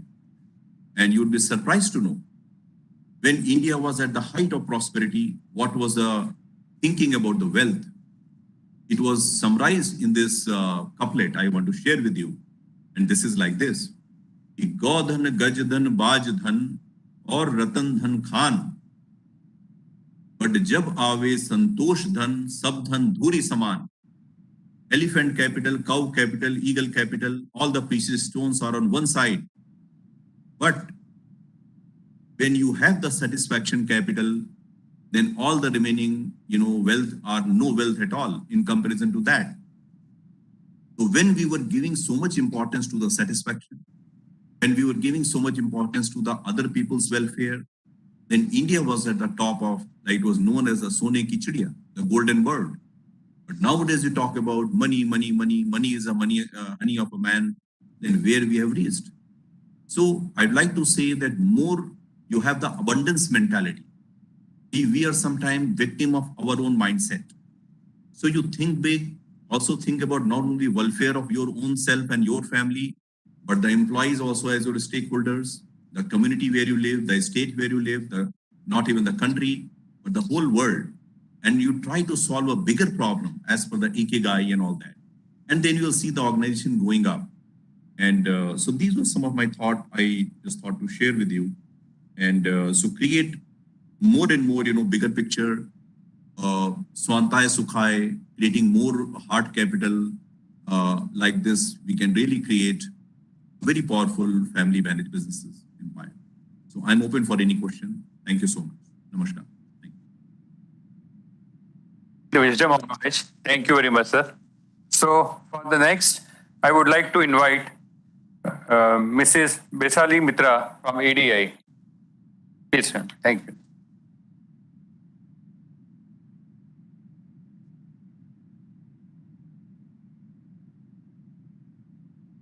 Good afternoon, everyone.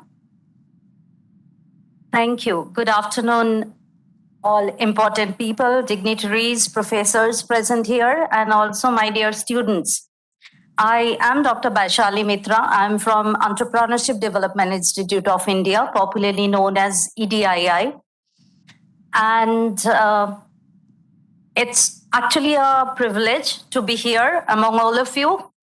And sir over here has repeatedly told me that please do not speak in English. आप हिंदी या गुजराती में बात कीजिए, so that you can connect with students quite well. And I'm very nervous about that because I'm a Bengali और I haven't studied Hindi और मुझे अभी तक गाड़ी आता है कि गाड़ी आती है ठीक से समझ में नहीं आता है. But then I'll still take a risk and कोशिश तो करेंगे because we are talking about entrepreneurship. We are talking about taking calculated risk. We are talking about making mistakes and learning from that. तो मैं बीच बीच में हिंदी कोशिश करूंगी and then I just hope that you are not going to laugh at that. And I'll also keep this very crisp. I would like to talk about चार चीजों के लिए बात करना चाहती हूँ मैं. Number one, in the context of sustainability and family business. Number one, the mindset and the attitude. And second, मैं mention करना चाहूँगी role of women in family business, as you have heard our previous speaker. Or third, I would like to mention the digital divide of our country. And last May, I would mention language activism, जो अभी sir बोल रहे थे उसके बारे में. So coming back to the first point, during the inaugural session, we have been fortunate to listen to all the important or famous successful entrepreneurs. तो उनसे आप relate कर सकते हैं कि जो भी business model एक family business choose करता है or whatever they are selecting, whether it is owner-led enterprises or nested or distributive or partnership, लेकिन actual success इसी में रहता है कि in the attitude, in the mindset. Okay, ये जो COVID-19 pandemic was there. Something that we have never seen before. हमने ऐसे कभी देखा ही नहीं है. सारे the face of the world has changed. ठीक है? And there have been disruptions. बहुत सारे businesses बंद हो गए. तो कैसे जो successful हुआ है वो कैसे हुए हैं? That is mainly this, personal qualities of the owners, resilience. Tenacity, मुझे इसके हिंदी मालूम नहीं है, I'm sorry, पर आप समझ सकते हैं, I'm sure, that resilience to come back, चाहे कुछ भी हो जाए, आगे कितने भी problem आए, failure आए, फिर हम खड़े हो सकते हैं और हम आगे बढ़ते हैं. So that mindset is really that personal characteristics, that competence, बहुत important है. और आप एक्चुअली देखेंगे जिनका एग्जाम्पल जो मौजूद थे यहाँ पे प्रेजेंट थे इनॉग्रल सेशन में, जिनके हम पढ़ते हैं, जिनके बारे में एग्जाम्पल्स पता करते हैं, they all have this qualities. और माइंडसेट और एटीट्यूड के बारे में बात करते हैं तो एम्पैथी, ये जो फैमिली बिजनेस है तो ये sense of family is percolated not just in the family but also among the employees. अभी आप सर को सुने हैं इससे पहले कि it's not about making money, all right, always. That is important. People, profit and planet, ये तीनों में से तीनों important है. But personally मुझे लगता है people और planet के बिना profit नहीं हो सकता है. तो in the previous lecture, sir was mentioning कि it is not just about I, me, myself, my family, मेरे profit, मेरे benefit और पैसा कितना आएगा, ये नहीं है actually. So it is like how even in your employee अगर कोई ऐसा है कि जो बहुत अच्छा है जिनके ऊपर आप depend कर सकते हैं, तो how can you make that person also a partner? ये भी एक mindset या attitude का बहुत important हिस्सा है. So people, planet, profit में planet, environmental consciousness. COVID-19 ने ये भी तो सिखा दिया है कि how we need to take care of our planet. अगर वो नहीं है तो कुछ भी नहीं है. पैसे कहाँ बनाएंगे? So this mindset and attitude becomes quite important. So इसके बाद जो second point मैं बात करना चाह रही हूँ, role of women in family business. We just heard madam कि पापा को नहीं लगा कि मैं कर सकती हूँ ये सब. तो actually it should be based on talent. ये जो glass ceiling वाला एक word है, phrase है, glass ceiling is something very subtle, एक transparent है, दिखता नहीं है, but then very solid. आप उसको break नहीं कर सकते आसानी से. So women, gender is actually a socio-cultural construct, you know. This is actually not about biological factors. This is not about male and female. Gender is actually a sociological construct. तो हम अपने society में female के साथ कुछ roles जुड़ते हैं, mail के साथ कुछ रोल्स एसोसिएट करते हैं, तो उसमें स्टीरियोटाइप बनते हैं. So women are always you know the soft feelings, okay, प्यार, मोहब्बत, केयर गिवर, नर्चर करो फैमिली को, that's fine, but that's not a weakness, that's a strength of a woman. उसके साथ साथ प्रॉब्लम सॉल्विंग और डिसीजन मेकिंग आ ही जाएगा. So ये awareness that invisibility of women in family businesses may stop sustainability. तो ये समझना है कि जो there are a lot of hidden CEOs in family businesses, you know, जो actual emotional strength है जो ओनर के पीछे, जो एक्चुअली समझते हैं कि you know how to solve their family business, meaning close people and conflict or you know a disagreement. These are also quite prevalent. So these are those hidden women CEOs जो कि वो solve करते हैं. तो उनको invisible stature से कैसे आगे लेके आना चाहिए. And also I was listening to ma'am in previous lecture. She has, I'm not bringing that now for the sake of time, but she has mentioned about a lot of women entrepreneurs in family businesses who are leading their businesses. लेकिन आप देखोगे they are very highly qualified. It's always Harvard education, etc. लेकिन जरूरी नहीं है. तो जो पापा है, जो भाई है और जो ओनर्स है, उनको समझना है बिजनेस करने के लिए हार्वर्ड की डिग्री जरूरी नहीं होते हैं. All right, it's your practical exposure. So बचपन से अपने फैक्ट्री को, इवन मैन्युफैक्चरिंग यूनिट में you know बेटियों को लेके जाएंगे तो शायद they will become very good owners. All right, and there is something called primogeniture in succession planning. मतलब वो राजा वाला, जो पहला वाला बेटा है वही इसके बाद you know ओनर बनेगा, which is actually not done, and ये होना भी नहीं चाहिए. ये कोई feudal system नहीं है, तो ये capability के ऊपर होना चाहिए. And families should be very careful about that. At the same time, research says जो women-led businesses हैं, women bosses are again very rigid, you know. ये जो gender construct बोलते हैं, तो this is not just associated with women. वो लड़कों के साथ भी होता है, लड़के रोते नहीं है कभी. You know, that's really very nonsensical. Men don't feel sad or what. So these are all stereotypical things. So women-led people, also women-led enterprises, there's you know we call it queen bee factor. तो वो नहीं चाहते हैं कि next you know owner एक बेटी ही होगी. So either a way it is a stereotypical. ये नहीं होना चाहिए. और it is not just always when we talk about gender disparity, ये abuse और अत्याचार ये नहीं है. प्यार मोहब्बत से भी होते हैं. बेटी बहुत नाजुक है, फूल जैसी है, जिसको प्रोटेक्ट करके रखना है.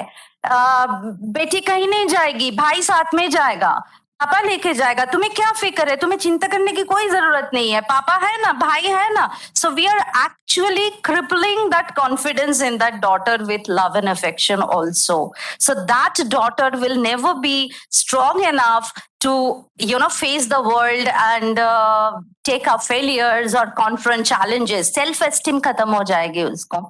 So this is one more point for, that I wanted to mention. And the third point I would like to bring in is about digital divide. COVID-19 pandemic ने ये भी सिखाया है कि the entire रातों रात डिजिटल नहीं जा पाए. जो even educational institutions at EDII हमारे within one day we created a studio जहाँ we started. We didn't stop our program or courses that were running at that time. So digital होना बहुत जरूरी है. डिजिटल डिवाइड और gender based digital divide. I hope you understand what is a digital divide. जो millennials है, जो students है, आपको जितनी अच्छी तरह से ये सब आता है ना मोबाइल फोन लेके, हमें नहीं आता है. हम बेबी बूमर्स अलग जनरेशन में है. मेरे बेटे को मैं बोलती हूँ तो वो हंसता है मेरे ऊपर. बट देन ये divide and then it's not just about age. आप रूरल एरियाज में जाओगे, अभी भी there are so many people जिनके पास स्मार्टफोन नहीं है, इंटरनेट कनेक्शन नहीं है हमारे पास. सो ये भी एक सोचने लायक चीज है फॉर सस्टेनेबिलिटी. पहले लेक्चर में आप सुन रहे थे सस्टेनेबिलिटी मतलब चलते रहना है. Business, family business generation after generation आगे बढ़ना है. तो बड़े बुजुर्ग और यंगस्टर्स साथ में मिलके वो कर सकते हैं. And that will happen if even this digital divide constraints are removed, because futuristic vision says is important, and it says without digitization बहुत मुश्किल होगा. And the last point that I would like to, because I see sir gets very restless if the speaker is continuing for a long time, so I'll just finish it over there because I know you are running a little short of time. And last ये है कि language activism, जो मैं खुद सहमत हूँ, because the first time I was always teaching in management colleges. So for first time I joined ADII और मैं class में गई, and then I started with my English etc. My students, the first thing that I heard from my student is, madam हमें अंग्रेजी सीखना नहीं है, हमें तो धंधा करना है अभी यहाँ से. So language activism also is a very strong issue for sustainability. I'm not exactly talking about a family business, a little beyond. And I appreciate your university because in local language the entire inaugural session was going on. I really appreciate that because ज़्यादा से ज़्यादा क्या होता है, सारे discussion, सारे conference, सारे deliberation ये चार दीवारी के अंदर पॉश इंग्लिश में खत्म हो जाते हैं और वो लर्निंग्स परकोलेट नहीं होते. It's like what are the learnings that we take to the MSME sector. So ये language activism, I don't know, we have so many languages in our country, so probably one common language उभर के आना, so we are like kind of depending on English for that. But grassroots level MSME sector को global बनाना है उसके लिए. And there are family businesses are part of many family businesses are part of this MSME sector. So to internationalize, to make them globally competitive also is a growth, is also after sustainability there is a path to grow. So please remember the points that I have tried to bring in. For family business, in the context of family business for sustainability, I'm talking about uniqueness comes in attitude, approach of the business owner. And that is based on empathy, closeness, creating a family, entire family, whether it is your own family, and then beyond that, your employees, and then the society. That is when you are entrepreneurs are great people because they are adding value to society, to the social and economic growth. The responsibility on the shoulder is huge. So they are वैसे ही वो लोग महान होते हैं. And because it is not just 10 to 5 job और कुछ पैसा कमाना, it's much beyond that. तो उसके लिए एक mindset, एक attitude, एक competence होना चाहिए. And it's time we stop talking about women as marginal section. तो उसके लिए भी फैमिली बिजनेस ही एक पोर्टल है जिसमें ये कुछ एग्जेम्पलरी सिचुएशंस हो सकते हैं और विमेन आगे बढ़ सकते हैं. And I have also mention about digital divide, digitization. सारे बच्चों ने अभी जो यहाँ पे बैठे हुए हैं घर में जाके अपने पापा मम्मी को बहुत सारे लेसन्स देना और सिखाना how to really be equipped and adept in handling a mobile phone and digitization. And we also talked about language activism. थोड़ा सा paradoxical लग रहा है शायद क्योंकि मैं इंग्लिश में बात कर रही हूँ और language activism के बात कर रही हूँ. But then I am not an authority. मैं भी सीख रही हूँ. मैं अपने बच्चों से, अपने students से हर दिन सीखती हूँ. So let us end with this. Thank you very much for giving me this opportunity. Thank you very much. It's great speaking to you. Thank you. Before going for the next session, I just want to give one compliment. आपकी हिंदी अच्छी है madam. Thank you. So for the next session, I would like to invite Shri Bharatbhai Waghela sir.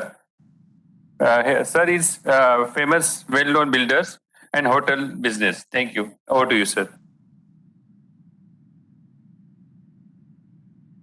નમસ્તે. આદરણીય પરમ પૂજ્ય સ્વામીજીના ચરણોમાં વંદન. કે સ્વામીજી વિશે તો જેટલું કહી શકાય એટલું ઓછું છે. આત્મીય કોલેજ રાજકોટ નહીં પણ પૂરા ગુજરાતનું ઘરેણું છે. ને સ્વામીજી મારા જાણવામાં છે ત્યાં લગન એન્જિનિયરિંગના સ્ટુડન્ટ છે.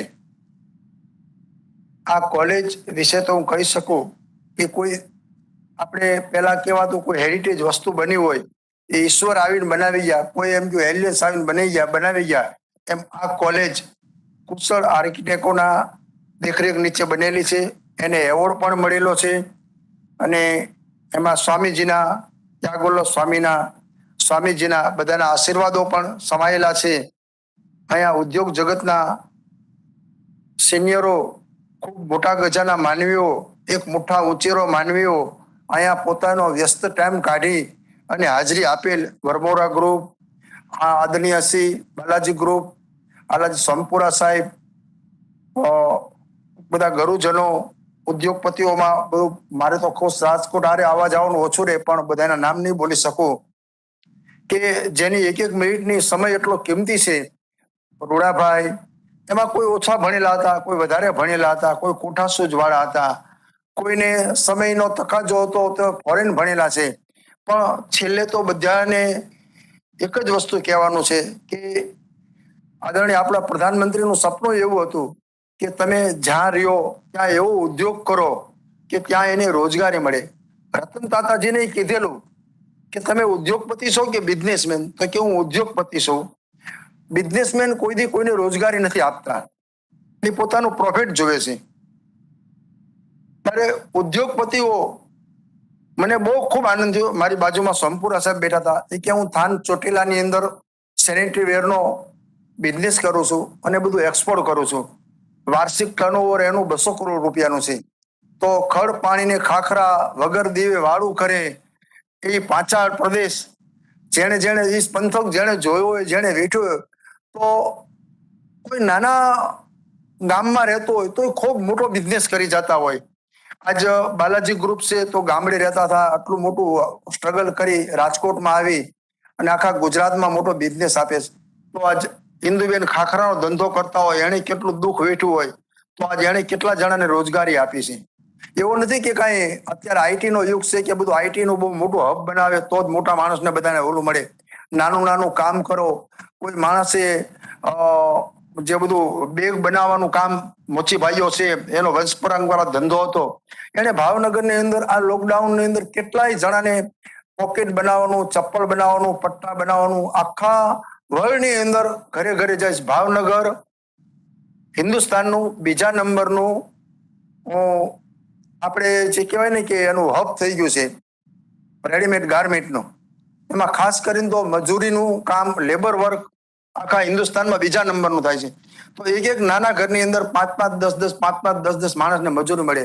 અહીંયા બેઠેલા વિદ્યાર્થીઓ હોય કે નાના ઉદ્યોગપતિઓ હોય, એ બધા એવું જ વિચારે કે કાલ એસી ગાડી ઓફિસમાં બેસી જાય, એસી ગાડીમાં ફરી જાય. ના, તમારા બાપાએ ચપ્પલ ઘસી નાખ્યા છે ત્યારે તમે અહીંયા લોકો ભણવા આવ્યા છો. તમે લોકો એવી કડી મજૂરી કરજો, ઉદ્યોગપતિઓ બનજો, બિઝનેસમેન ન બનતા. ચોક્કસ તમારું ભવિષ્ય આગળ જાજે.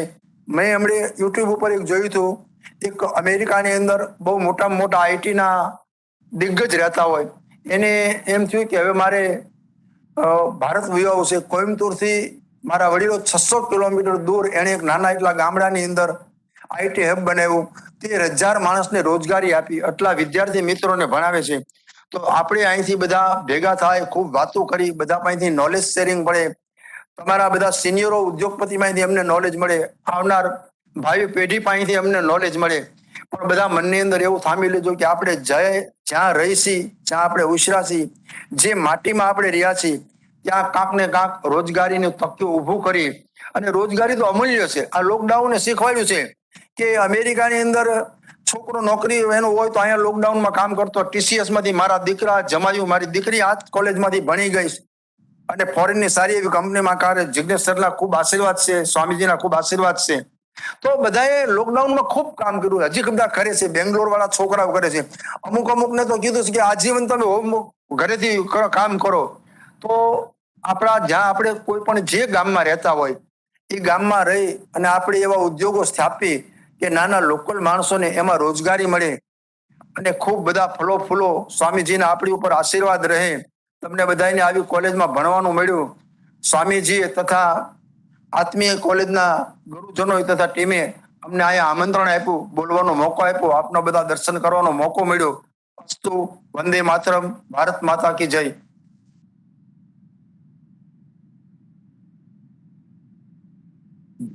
Thank you, sir. So for the next session, I would like to invite Suresh Bhai Sompura, Ariston Ceramics, Anchor Sanitary Ware.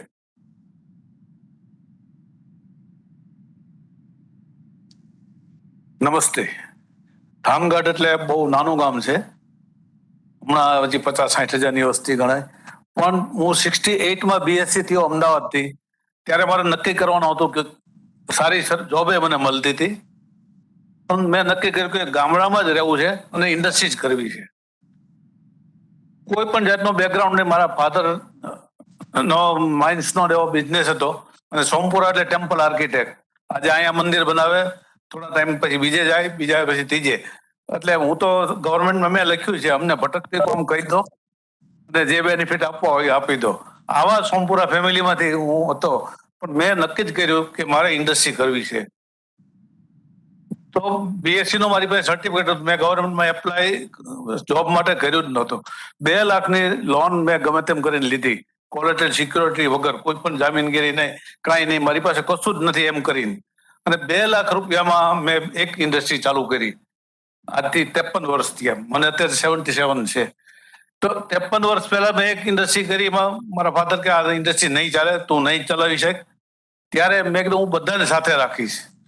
એટલે ફેમિલી બિઝનેસ લખ્યું પણ જોઈન્ટ ફેમિલી બિઝનેસ કહો કે અમે 6 ભાઈ, અમારા સિસ્ટર, મારા બનેવી, દાદાના દીકરા, 11 જણા પાર્ટનરને રાખ્યા મેં. મેં કીધું કોઈ એમ નથી કે મારે જ બિઝનેસમેન થવું છે અને બીજા બધા ભલે જે કરવું હોય, પણ 11 પાર્ટનરથી અમે શરૂ કર્યું. અને પછી ખ્યાલ આવ્યો કે આ તો ધંધો બિઝનેસ ચાલે છે, એટલી બધી બધા મહેનત કરતા હતા. દર 3 વર્ષે અમે ફેક્ટરી કરી. આજે 50 વર્ષમાં અમે 16 ફેક્ટરી બનાવી છે. અને એમ કે ભાઈ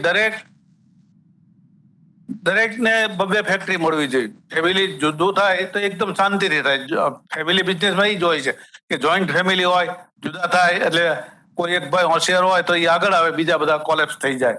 એવું ન થાય એટલે અમે આ રીતે યોજના કરી હતી કે ભાઈ પેલા 6 ફેક્ટરી બનાવી, બધાને સંતોષ થયો કે આમાં કઈ વાંધો નથી, પછી બીજી 6 ફેક્ટરી બનાવી. એવી રીતે બધાને સંતોષ થઈ જાય. અમે 25 વર્ષ પહેલા અલગ થઈ ગયા, આજે બધા અમે સેનેટરી વેર જ બનાવી છીએ. અમારું ગ્રુપ 200 કરોડ નો એક્સપોર્ટ કરે છે, બધા એક્સપોર્ટ કરે છે. પણ એવી રીતે અમે રહી છીએ કે ભાઈ આ 5 કન્ટ્રી તમારે ધંધો કરવાનો, યુરોપમાં તમે કરો, મિડલ ઇસ્ટમાં હું કરીશ, આફ્રિકામાં આ ભાઈ કરશે, ઓસ્ટ્રેલિયામાં, એટલે 40-50 દેશ છે.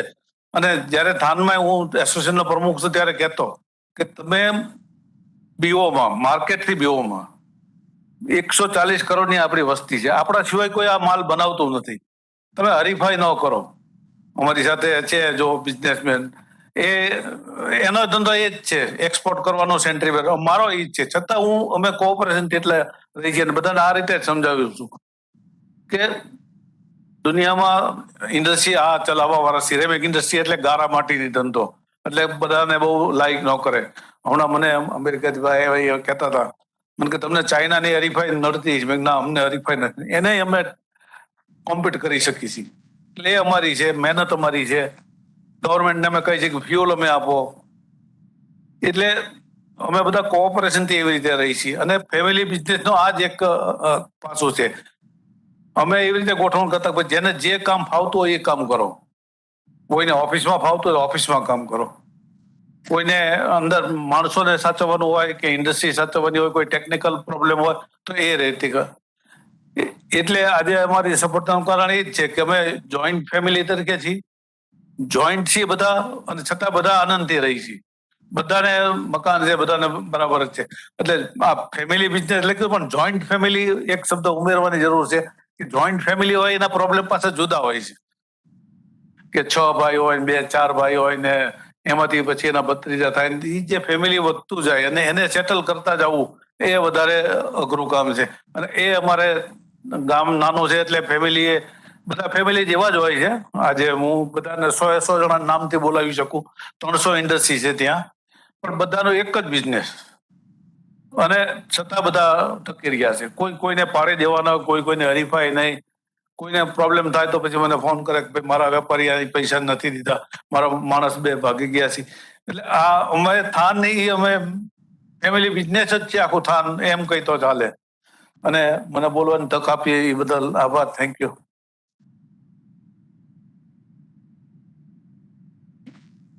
Thank you very much, sir. So for the next session, I would like to invite Mr. Nilesh Kalani, Professor RK University.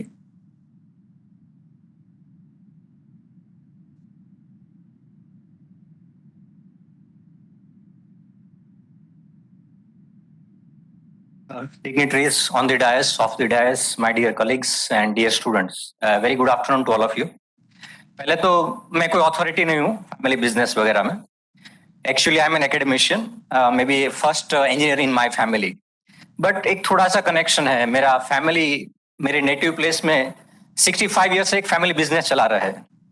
तो उसका जो भी थोड़ा बहुत observation है मेरे पास, that I can share with you. बहुत कुछ कहा गया है और बहुत सब सही है. I agree with all those things. मेरा एक क्विक ऑब्जर्वेशन ऐसा है कि इसमें 3 T's इंपॉर्टेंट है.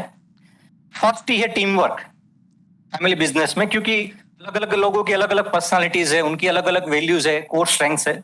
तो टीम वर्क बहुत इंपॉर्टेंट रहता है. और टीम वर्क का अगर हम मीनिंग भी देखें, TEAM, टुगेदर एवरीबॉडी अचीव्स मोर. सो फैमिली बिजनेस में वो एक वैल्यू रहता है कि सब साथ में बढ़े, आगे बढ़े. That is one thing. Second thing is trust. Obviously, क्योंकि responsibilities का sharing रहता है, अलग अलग लोगों के पास अलग अलग जिम्मेदारी रहती है, तो there has to be a trust कि जो भी कोई कर रहा है, that is the best one, and it is in the interest of the family, it is in the interest of the business itself. And last but very important, not least, very important, that is transparency. जो भी business है जिसमें भी transparency नहीं है, वो ज्यादा देर साथ में नहीं चलते. फिर तो जहाँ पे भी ट्रांसपेरेंसीज नहीं है वो प्रॉब्लम आएगा. और फैमिली बिजनेस का एक मैंने जो ऑब्जर्वेशन देखा है कि उससे एक बड़ा फायदा क्या होता है कि लोग साथ रहते हैं. जब भी खराब वक्त आता है तब जो न्यूक्लियर फैमिलीज है वहां पे प्रॉब्लम्स ज्यादा आती है. But when there is family business तो ऐसे any how they survive in that difficult time and they do better. और हमारे कहावत भी है, those who eat together they stay together. So वो एक भी बहुत अच्छी चीज है।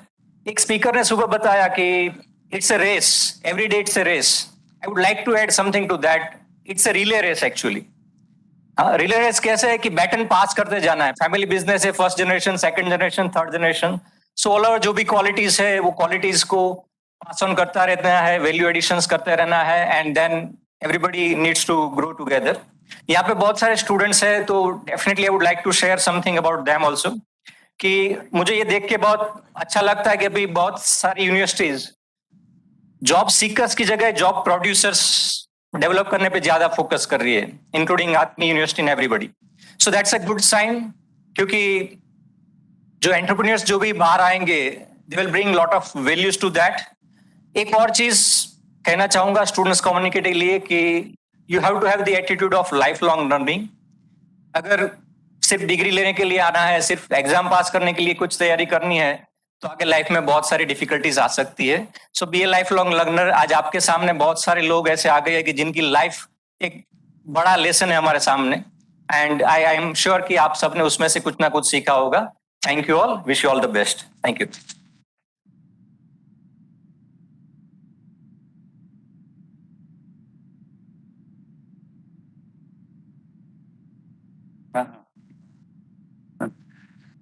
For concluding this session, our moderator, Professor Dr. Pankaj Gupta, would like to give some remarks.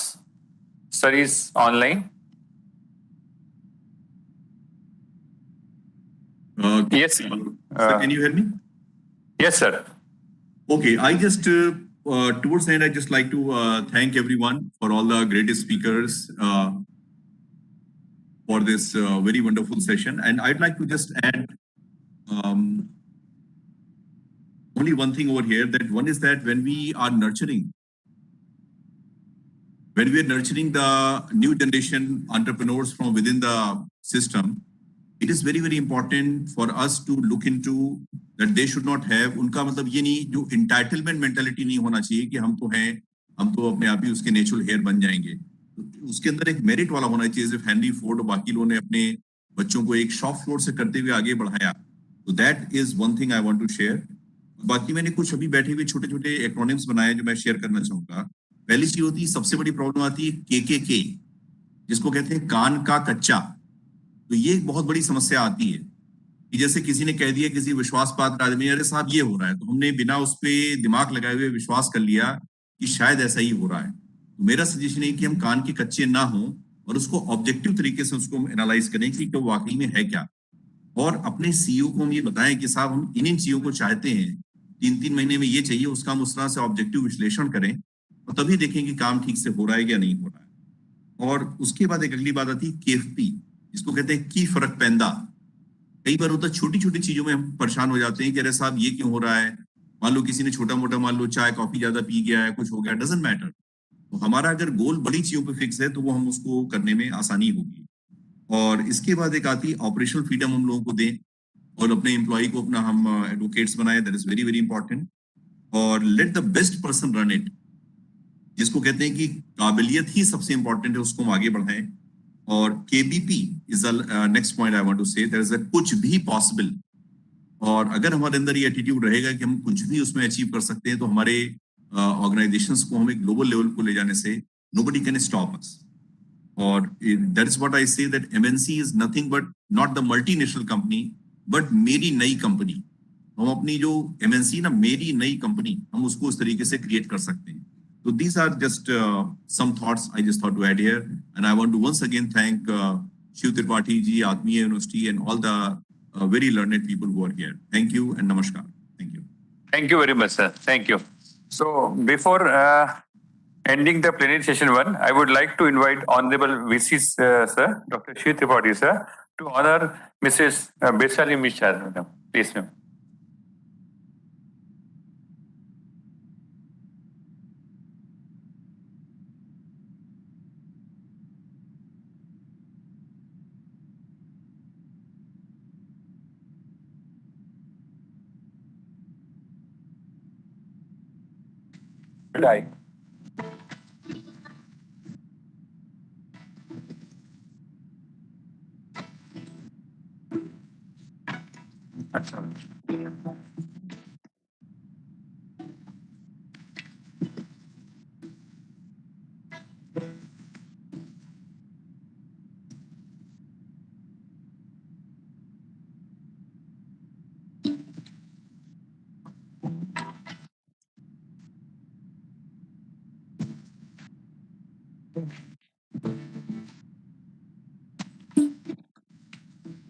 Thank you very much, Dr. Vishal, for coordinating the session in an excellent manner. I take this opportunity to thank all the esteemed speakers and particularly session chair, Professor Dr. Pankaj Gupta ji, for taking the time and joining the session online. Earlier, he planned to be here in person, but due to some last minute, some changes, he could not join. We missed your in-person presence, but we enjoyed everything, every message that you conveyed online. Thanks to Professor Vaishali and all the esteemed speakers who joined in this session. On behalf of Atmiya University, I feel very honored to thank you. Thank you very much. Thank you. Namaskar, Shivji. Thank you, everybody. Thank you very much. For plenary session 2, I would like to invite Dr. Megashri. Dr. Megashri, madam, for the same, please.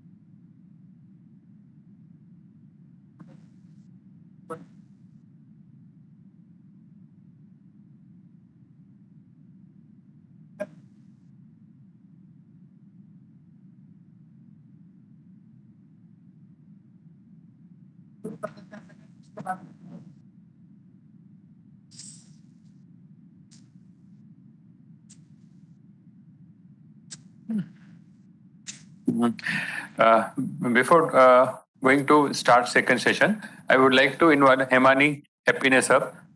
She is a motivation speaker, and you definitely like her speech as well as learn many things from her. At the age of early age, she knows how to manage the happiness in the family, which is very, very important.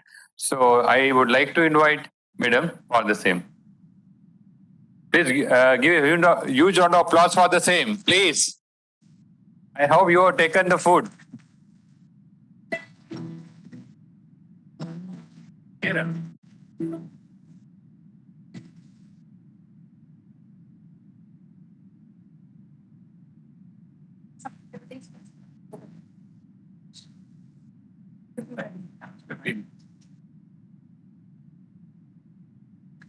Very warm welcome in this beautiful conference, which is giving lots of idea to many people. So, आज के इस programme को आगे बढ़ाएं और मैं आपके साथ इसके सब्जेक्ट के ऊपर बहुत अच्छी बातें शेयर करना चाहती हूँ. बट जैसे सर ने बताया, मेरा introduction, I am a happiness coach, I am a motivational speaker. And मेरी एक खासियत ये है कि मेरे जो भी सेशन होते हैं, अगर उसमें हैप्पीनेस गायब हो तो फिर मैं सेशन नहीं ले पाती हूँ. तो भाई थोड़ा सा हैप्पीनेस भर देते हैं. अभी एक्चुअली इश्यू क्या हुआ है पता है? ये सबसे टफ चीज होती है पोस्ट लंच सेशन, क्योंकि कुछ लोग ऐसे आंखें फाड़ फाड़ के देख रहे होते हैं, सामने वाले को लगता है कि वो कितना कंसंट्रेशन से सुन रहा है, पर ये नई टेक्निक है, वो सो रहा है. क्योंकि जमाने में लोग आंखें खोल के भी सो लेते हैं. सो आई वांट कि मैं आपके साथ कुछ 10-15 मिनट बहुत अच्छी बातें शेयर करने वाली हूँ, फैमिली बिजनेस के ऊपर भी और हैप्पीनेस के ऊपर भी. तो आप सब लोग एक पॉजिटिव एनर्जी में आ जाए. बोलिए, आएंगे सब लोग? सुनाई नहीं दिया? अच्छा, ये आवाज क्यों नहीं निकल रही, उसका एक कारण मैं बता देती हूँ. देखो, हमेशा याद रखो, कभी भी कुछ नया सीखना हो तो अपनी उम्र, ना स्टेटस, अपना सब कुछ भुला के छोटा बच्चा बन जाना चाहिए. कोई भी सेशन हो, कॉन्फ्रेंस हो, अगर आप बच्चे बन गए तो आप उस चीज को 100% सीख पाएंगे. बच्चों से देखो कितनी बातें सीख सकते हैं. बच्चे हर एक चीज 100% अटेंशन के साथ करते हैं. अगर उसको रोना है ना तो भी 100% रोएगा. हंसना है तो भी 100% हंसेगा, जिद करनी है तो रास्तों पे लेट लेट के जिद करेगा, पर जो करेगा 100% करेगा। और हम में वो फर्क है कि हम बड़े हो गए तो हमने अपने आप को ही भुला दिया। मैं हमेशा कहती हूं चाइल्डिश मत बनो, पर चाइल्ड लाइक तो बन सकते हो। यस और नो? यस। और अब देखो, छोटे बच्चे कोई भी चीज पे भरोसा कितना करते हैं, कितना ट्रस्ट के साथ हर चीज को एंजॉय करते हैं। आपने कभी छोटे बच्चे को हवा में उछालते हुए देखा होगा, कितना मजा लेता है। उस जगह पे हमें कोई हवा में उछाले तो कितना टेंशन होगा। क्यों ऐसा होता है? बच्चा क्यों एंजॉय कर पाता है? क्योंकि बच्चे को भरोसा है कि जिसने उछाला वो पड़ेगा, पर हमें भरोसा नहीं कि जिसने हमें भेजा वो हमें संभालेगा। राइट? तो अगर आप बच्चे बन जाएंगे तो आगे के सारे सेशन आप बहुत अच्छी तरह से सीख पाएंगे। तो बनेंगे बच्चे। अब मुझे पता कैसे चले, आप तो यस यस कर रहे हो, पर एक एक्टिविटी कर लेते हैं तो उसका ये फायदा होगा कि आप बच्चे भी बन जाएंगे और आपकी जो सुस्ती उस्ती है ना, सब भाग जाएगी। अभी करेंगे सब लोग? ओके। जब मैं कहूंगी आप सभी लोगों को खड़े होना है, ठीक है? खड़े होने के बाद हम सब लोग इस दिशा में टर्न करेंगे। हम इस दिशा में टर्न करेंगे तो हमें क्या दिखेगा? वॉल नहीं, उससे पहले आपके बाजू वाले की बैक। राइट? तो आपको करना यह है कि अपने हाथों के इस भाग से अपने बाजू वाले का थोड़ा सा मसाज करना है। नहीं, बड़ा फायदे वाला। अब भी सब उठेंगे देखो, क्योंकि वहां है ना एक्यूप्रेशर पॉइंट्स आए हुए हैं हमारे स्पाइन के आसपास। उस पे जब चोट लगती है, उस पे जब चाटे पड़ते हैं ना, तो नींद सारी भाग जाती है। चलो प्रैक्टिकल यही करके देख लेते हैं। अपनी जगह पे खड़े हो जाओ। हाँ, खड़े हो जाओ, खड़े हो जाओ। अरे बाप रे, कुछ तो बेचारे उठ भी नहीं पा रहे हैं। किसने बोला था इतनी पूरियां दबाने को? कम खाते? उठो उठो उठो, पहले तो ये आलस निकालो। हाँ, stretch your self, stretch your self, आवाज के साथ। Now turn into this direction. और ये एक्टिविटी तो सभी को करनी चाहिए कि नहीं? आपके मैम और सर को भी करनी चाहिए। यस, चलो चलो, सब अच्छे बनेंगे, सब लोग एंजॉय करेंगे। बड़ा काम क्या है? चलो चलो, सबको उठाओ। चलो इस दिशा में टर्न कर लो और अब बाजू वाले को बराबर मसाज देना शुरू करो। मारो मारो मारो मारो, पहले मारना है। सारी भड़ास निकालो। मारो मारो मारो। देखो, ऐसे मारना है आपको, दोनों हाथ। पीटो पीटो, थोड़ा जोर से पीटो।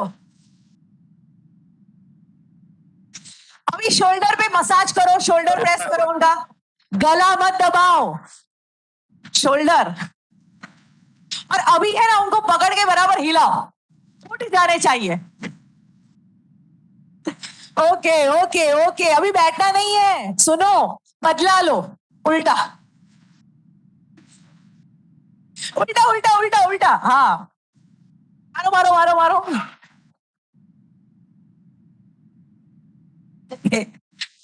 ओके, चलिए, thank you thank you. So I am sure कि अभी जितने भी लोग मुझे सुनेंगे सब लोग जाग रहे हैं। अभी जाग रहे हो? यस और no? Okay, so I'm going to share something on happiness and I'm going to share something on family business. So सबसे पहला happiness पे बात करते हैं। अभी एकदम साइलेंस, सुनिए मेरी बात को। जिंदगी का अल्टीमेट गोल है हैप्पीनेस। हम जिंदगी में कुछ भी पाले, पर अगर हम जिंदगी में खुश नहीं है तो हमारे सारे अचीवमेंट का कोई मतलब नहीं है।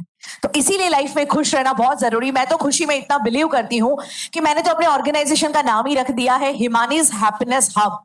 यानी मैं लोगों को कहती हूँ, जिंदगी को खुशियों का केंद्र बनाइए, खुद खुश रहिए, खुशियां फैलाइए। पर लोग थोड़ा उल्टा करते हैं, पूरे गांव के टेंशन का केंद्र बन के घूमते हैं। कुछ कुछ को तो बाजू वाले के घर का भी टेंशन होता है। तो लाइफ ऐसे नहीं जी जाती। Happiness is very important and happy रहना है तो इतना याद रखना, मैं लोगों को कहती हूँ, ये हैप्पीनेस कहीं बाहर नहीं है, हमारे अंदर है। और अगर हम चाहें तो हम कभी भी हैप्पी रह सकते हैं। जो परिवार में लोग खुश ना हो, वो परिवार के रिश्ते कभी लंबे समय तक अच्छे नहीं हो सकते। हर एक इंसान अगर हैप्पी है तो वो छोटे छोटे इश्यूज को बहुत जल्दी भुला सकता है, पर अगर परिवार में कोई इंसान दुखी है तो आप देखिए परिवार का एनर्जी ही डाउन हो जाता है। तो हर एक इंसान का हैप्पी रहना बहुत जरूरी। एंड हैप्पी रहने की बात आई है तो मैं हमेशा लोगों को कहती हूँ कि खुश रहना शुरू करिए।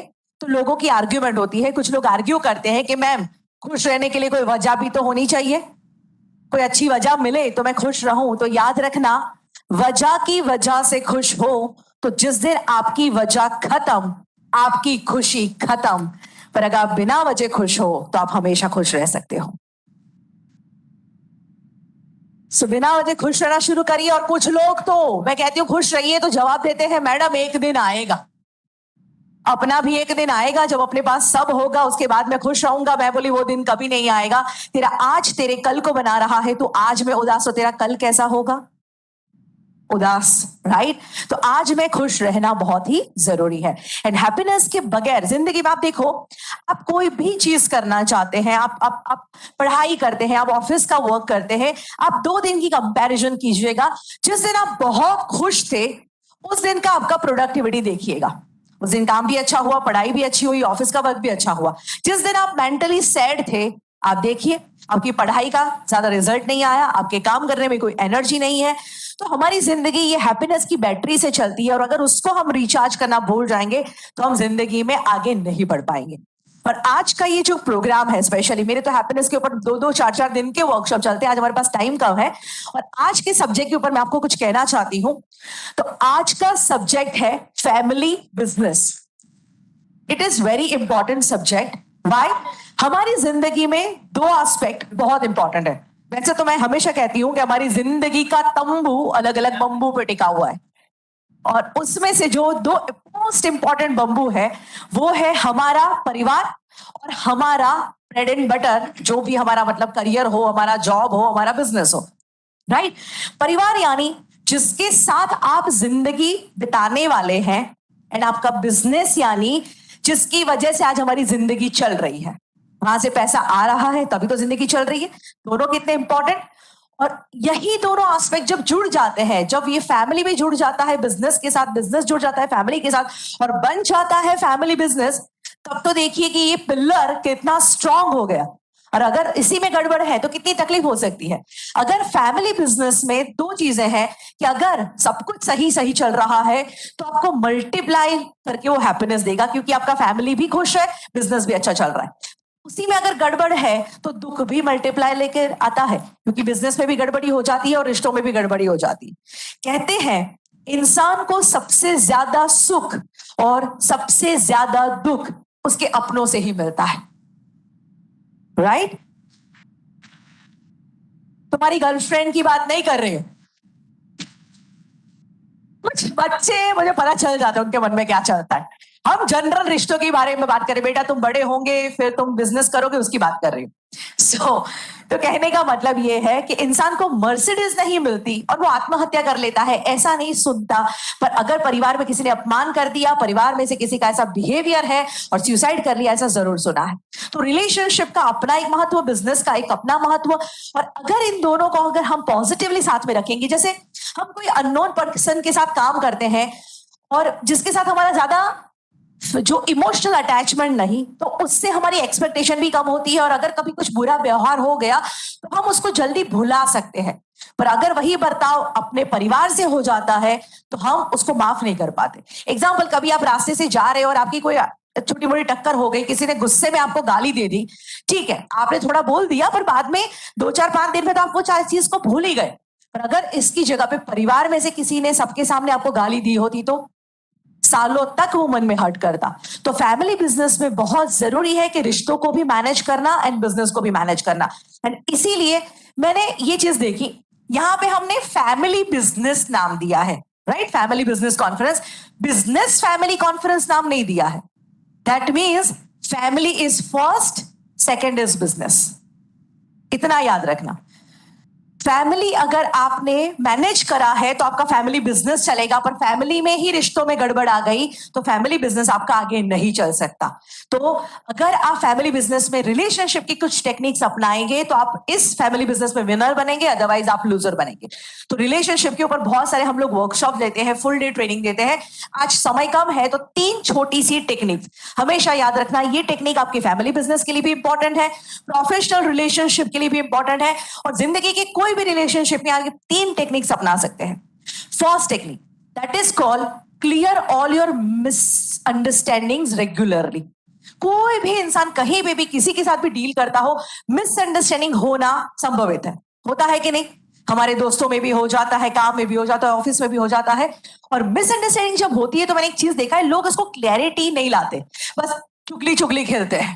कोई इसकी चुगली करेगा, कोई उसकी चुगली करेगा, बस मन में सब लोड लेते हैं और वो इंसान के रिश्तों में डिस्टेंस बढ़ाता है, प्रॉब्लम्स बढ़ाता है।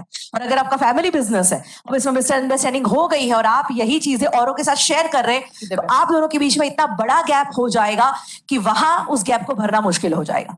तो क्लियर योर मिसअंडरस्टैंडिंग। सिंपल मुझे बताइए, आपकी उंगलियों में जब नाखून बढ़ते हैं तो आप नाखून काटते हैं कि उंगलियां काटते हैं? इतने तो इंटेलिजेंट है, नाखून ही काटेंगे, राइट? जब उंगलियों में नाखून बढ़ते हैं, हम उंगली नहीं नाखून काटते हैं। तो रिश्तों में भी जब मिसअंडरस्टैंडिंग आ जाए तो मिसअंडरस्टैंडिंग को काटो, रिश्तों को मत काटो, right? So clear all your misunderstanding. Second point is change your role everywhere. हमें पता है हम हर जगह पे अलग अलग रोल प्ले कर रहे हैं। यहां पे आप हैं, स्टूडेंट का रोल कर रहे हैं। नीचे आप अभी कैंटीन में बैठेंगे तो दोस्ती का रोल प्ले करेंगे, दोस्त का रोल प्ले करेंगे। घर पे जाएंगे तो आप बेटी का रोल, बेटे का रोल प्ले करेंगे। बड़े और छोटे भाई के साथ है तो आप सिबलिंग का रोल प्ले करेंगे। जहां जैसा रोल प्ले आपको मिले वो हमें करना जरूरी है। मैं काउंसलर हूं तो मैं बहुत सारे काउंसलिंग हैंडल करती हूँ। एंड कैन यू बिलीव, मैं बड़े बड़े स्टेटस वाले लोगों की जब काउंसलिंग हैंडल करती हूँ तो मैंने देखा है उनके जीवन में रिश्तों के बहुत प्रॉब्लम्स है।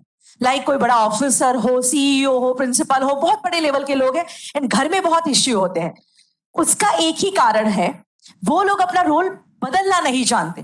वो अगर बहुत बड़ा ऑफिसर है तो जब वो घर में आता है, घर में भी वो ऑफिसरगिरी करता है। अबे घर में तू उस बच्चे का बाप है, वो बोलेगा तो गधा भी बनना पड़ेगा, घोड़ा भी बनना पड़ेगा।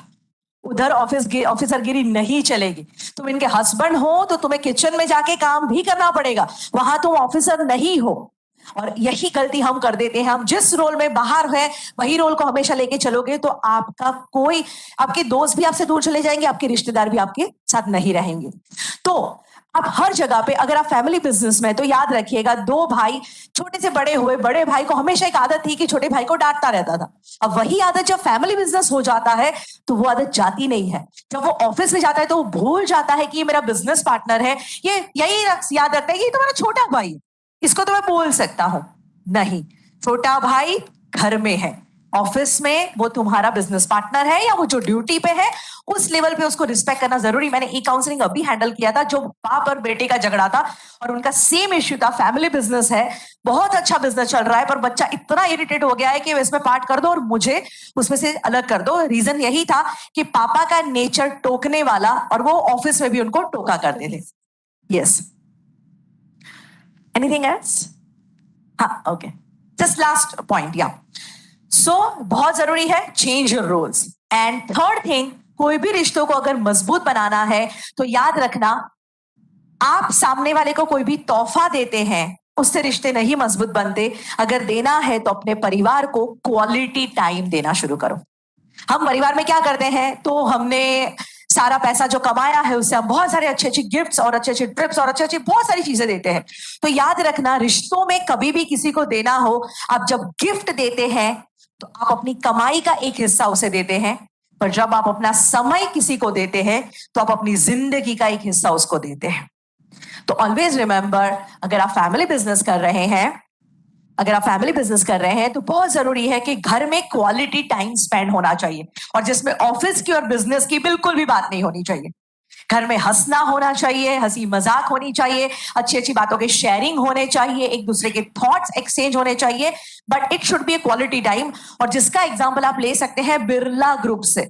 अगर आप बिरला ग्रुप को स्टडी करेंगे तो उनका एक नियम है, बिरला परिवार में एक नियम है कि शाम को जब सारा काम कंप्लीट करके सब फैमिली घर पे आते हैं तो उसके बाद उनका मोबाइल किसी को टच नहीं करना है। और कुछ घंटे उन्होंने दिए हैं कि 2 से 3 घंटे पूरा परिवार एक दूसरे के साथ बिताएगा, जिसमें पूरे अच्छी अच्छी बातें करेंगे, हंसी मजाक करेंगे, डिनर करेंगे, पर कोई भी पर्सन, एक भी इंसान मतलब मोबाइल टच नहीं करेगा या कोई भी बिजनेस का स्ट्रेसफुल बात नहीं करेगा। And that's why this is the reason कि वो फैमिली बिजनेस में इतना अच्छा कर रहे हैं। तो कहने का मतलब, ऐसी बहुत सारी चीजें हैं जो अगर आप अपनाएंगे तो आप फैमिली बिजनेस में आगे बढ़ सकते हैं। तो मुझे आज यहाँ पे इनविटेशन मिला, मैं स्पेशली अहमदाबाद से यहाँ आई and I become so happy because मैं खुद एक MBA स्टूडेंट रह चुकी हूँ। मैंने MBA किया, रिलायंस एंड बिरला में दोनों में एज अ मैनेजर काम किया है। फिर वो 3 इडियट्स में मैसेज है ना कि जिस काम में मजा आए उसी को करियर बनाओ, तो training was my passion and I quit my job, I came into this industry और आज मैं वही काम कर रही हूँ जो मुझे बहुत पसंद है। और आपकी जैसी संस्थाएं जब मुझे बुलाती है तो बहुत ग्रेटफुल फील होता है। So I'm so grateful to Atmiya University and as a woman empowerment के लिए भी लोग मुझे बुलाते हैं और आज हम ये women business के अंदर जो कैटेगरी है इसके लिए भी मुझे बुलाया गया। तो मैं इतना ही कहूंगी, यहाँ पे जितनी भी लड़कियां बैठी हैं, डिलीट ऑल दी थिंग्स जो आपको नेगेटिव कही जाती है दुनिया और समाज से कि लड़कियां ये नहीं कर सकती, लड़कियां वो नहीं कर सकती। जब मैं मोटिवेशनल स्पीकर बनने निकली थी मुझे सबने कहा था कि तू ऐसी इंडस्ट्री में जा रही है बेटा जहां 90% जेंट्स काम कर रहे हैं, तुझे कोई सुनने भी नहीं आएगा, तेरी उम्र इतनी छोटी है, तू कुछ नहीं कर सकती। पर मैं हमेशा कहती हूँ दुनिया में 2 आवाजें हैं, दिल की आवाज और दुनिया की आवाज। सुनना ही है तो दिल की आवाज को सुनो, क्योंकि दिल होता जरा लेफ्ट में है पर बोलता हमेशा राइट बात है। एंड मैंने वही किया और आज मोर देन 8 लाख लोगों को ट्रेनिंग दिया है, not only in India but अलग अलग कंट्रीज में आज हमारे प्रोग्राम्स होते हैं। एंड आप सभी को मैं रेकमेंड करूंगी कि अगर यूट्यूब पे वीडियोस देखते हैं तो हिमानीज हैप्पीनेस हब के कुछ पॉजिटिव इंपॉर्टेंट वीडियोस है। एक रिलेशनशिप के ऊपर है जो आज का हमारा सब्जेक्ट है, खास देखिएगा आज होमवर्क में। और एक लव यू जिंदगी वीडियो है जो आपकी जिंदगी में खुशी भर देगा, जरूर देखिएगा। And anywhere you can come to our programmes, आप फेसबुक इंस्टाग्राम पे मुझे ज्वाइन कर सकते हैं। सो आज मैं जिग्नेश भाई का, गुरु जी का और पूरी संस्था का दिल से शुक्रिया अदा करती हूँ मुझे यहाँ बुलाने के लिए। Thank you so much. Thank you so much, ma'am. A very cheerful good afternoon to all gathering. On behalf of Faculty of Business and Commerce and the entire fraternity of Atmiya University, I would like to express my sincere gratitude to the Brahm Sarup Param Pujya Hari Prasad Swamiji Maharaj and Param Pujya Tyagvallabh Swamiji for blessing us with their divinity and inspiring us to organize a family business conference. I, Dr. Megha Shri Dadich, would like to welcome you all for the today's second plenary session on leading family businesses for generational success and sustainability. A dream written down with a date becomes a goal. A goal broken down into steps becomes a plan. A plan backed by actions makes dream comes true. Rightly demonstrated by the dignitaries who are with us today. Family-owned businesses are the backbone of the economy as they create wealth, provide employment, locally rooted and connected to communities. Let me put a note here that most of the family businesses have their own and uniquely evolved conventional model of success and their impact on economic, social, and environmental sustainability. Now, I would like to welcome our session moderator, Shri Puran Chandra Pandey, member of the board, UN Food Program, India. I would also like to welcome our speaker, Shri Grinesh Haria, Managing Director, MTS Prolific Private Limited, Rajkot. I would like to welcome Dr. Rajiv Sharma from EDI of India, Ahmedabad. I would also like to welcome Mr. Ishwar Sabadia and Mr. Jayesh Pandya. Now I would like to request all the dignitaries to grace us from the stage, and I would like to request Dr. Vishal Khasgiwala to escort them on stage. 3 P's is the success mantra of an entrepreneur. They are passion, patience, and persistence. We are bestowed to have such inspiring personalities with us. I would like to welcome our keynote speaker, Ambassador Anup Mudgal, former Ambassador of India to Mauritius, New Delhi. I would like to welcome Professor Christian Hauser from University of Applied Sciences, Switzerland. Last but not least, I would like to welcome Dr. Pallavi Agarwal, Entrepreneurship and Incubation Consultant, Jaipur, Rajasthan. They all will stay connected with us virtually. If your actions inspire others to dream more, learn more, do more, and grow more, then you are a leader. Family Business Conference broadly aims to connect by the family businesses and future entrepreneurs for developing a roadmap towards collective SDGs like SDG 8, that is decent work and economic growth, SDG 9, that is industry, innovation, and infrastructure. SDG 12, that is responsible consumption and production. SDG 11, that is sustainable cities and communities. And SDG 17, that is partnership for the goals. Now, I would like to request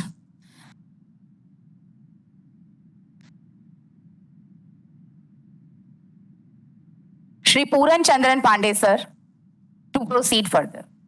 How much is the time that I'm going to get with these? Sir, in total 45 minutes, in total, including speeches of keynote speakers also. Okay. Thank you, sir. All Thank right. you so much, sir. All right. So thank you very much once again for inviting me to this very apt and very important conference, which is dedicated to the management of family business. It is neither family business nor anything else, but it is how do you really go about managing it? Because I'm presuming that since the whole thing is happening within this university, and I also suppose that it is also happening with reference to what management graduates are going to pick a few things and go home, having learned something out of it. I would very quickly go back to the inaugural ceremony which we had, and somebody asked someone about Japanese ethos or spirit, about the way they do their family businesses or how do they really run it. Let me very quickly, I mean, that is a kind of a backdrop which I feel will be very helpful to all of us to go a little deeper and get the kind of a sense that we could probably reference back in terms of what they do and how does it really percolate down on an average, not fully, to every other country where we have family businesses being run. If you really go into the history, and I have been a student of history, so I take some courage and try and rise to the challenge.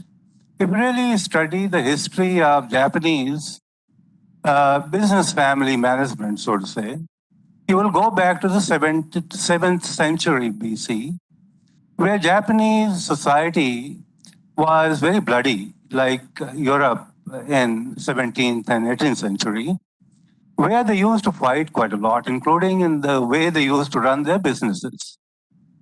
And there were two things which were kept stationary. One, that you could do any kind and any degree of fighting with any one of them, but his strength will not be the only parameter on which you are going to be judged whether you are good or bad, or by which yardstick it was done in those times. But it was combined with intelligence. Somebody could go and invade somebody else's territory, business territory, but it still come out of it. Second one was that genealogy in Japanese business culture is very, very important, which means that system is beyond the blood. So no matter you are who you are, if you're not having strength and intelligence, you may not be there at all. And finally, the whole idea with Japanese even today and business families even today, nurture is IE, which is a very technical term from their point of view, which is that you have got to combine not only your intelligence, your acumen, your ability to build consensus, and see to it that you do not really leave anything halfway through. And your duty as a manager or the owner of that business would be that you will really have to take it to the next generation altogether. So I think if you really apply it, it all boils down to value, culture, civilizational side to it. And then Japanese believe in one thing which is very, very important for us to remember. It is all about intangible. Going beyond balance sheet, somebody will talk to you about money, which is very, very important. So there is nothing, hidden, but value, culture, consensus building, how you go about taking your people alongside with you. And those are the kind of intangibles with Japanese family businesses in particular, which you can also see in Indian cases as well. They try and follow through it, and this is how they are able to keep their flock together. So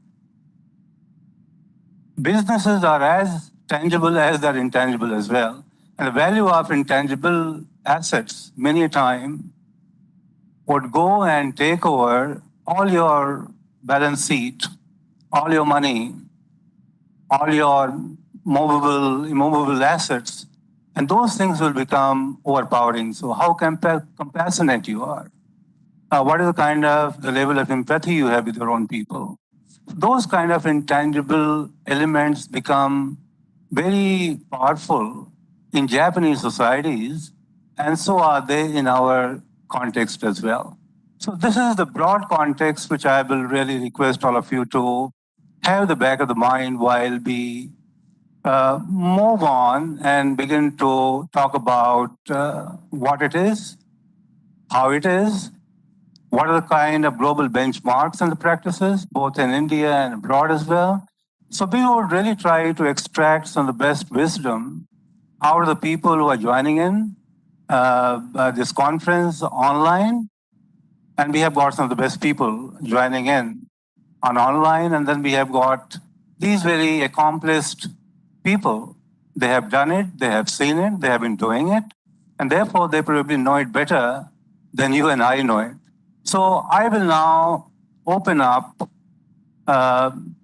this session by inviting my mentor, somebody who I look up to. And we usually talk about quite a diverse things under the sun. And we have no better person than Ambassador Anup K. Mudgal, sir. And he is somebody who is not only someone who has seen the world, he's also somebody who has been a part of Indian diplomatic services for about 30 or 30 more years. And he has also been India's person who has negotiated trade deals, written documents, operated globally, seen how things happen. And therefore, I would go straight away, because we have a constraint of time and we will really like to capture some of the best thoughts and ideas from him as a keynote speaker. So, sir, without much ado, may I request you to kindly share your thoughts, your ideas, and also some of the ideas which are very ticklish in terms of how we understand it here, especially concepts like, Stiftung in Germany, and how, if at all, is there any model which comes any close to many of the models which we have out here in context in case of India? Over to you, sir. Thank you so much. Am I audible? Puran, can you hear me? Hello, can somebody please tell me if I'm audible? Yes, I can hear you. Yes, are you audible? All right. So thank you very much, Puran, for that a bit inflated introduction. And I also would want to thank Atmiya University, especially Vice Chancellor Professor Tripathi, for giving me this opportunity to be at this conference, which in fact I personally feel is a very important topic. I heard the speakers in the earlier sessions, and they have really already talked about a lot of key issues relating to family business. And I don't think I will be really able to add anything very substantive to their knowledge or to the knowledge of the students who are sitting in the conference. But what I will do, as Puran you mentioned, I have traveled all over the world as part of my diplomatic career. And most of the time, my charge also included economic relations As a result, I was always in touch with the business organizations and business bodies, including the industry in most of those countries. So I spent a lot of time in Europe, almost 12 years, in 4 different countries. And they are known for their history and culture of family business. And they have produced some very, very successful family business, which later on, in fact, turned into very successful multinationals. So I would, in fact, go to the business meetings in Europe, where 90% of those who will attend would represent family business, in fact. Puran, you were in Europe, you know that. The way the family businesses in Europe and North America, the way they have developed, the way they have added value to their economies, I think it's absolutely outstanding. If you want to see some very successful models, those are very, very successful models. I would not name, I can name maybe easily about 24 very big companies, which are now multinationals. And they started as family businesses, and some of them are running in 3rd or 4th generation. In fact, India itself is, in fact, one of the major centers for family business, and many of them have been very, very successful. And here also, I'm sure if you want me, I can easily name about 24 very successful family business houses. But I think today I will not name those companies, but we all know when I say that. You see, the family business, we grew up in this society, and wherever we looked for economic activity, what did we see? We saw family business. Whether it was agriculture, whether it was manufacturing, whether it was hospitality or transport or construction or infrastructure or education, healthcare. You see, you just see any sector, and most of those sectors are dominated by family business. And I found the similar thing in other countries, that most of the major macro sectors of the economy are dominated by family businesses. And they have really been very, very successful.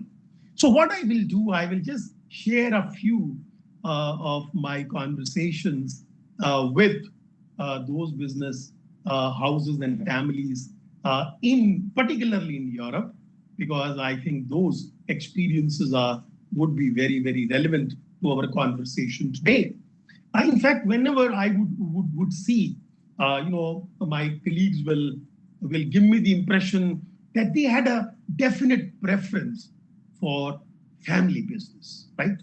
And I would ask them, why this great preference for family business, in fact? Because I wanted to understand where this confidence, this trust in the family business comes, and why family businesses are so successful. Several conversations, but I'll try to sum it up in few sentences. In fact, they would ask me, this is, sir, tell me, when it comes to the success of any business, you ask some fundamental questions. And these fundamental questions are, whose money you are dealing with, whose future you are dealing with, whose name you are dealing with, whose prestige you are dealing with. Now ask a family businessman, he will say, I am dealing with my own. I'm dealing with my money.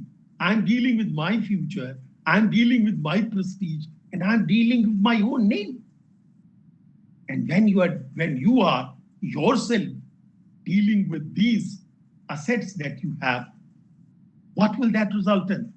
That will result in your being extremely careful and professional in ensuring that your resources are best deployed and are put in optimal quality sectors. You will be careful about the sector that you choose.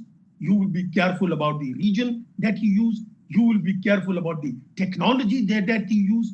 You will look after the product, you will look after the quality, you will look after the market, you will look after the trust and everything and that is key to success of family business.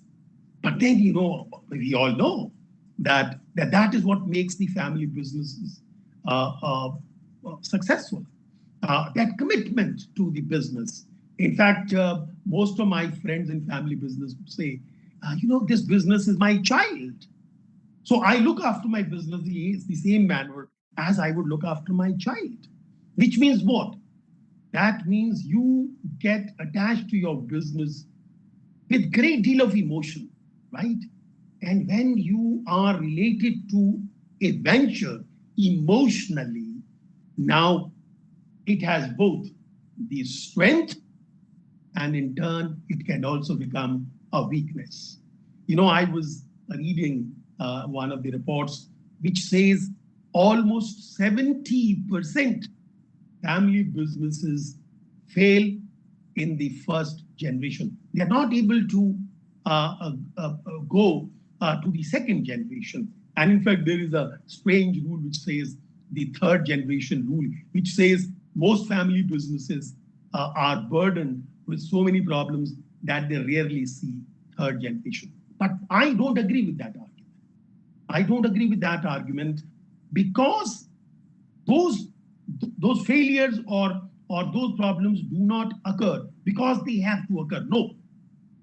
We in fact do not take sufficient measures for avoiding those problems. Now, what are those things which we run away from, in fact? You see, because as I said, the family businesses have a lot of emotional content. And when you have emotional content, now a speaker before me talked about, say, trust. Now, trust is not an injection or a vaccine that you can give to people. Said transparency. Again, there is no tablet you can take and transparency will enhance. Or teamwork. Now, all these things, when you are emotionally attached to a project, you start taking that granted, or you start taking as if it has to happen. So you cannot challenge my trust, my confidence, and my transparency. Now, that is a problem. In fact, the immunity against failure or the measures for successive generations' success in family business will depend on certain measures. And what are those measures? A, small or big, the family businesses must have what is called a proper, reliable governance structure and system. Now, trust, I agree, trust. But why not trust be supported by a system? Not my word only, but the system should support trust. System should support transparency. System should support teamwork, for example. Now, teamwork means what? If there are 3 sons or brothers, now all 3 brothers must know what exactly they can do. Otherwise, they will keep stepping on each other's toes and it will result in problem. The father should know what he should do and the sons must know what they should do. That means these things have to be defined properly. The goals have to be defined properly. The methodology has to be defined properly. You cannot really do it on a day-to-day basis, right? Similarly, in these structures for large companies, in fact, you must put yourself to test by a neutral outside expert. There is absolutely no harm because we start believing that we have values. But how do you test your values? Now, those values need to be tested against neutral systems, not by persons who are emotionally attached to the venture, because emotional attachment will undermine one's capacity to test those values. So the values have to be tested against system. And then what are the other things? When the family business, when the success, we say success breeds on itself, but then success also bring in complacency. When we are successful, we think, oh my God, we are the best people. We know everything. We do not want to are not open to listening to more suggestions from others. We think, oh, we are the most qualified people because we are successful, we made money. And when you make money, then you are the wisest man. No, I think we must be open to advisory and open to suggestions from professionals. I think that is important. Then, of course, your technology adaptation and skill development. In fact, we forget sometimes the world will not stay at a given point. Your technology, your method may be the best today, but it may not be the best in 10 years from now. Now, which means what? You have to reinvent yourself, put yourself to test regularly, and do technology adaptation, do management technique adaptations, do the market access adaptations, do the adaptations of value chain and its membership. So try new products, try new markets constantly. In fact, I have seen in my own family, several family businesses failed because they refused to innovate. They refused to come out of their comfort zone. And in fact, future lies necessarily outside the comfort zone. Comfort zone is present. It's not future. Future is outside the comfort zone. And we must be prepared to go outside the comfort zone. Then seeking expertise, in fact. Sometimes in family business, we think, oh, we have all the expertise. My son can do this, my daughter can do this, my son-in-law can do this. No. You know, while you may own the business, you may have full authority over the business as such, but one should not presume that you have authority over knowledge. So get the best minds to help you where you genuinely think you need outside expertise. Now, sustainability, because that is an important factor of today's conference. You see, while we do not realize the impact of sustainability at a given point of time. For example, I would not realize it today. But we have to keep in mind sustainability. I will not go into the SDGs, all of them, but sustainability of the business practices will be put to very, very strong test in the years to come.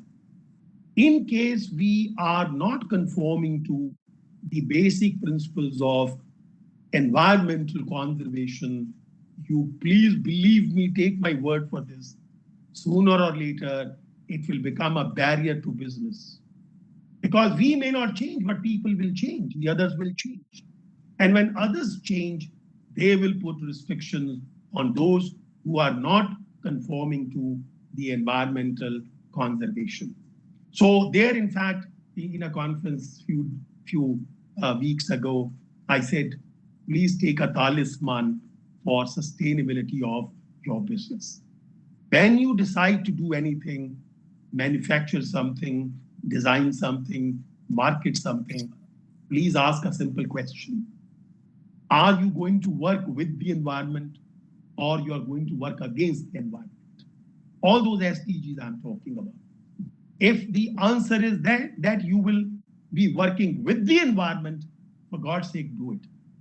But if the answer comes, you will not be working with the environment, but you will be fighting against the sustainability. Please go back to the drawing board, rework your ideas, unless you get the answer that you will be working with the environment and not against the environment. I think, Puran, you have very limited time. I can go on and on, but I think I will stop here unless there is any specific question. I think I respect a lot the culture of family business because of the sincerity the owners of the business have with the success of business, right? They create value. They do not allow the resources to be wasted. But then one more caution, in fact, I just came to my mind. You know, I wish if I meet my European colleagues again, I would ask them, you know, off late, in fact, a lot of family businesses have run into financial difficulties, resulting in a lot of bankruptcies. Now, if they were so careful all the time, why so many companies are getting into bankruptcy? Because now they are not dealing with their own money. That was the underlying principle. They said, it's my money I'm dealing with, therefore I'm very careful. But now most of the family businesses are not necessarily dealing with their own money. They are dealing with monies of others, the shareholders, the banks, the loan givers and all that stuff. So as a result, I think they are diluting their conservatism in terms of money wiseness. I think that is another point I should mention. That doesn't matter whose money you are using, but please look after the money as if it is your own. Don't let it go waste. Because the business is yours. The money may be somebody else's. Name is yours. Money may be somebody else's. The prestige is yours. The money may be somebody else's. And the future is yours. The money may be somebody else. So with these words, I will stop here, and I will be very happy to listen to other presenters. Thank you very much.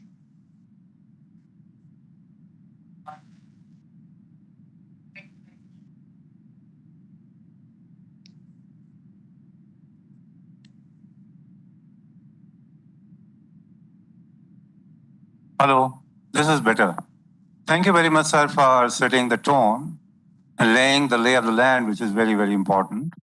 Because unless we have the lay of the land, we can keep on talking about things which may not perhaps be of any relevance altogether.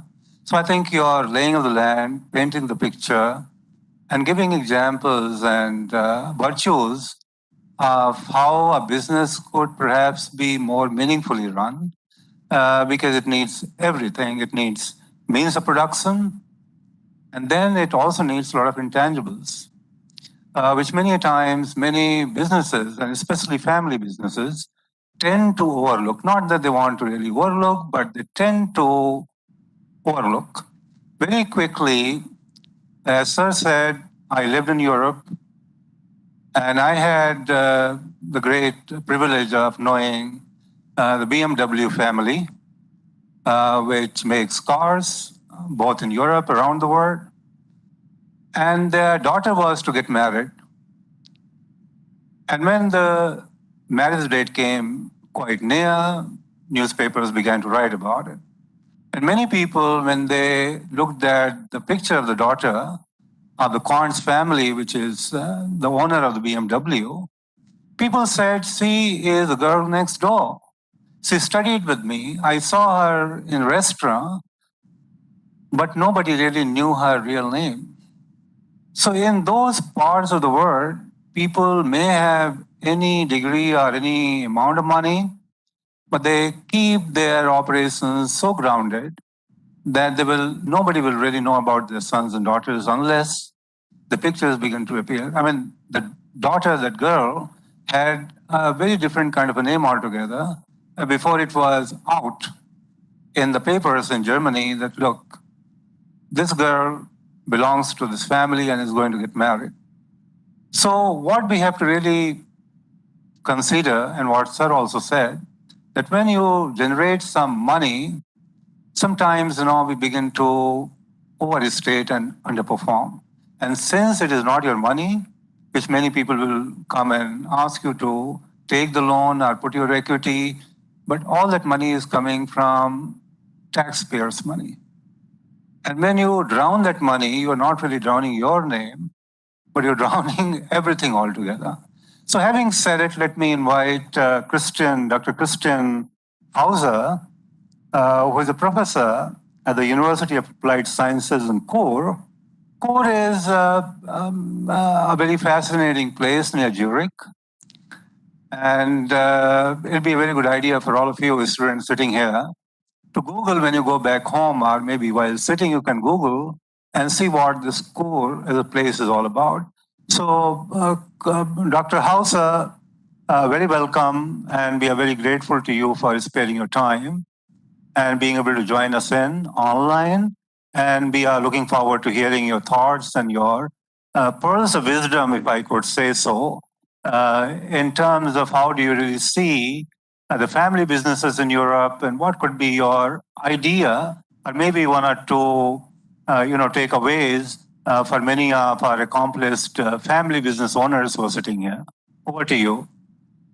Yeah, thank you very much for this kind introduction and the invitation to join you this afternoon in this very important conference. So I'm very pleased to have the opportunity to share with you some of the experience from the German-speaking countries, namely Switzerland and Germany, that I would like to share with you today. And if I look outside the window, the reality that I'm now in, and the reality, at least speaking of weather conditions, are quite different from where you are, because here it's snowing, and I think in where you are, it's over almost 40 degrees, right? So this is quite different reality, but the reality we are talking about, the family business reality, is quite similar. What I learned already today, and what I learned listening to the other speakers and panelists, I recognize a lot of those things for the reality of family businesses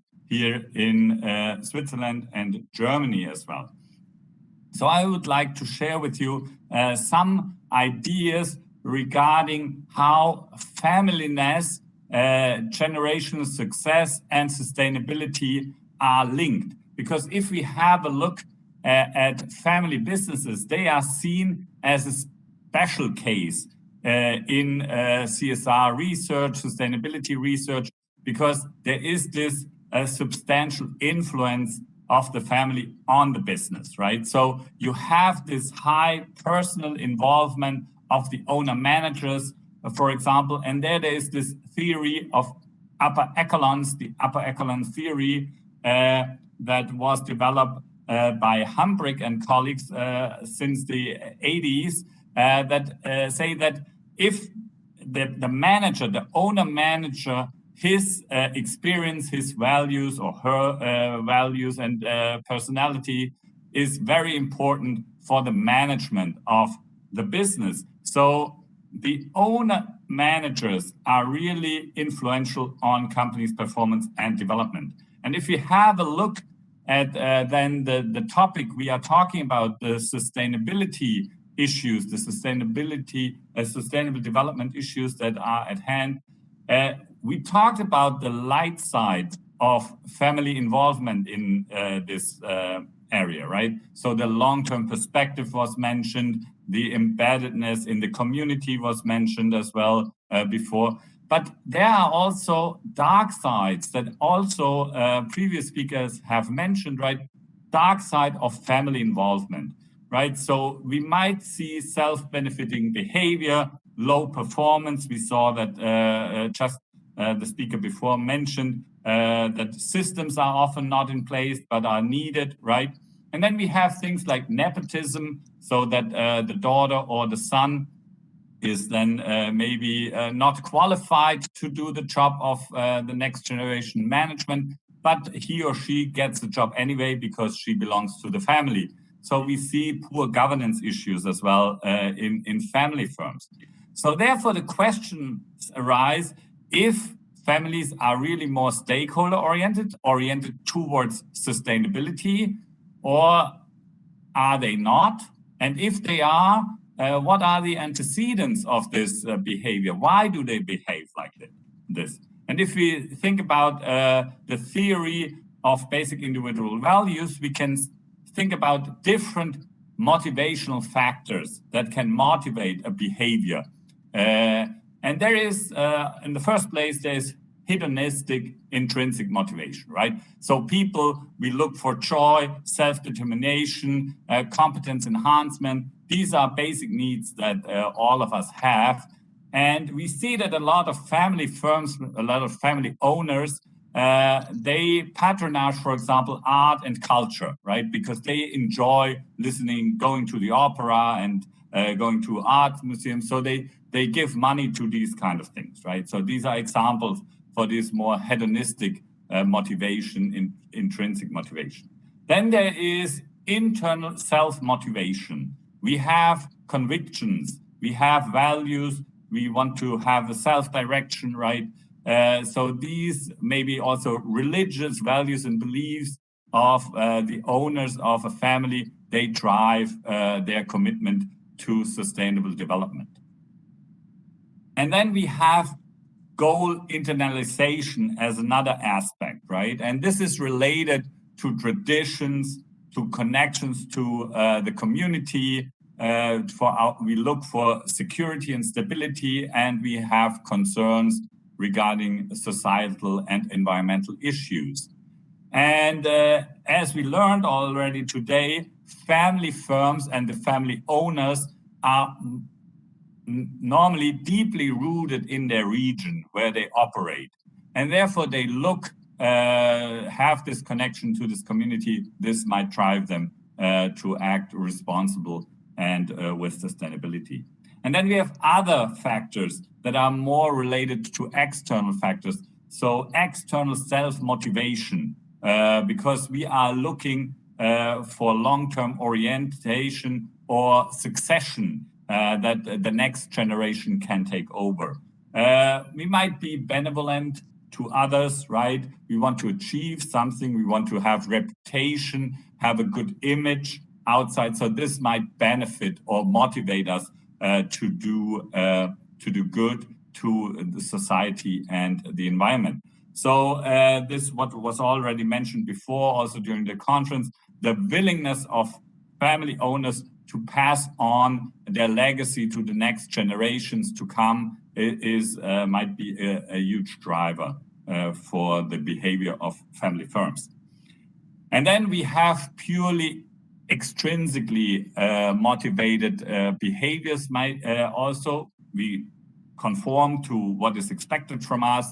We want to avoid punishment, or we would really look for economic performance, right? So this is why maybe some family firms or firms, more generally speaking, might also be driven towards sustainable business practices because, for example, they want to avoid violations of labor laws, of environmental laws that would lead to punishment and sanctions by state authorities.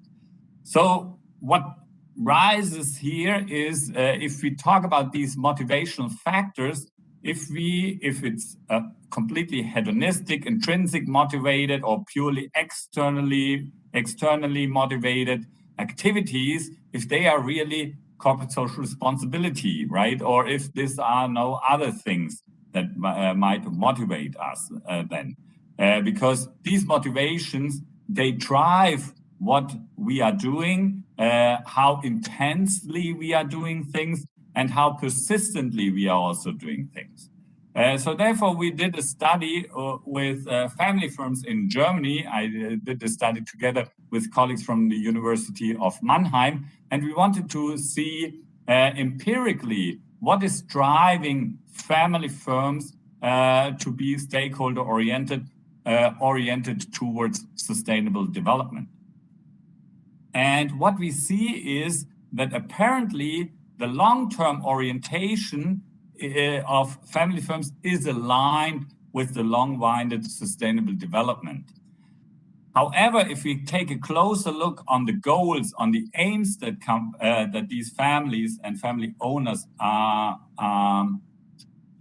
trying to reach, we see that what we call sovereignty goal, my colleague before mentioned having the full authority over the business, right? This is the highest aim of these firms, right? They want to keep this. And this has is higher in hierarchy, this goal, than other non-economic goals of family businesses. Because we see a U-shaped relationship between being in a family involvement and stakeholder orientation. If there is no family involved, we see high orientation because these companies have the systems in place that have been mentioned. So they are managing these issues by objectives. And then if we see the high involvement of family, then we see that these families are also aligned because they are looking for this reputational aspect. They are involved in the community. But if we have a middle level of family involvement, here we see that the orientation towards sustainability is less prominent. And we interpret this that there are kind of free rider possibilities there. So the family is already involved enough and have power to pursue a selfish agenda. But on the other hand, the family is not so exposed to the outside that the reputational aspects and all the other aspects I mentioned before already kick in, right? And what we also see is that the family firms, they invest in these long-term oriented goals, like sustainability goals, because they expect an economic return on the long end. So they are not, it's not benevolence what they are doing, but they see that investing in these things, investing in their stakeholders, investing in their workforce, for example, by training and all these kind of things, by having a good relationship with customers and all these things, this will lead to economic benefits for them also in the long end. So to let me conclude, if we think about Adam Smith and what he said over 200 years, almost 200 years ago, he mentioned that it's not from the benevolence of the butcher, the brewer, or the baker that we expect our dinner, but from their regard to their own interest. So these family firms are quite similar.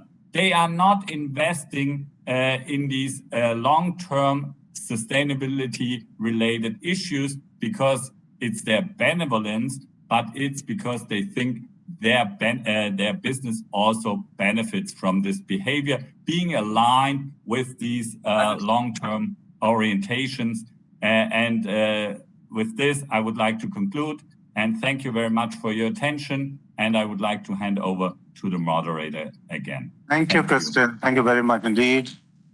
And what you talked about Adam Smith, it'll be a pleasure to be one-on-one with you because Adam Smith sort of plays out in several different ways and the way you could probably interpret Adam Smith.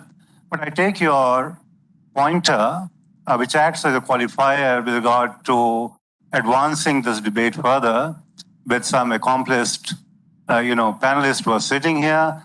But I thank you once again, and it'll be a great pleasure to see if you could probably stay behind for a little more while so that you could probably listen to some Indian panelists.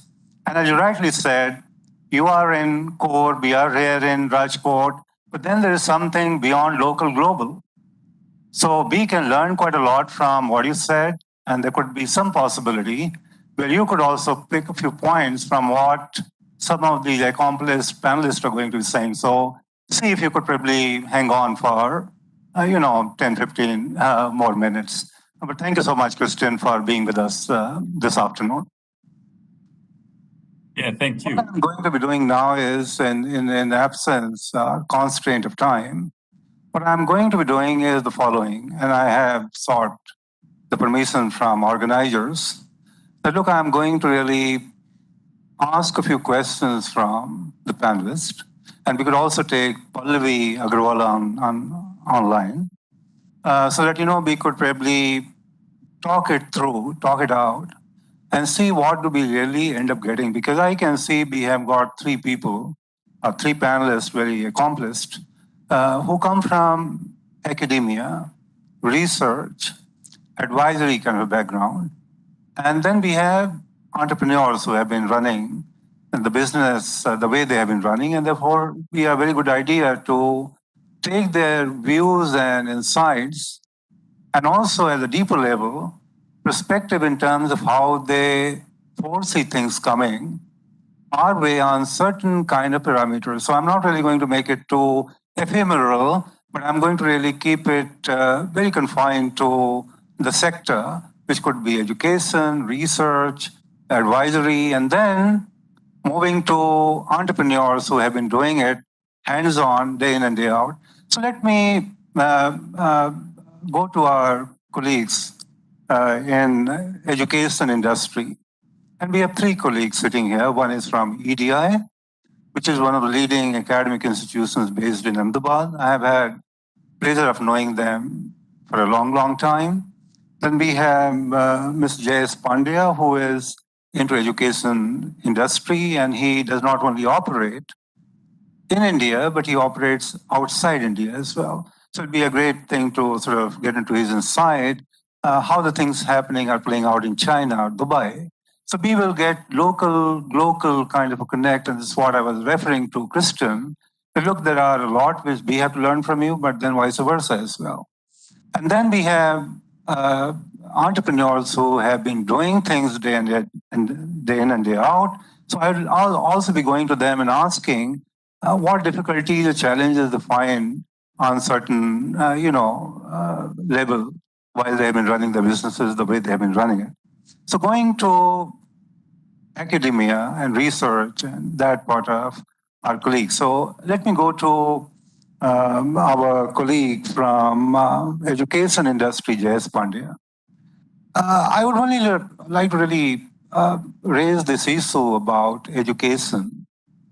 And education is probably one of the crux, both for those who are running the businesses and also those who go to work with the businesses, because ultimately, means of production in any business operations become very, very critical. If you really flip it through, you also find education being one of the very critical component of sustainable development goals. So how do you see education contributing its, what should I say, for the lack of any better word, how is education contributing to the betterment of the management of family businesses in India, and how do you really differentiate it from what is happening in China and Dubai? That would be very good insight to have. Over to you, please. Good evening, students, and good evening to everyone here.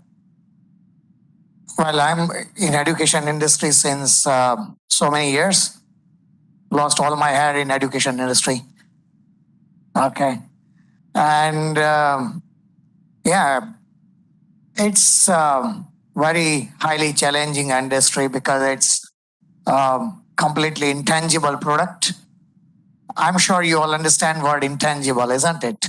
Being MBA students and management students, and we cannot sell it like advertising and marketing, right? And we create an ambience. Okay. એક આખું અલગ વાતાવરણ ઊભું કરીએ એના માટે, right? અને માણસો કન્વિન્સ થવા જોઈએ કે અહીંયા આગળ અમે જઈશું તો અમને ખૂબ જ સારું મળશે. જેમ કે અહીંયા આગળ તમે બેઠા હોય ને આજુબાજુ કચરો નથી દેખાતો, એર કન્ડિશન રૂમમાં બેઠા છો, right? That is an ambience you get. Okay, તમને એવી ફિલિંગ આવે કે નહીં આ સારી જગ્યા છે. Okay, that contributes a lot. I'm sure I don't need to teach you 7 P's of service marketing. Okay, marketing of services, તમે 7 P's ભણ્યા હશો. અમે લોકો એડ્યુકેશનમાં પ્રેક્ટિકલી એને ઇમ્પ્લિમેન્ટ કરીએ છીએ. અને now also there is something called phase business in education, which is quite different compared to that of in India. In China, in Gulf countries, they also phase business. તમને સમજાય છે phase business શું હોય એમાં? એ લોકો, they bring white teachers. Okay, American હોય, British હોય, Australians હોય, New Zealanders, South Africans. Okay, and then they market it. And then they charge like 15 lakhs, 20 lakhs, 35 lakhs annual for school. Okay, હું એક સ્કૂલમાં મેં ચાઇનામાં જોયું હતું. They started with 35 lakhs fees per annum. Annual 35 lakhs. It was a small island. And I was thinking they will not get students. I was sure that they will not get students. First year, they got 400 students. Now you multiply 35 lakhs with 400, and you will understand what revenue they generated right in the first year. And I don't need to tell you much about SNK here. Okay, SN Kansagara School, Jayagar, revenue generate kare che. If you multiply that number with 10,000, any fees, you will understand what kind of industry we are talking about. Okay, once they set it up, they get good name, and that keeps going. Like GEMS Education in Dubai. એ લોકો more than 16 countries માં છે. ગલ્ફમાં કોઈ પણ international સારી school એવી નથી કે જેમાં GEMS ના હોય એમ. I mean, they are minting money like anything. Of course, they are maintaining quality. Okay, so, and that's a perfect example of family business. Mr. Sunny Varkey started it long back in 90s. I mean, not even 25 years ago, but now it's multi-million industry for them.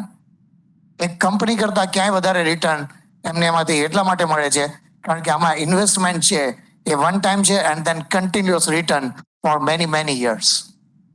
Okay, તમારામાંથી કોઈને એડ્યુકેશનમાં interest હોય, I mean, as business, as teacher, as professor, whatever you want to be in, okay, definitely feel free to contact me and ask me questions you have.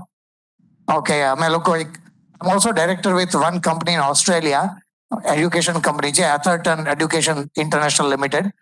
And we are planning for opening cricket academy in India with Australian cricketers. Okay, cricketers house, and they are going to coach Indian cricketers, I mean, young students. So that is also business, isn't it? It's also good business. Sports is another big business where we are mixing education with it. કે એના માટે એક આખો course તૈયાર કરીશું, કમ્પ્યુટરની હેલ્પથી એનું analysis કરીશું સ્ટુડન્ટ્સના પરફોર્મન્સનું, એન્ડ એ લોકોને સારામાં સારા પેલા ક્રિકેટર્સ પાસેથી એડવાઇસ મળશે.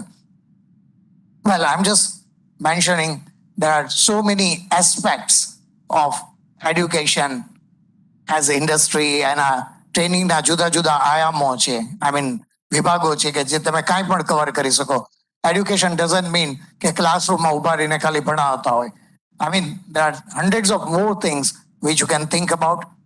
And trust me, education, hospital and educator and agriculture, આ ત્રણ બિઝનેસ હંમેશા ચાલશે ગમે તે કન્ડિશનમાં. They are all recession free businesses. In fact, recession time તો ઉલટાનું turnover વધી જાય છે. All right, thank you very much, and looking forward to having questions from you. Bye.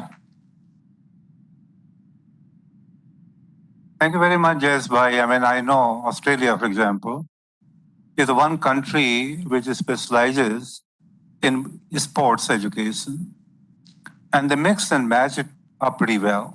They have a lot of support from the sporting industry, and then they could probably play that whole experience of cricket, of any other sports, out and down there in the classrooms, which means that you go and study sports management and then take up a job with, you know, a sporting company and make good money. So Jayesh Bhai is very right. Education is not only about what you do when you come to the classroom, but it also means that how you go about doing it so that you could really generate money, generate resource. And education being a non-profit segment in a way around the world, you cannot really distribute the dividend among anybody, meaning the shareholders. So whatever profit you make, you have got to plow it back into developing or advancing that area further on. So thank you very much, Jayesh Bhai, for bringing it on, and this is very helpful. Can I get Pallavi, is he joined in? Pallavi, if I could... I'm online. Can you hear me? I can hear you very well. Can you hear me, Pallavi? Yes, absolutely. You know, I mean, I'm cutting down to you from Rajkot, and we would have been very happy to have you had here in person, but nonetheless, you know, we are seeing each other, and we are going to talk to each other as well. You recall, Pallavi, you did something which was once in a lifetime kind of a thing which you did out of IIHMR. You ran this whole innovation lab from the point of view of businesses, how they're done, who are the people who are doing it, what are the kind of aspirations of these people. So would you really like to share in brief about your experience with regard to that innovation lab that you ran out of IIHMR, and what were the kind of quick 2 or 3 learnings which we would be very happy to know and understand further on? Over to you, Pallavi. Surely. Thank you so much, Puranji, and I'm extremely glad to be a part of this panel. So as Puranji just said, I come from an entrepreneurship and startup incubation background. And I have had the opportunity to deal with and talk to, interact with and mentor a lot of new age startups, as well as a number of family businesses as well, who are now thinking to kind of expand and take on the startup perspective. So while dealing with all of these family businesses and startups together, what I understood is over the surface, there is a huge difference that we see in terms of what particularly startups are, how startups conduct their businesses, and how they reach out to market, how they look at profitability, and versus how traditional businesses generally look at profitability, impact, and in conducting their businesses. So over the surface, there is a lot of fundamental difference that we see in startups as well as compared to family businesses. But while rooting deep down and studying deeply, we realize that at the core of these startups and family businesses, there are certain important things which are absolutely similar to both of them. While we talk about sustainability, scalability, inclusiveness, family business, whether it's a startup, they are based on 3 S's and 3 I's. More so, we'll talk about sustainability here. So when we talk about family business, we really need to ensure that these businesses are sustainable and scalable over a period of time, and they are being run by a certain balanced strategy. Passion always has to be supported by a very strong business strategy. That is where the 3 S's of the businesses come from. Apart from this, when we try to bring in the element of startups into our family businesses, when we try to bring in the modern strategies to our family businesses, we think of inclusiveness, innovation, and impact. Because we've known family businesses in India since very long. We know about great family businesses like, MDH, Haldirams, Bikanerwalas, Reliances, all those things. So if we study these businesses, we would realize that these businesses, since the very first day they started, they have been profitable. They have been thinking about profitability, and they have been able to manage their profits really. But while we talk about these businesses nowadays, and when we talk about leading these, how these businesses can lead to the exponential growth of our country, we really need to, think of these businesses with a new perspective now. We need to inculcate some more parameters of sustainability, such as design sustainability, environmental sustainability, emotional sustainability. These are the factors which really need to be dealt with. The new perspective of family businesses. And apart from this, my 1 or 2 learnings also has been that, there are certain family businesses which have a very strong, broader organizational structure. But when we talk about modern businesses, how these family businesses can become modern businesses, we really need to bring in the lean business models to this. Followed by and supported by agile business processes. That's how these family businesses can grow and can have the 10x growth of these startups probably, and we can have a good mix of family businesses as startups and new age businesses, modern businesses together leading India's growth. And apart from this, what also I have seen through my various years in the startup industry is, and also working especially in Rajasthan, where there are a lot of Marwaris who are into family businesses. Their next generations are really interested into startups, but there are certain clashes between the older generations and the new generation who really want to lead a startup kind of business. So how can these, family businesses can really growth? They really need to deal with innovation, really need to bring in innovation and become angels of new business. In my opinion, I very strongly feel that no business organization, no business industry can ever grow until and unless the successful and matured businesses become angels of new business.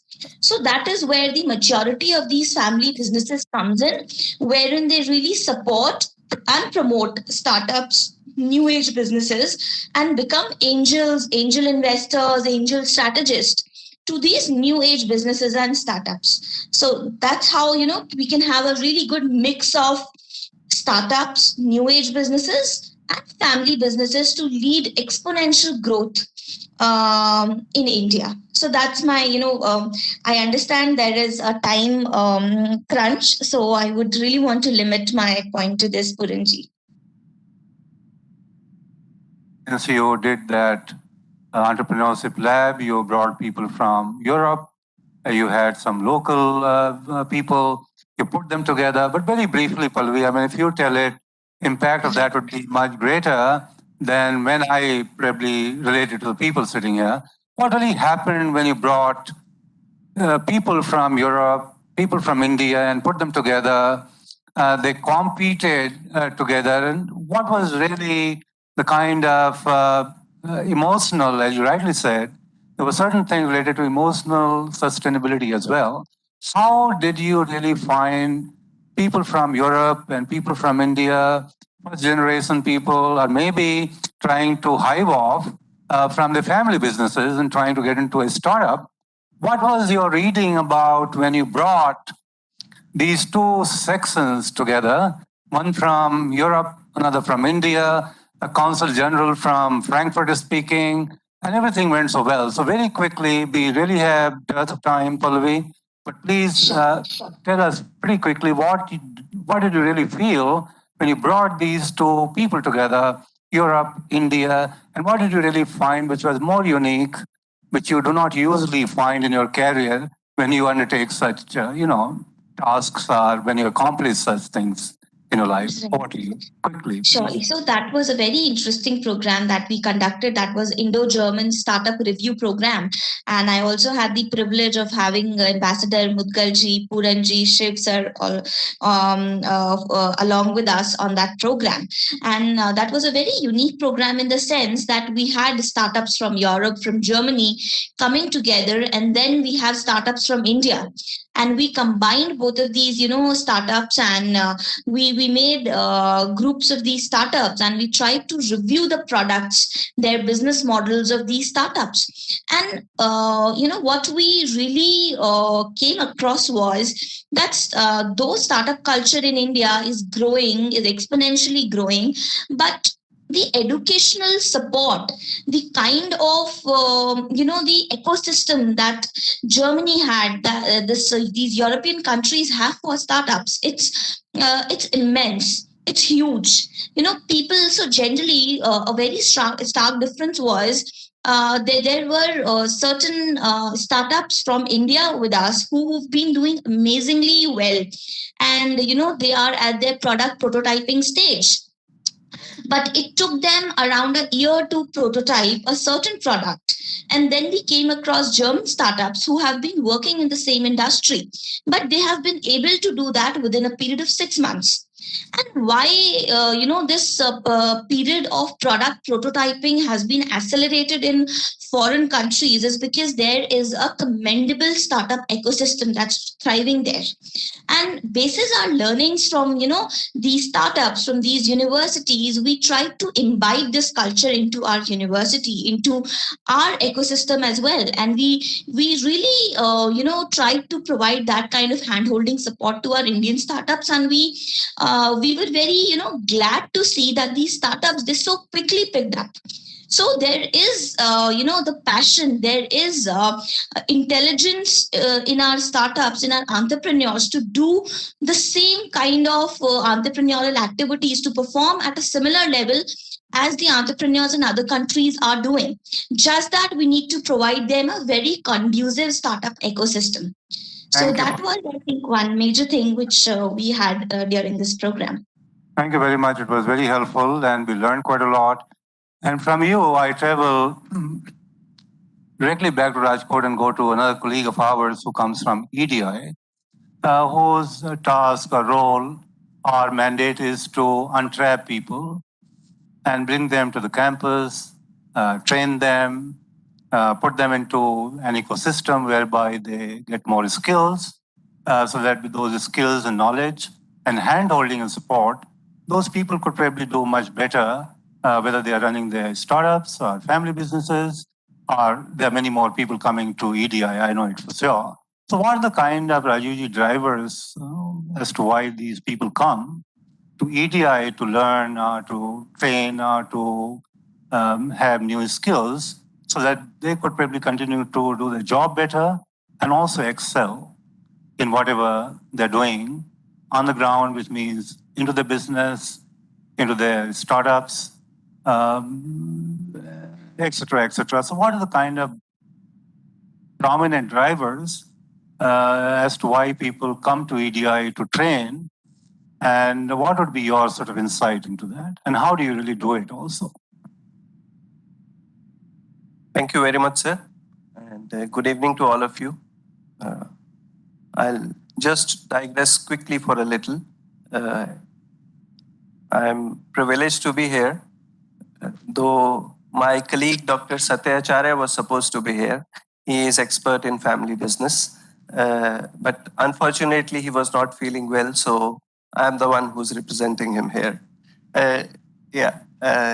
Coming to what sir has asked and what exactly is the topic for the conference, that is connecting roots for sustainability roots.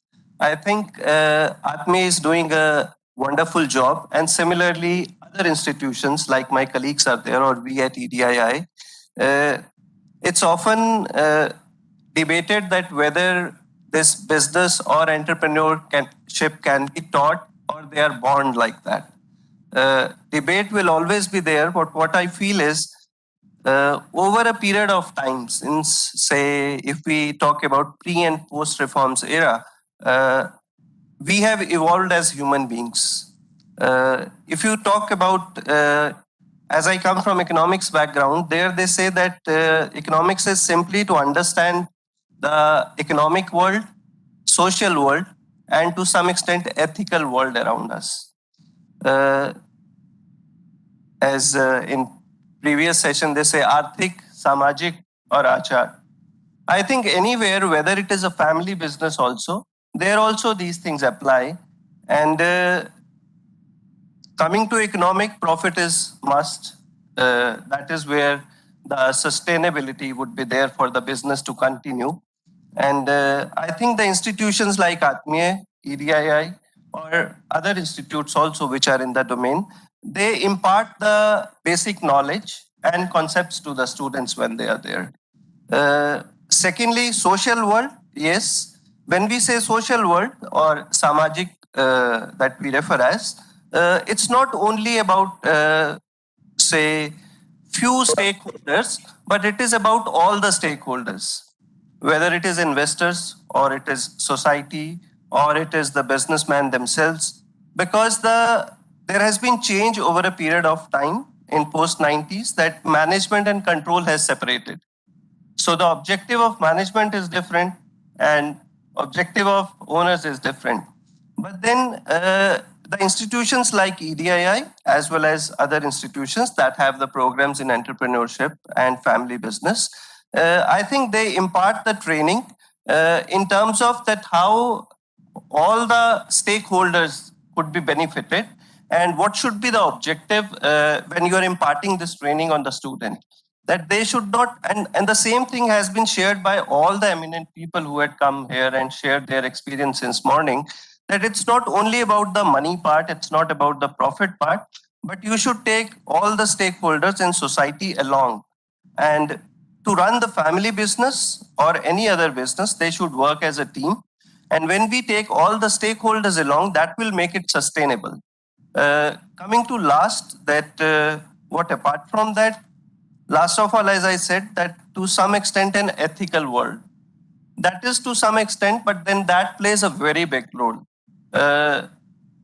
Most of us, many of the students are here.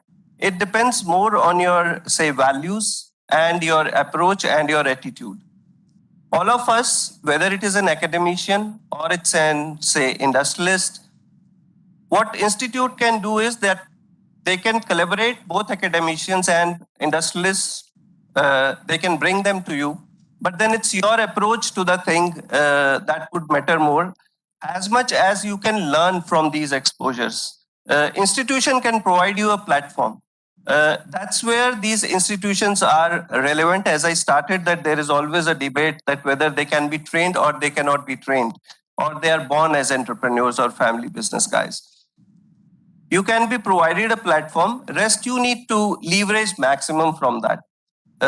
Last speaker, Dr. Pallavi, she shared a very interesting thing that there is a disconnect or sometimes there is a difference between the previous generation or the next generation, that whether they want to continue in the same business or they want to go to the different business.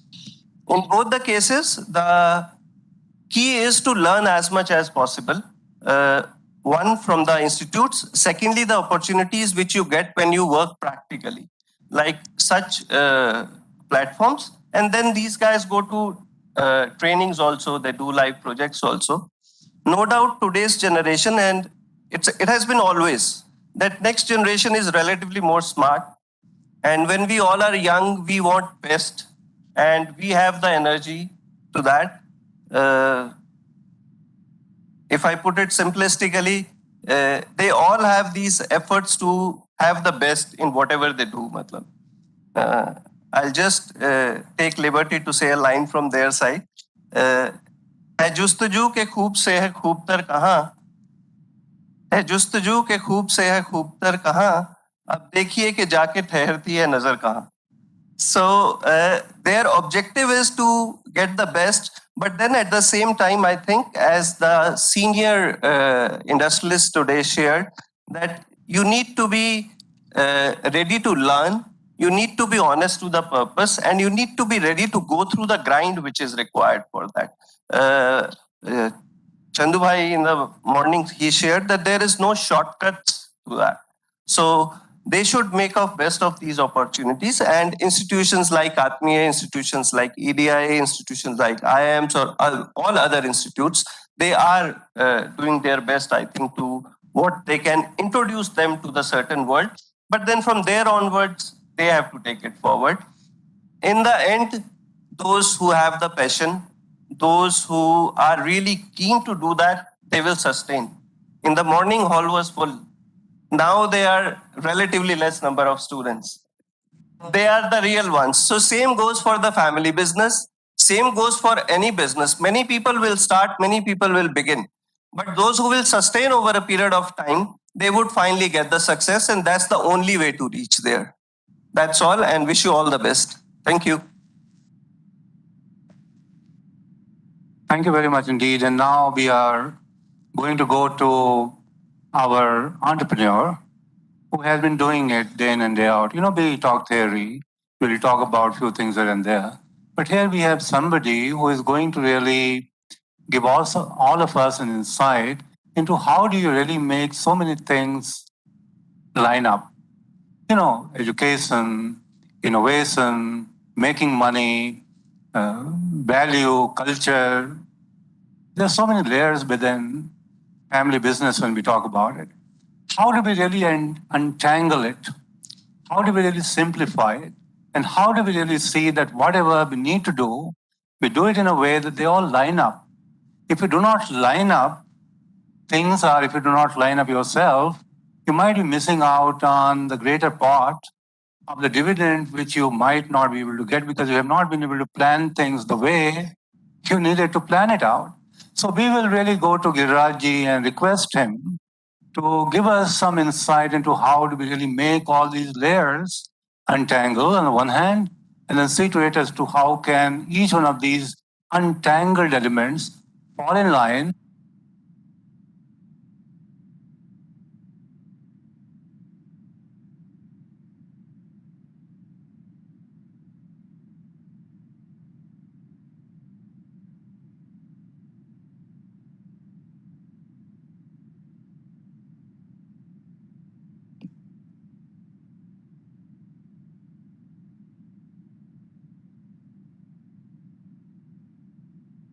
હા, મારું next question એ છે કે તમને ખ્યાલ છે અત્યારે Ukraine અને Russia વચ્ચે વોર ચાલી રહ્યો છે?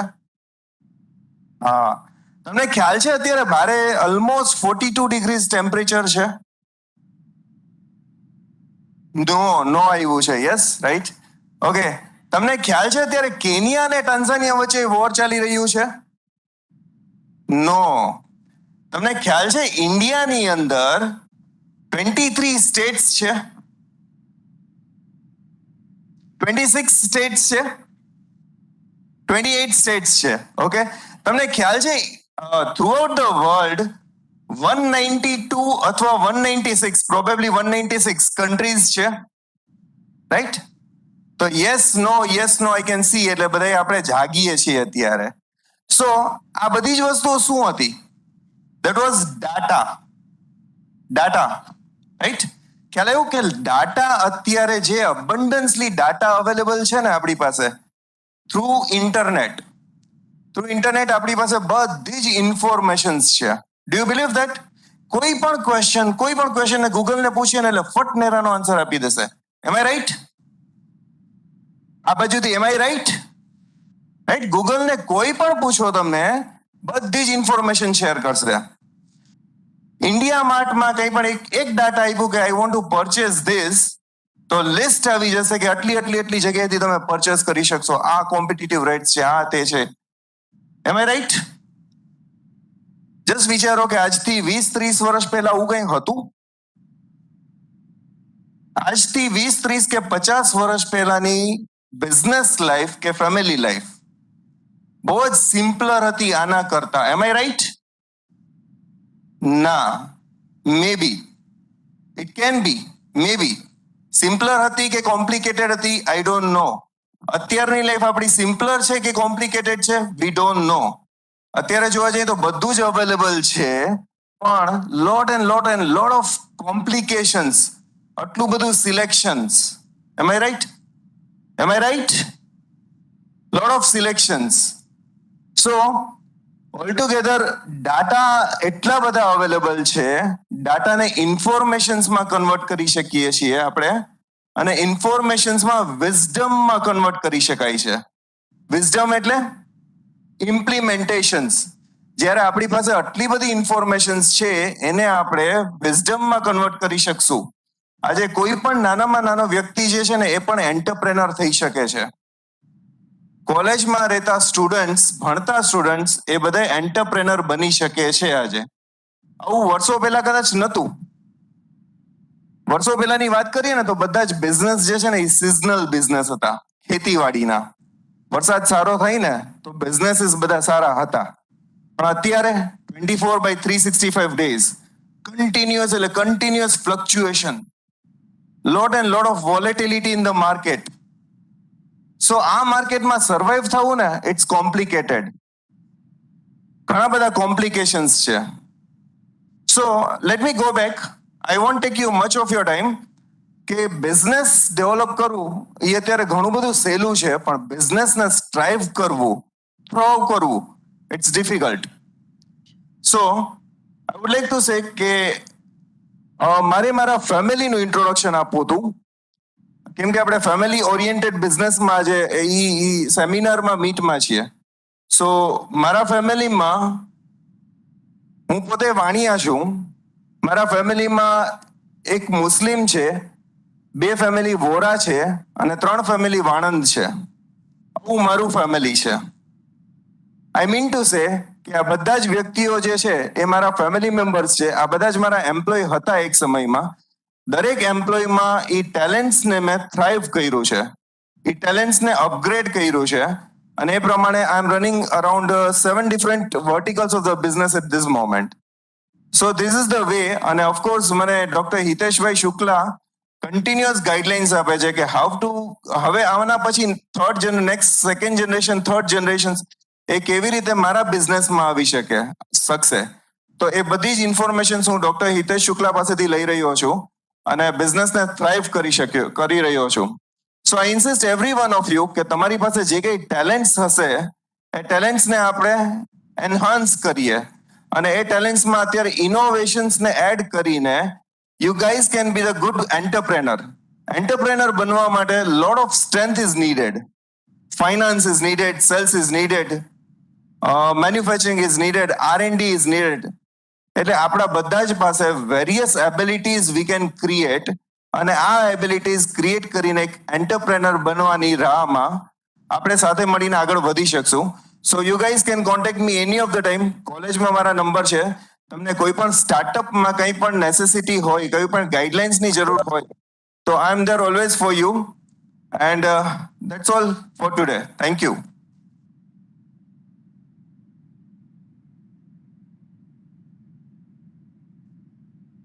Thank you very much indeed, and I'm truly grateful to Atmiya University for calling me over and gave me this opportunity to be able to moderate this session too as a panel.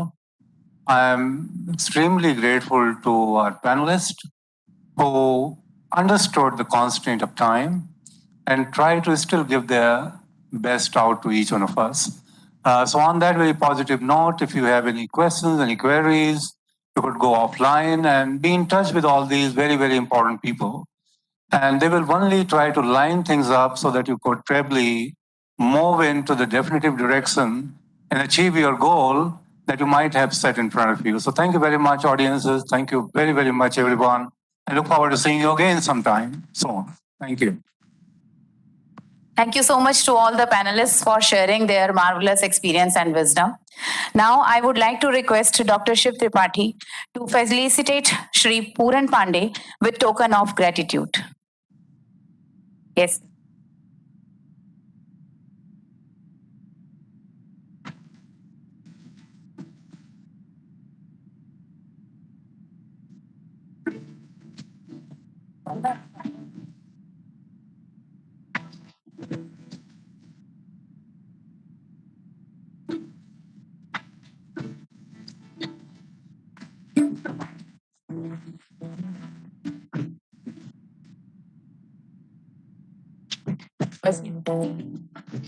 Yes, sir, please stay on here.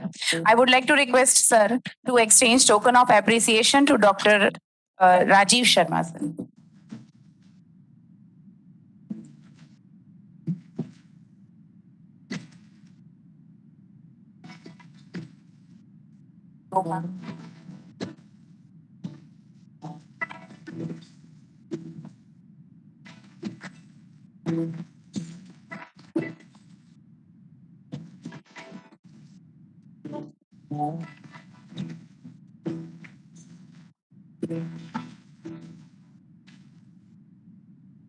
Thank you, sir. Now I would like to request you to felicitate Dr. Greenidge Haria with token of appreciation.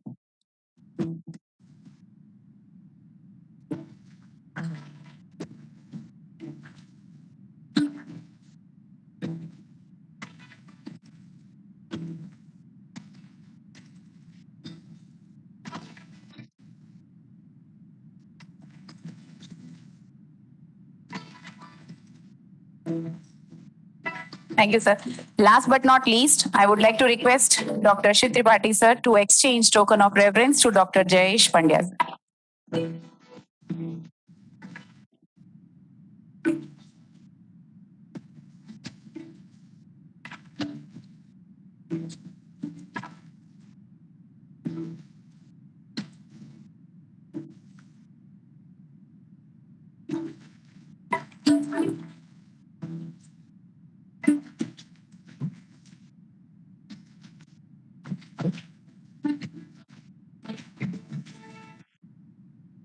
Thank you so much, sir. Thank you, and I am thankful to the moderator, Mr. Puran Pandeji, and all the distinguished panelists, online, offline, Professor Christian Hauser, Ambassador Anup Modgal, all the distinguished panelists here for their time, and very much look forward to continue with the discussions in future. And with this, we are going to start with the final concluding valedictory session of this wonderful conference. We have with us our Pro-Chancellor, Professor Dr. Sheila Ramchandranji, and chief guest for this program, Professor Dr. Mette Morsing, who is heading United Nations Principles for Responsible Management Education. Mette, Professor Mette, are you online? And a very good morning to you. And here we are entering into evening. And now I request Professor Dr. Sheetal Tang to take the valedictory session forward. I request all the panelists to come on off the dais. Yes, sir.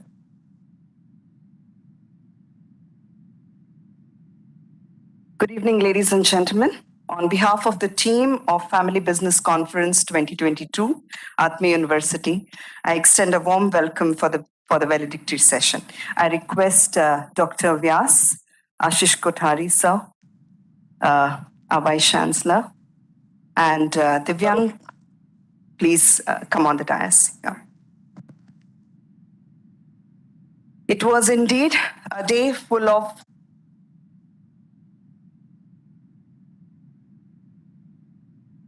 It was indeed a day of very exhaustive sessions, right? We would be extending this session by around 15-20 minutes. We may have a small delay. So without wasting much time, I request Dean, Transformative Academics, Dr. D.D. Vyas, for the welcome address and opening remarks. Please, sir.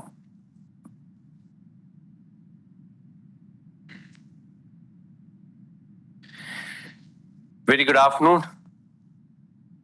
His Divine Holiness Param Pujya Hari Prasad Swamiji Maharaj, President of Atmiya University and our mentor, Param Pujya Tyak Swamiji, Honorable Pro-Chancellor of Atmiya University, Dr. Sheila Ramchandran Madam, who have joined online, Honorable Vice Chancellor Sir, Dr. Shiv Tripathi Sir, Chief Guest of this valedictory function, respected Professor Dr. Mette Morsing, Head, PRME, Global Forum for Responsible Management Education, who have also joined online, Deputy Registrar Dr. Ashish Kothari ji, Dean FOBC, other guests, dignitaries of the dais,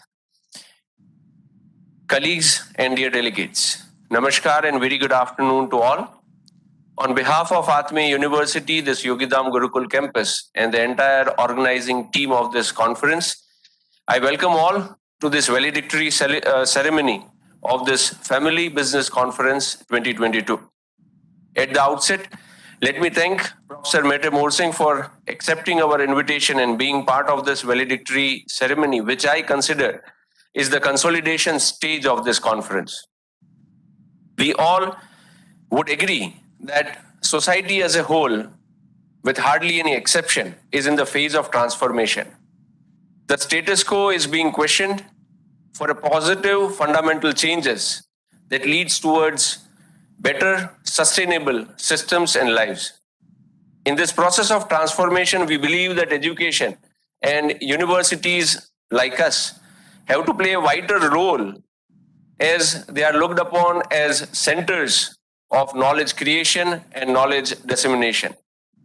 At Atmiya University, we understand this responsibility and strive continuously to meet these aspirations through number of interventions and innovations. For example, important areas like innovation, entrepreneurship, vocational skills, life skills, human values, sustainable developments, etc., which were earlier used to be treated as an add-on areas in higher educational institute, Atmiya University has identified the need and have brought it in the mainstream. This conference, I believe, is yet another example of similar outlook at the university. Being in the region which is very which has a strong entrepreneur intent, we can see strong roots of family business here, their good practices, their impacts, and their contribution in the society. At the same time, we also see some of the bottlenecks or confinements limiting further scopes. This conference had aimed to give a platform not only for the sharing of best practices in family business, but also to discuss and deliberate on how this can be scaled up further and contribute in the global value chain and sustainable development. As briefed, I am quite pleased with the way in which this has been conducted so far, involving a lot of discussions and sharings. I thank all the experts and delegates for keeping it vibrant and making it meaningful. With these words, once again, I thank you all to this valedictory ceremony. Thank you. Thank you very much.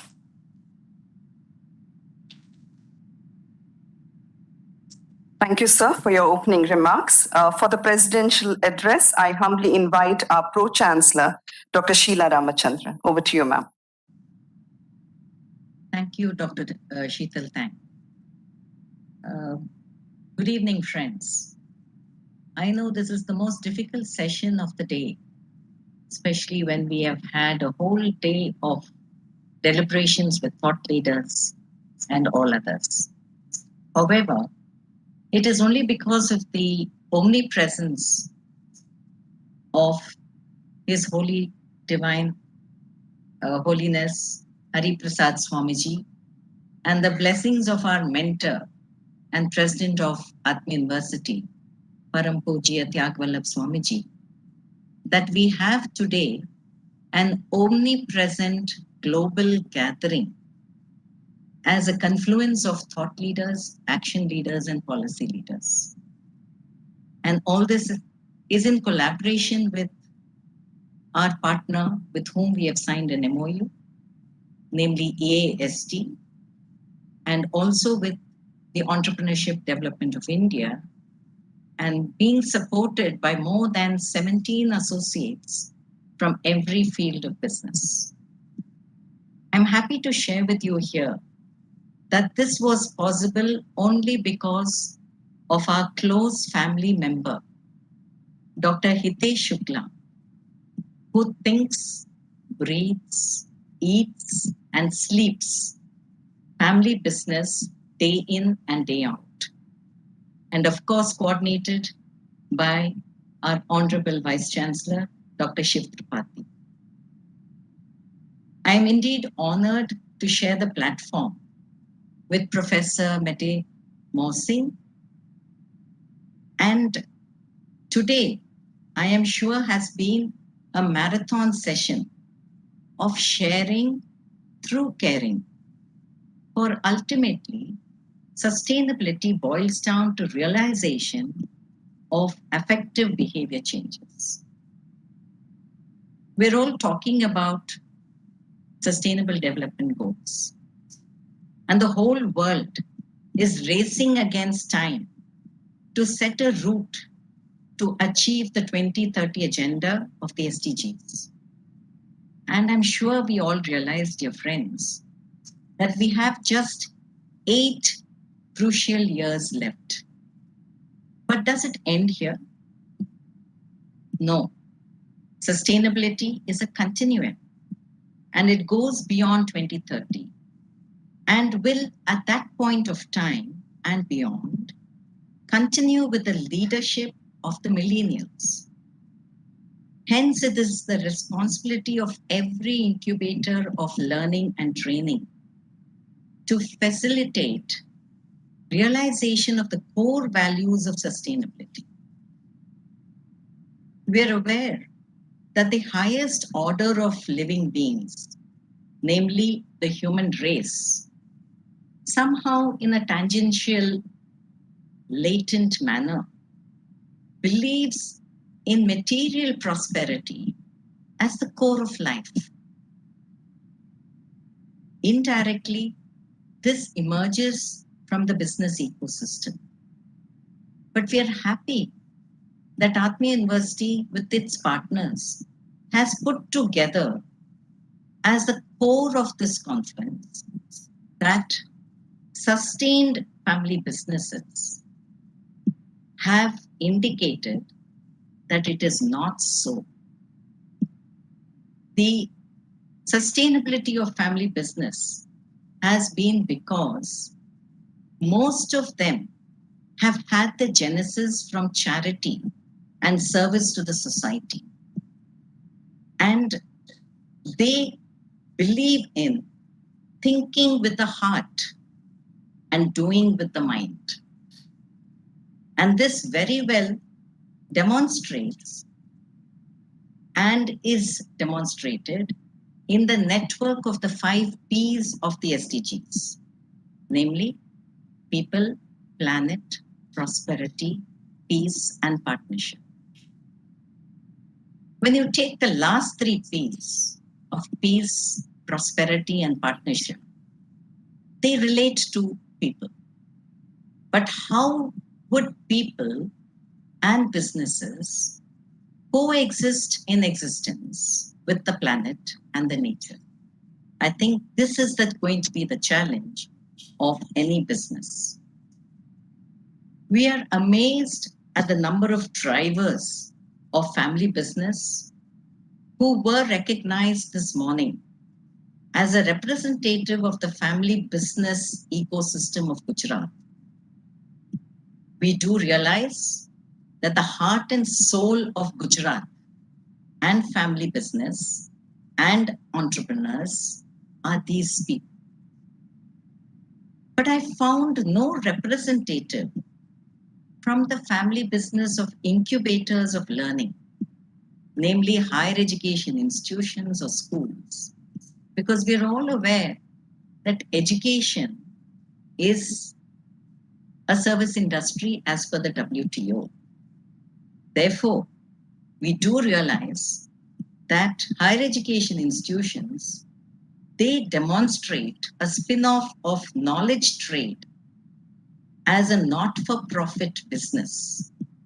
And these higher education institutions are the core of seeing to sustainability of any facet of life, growth and development, including business.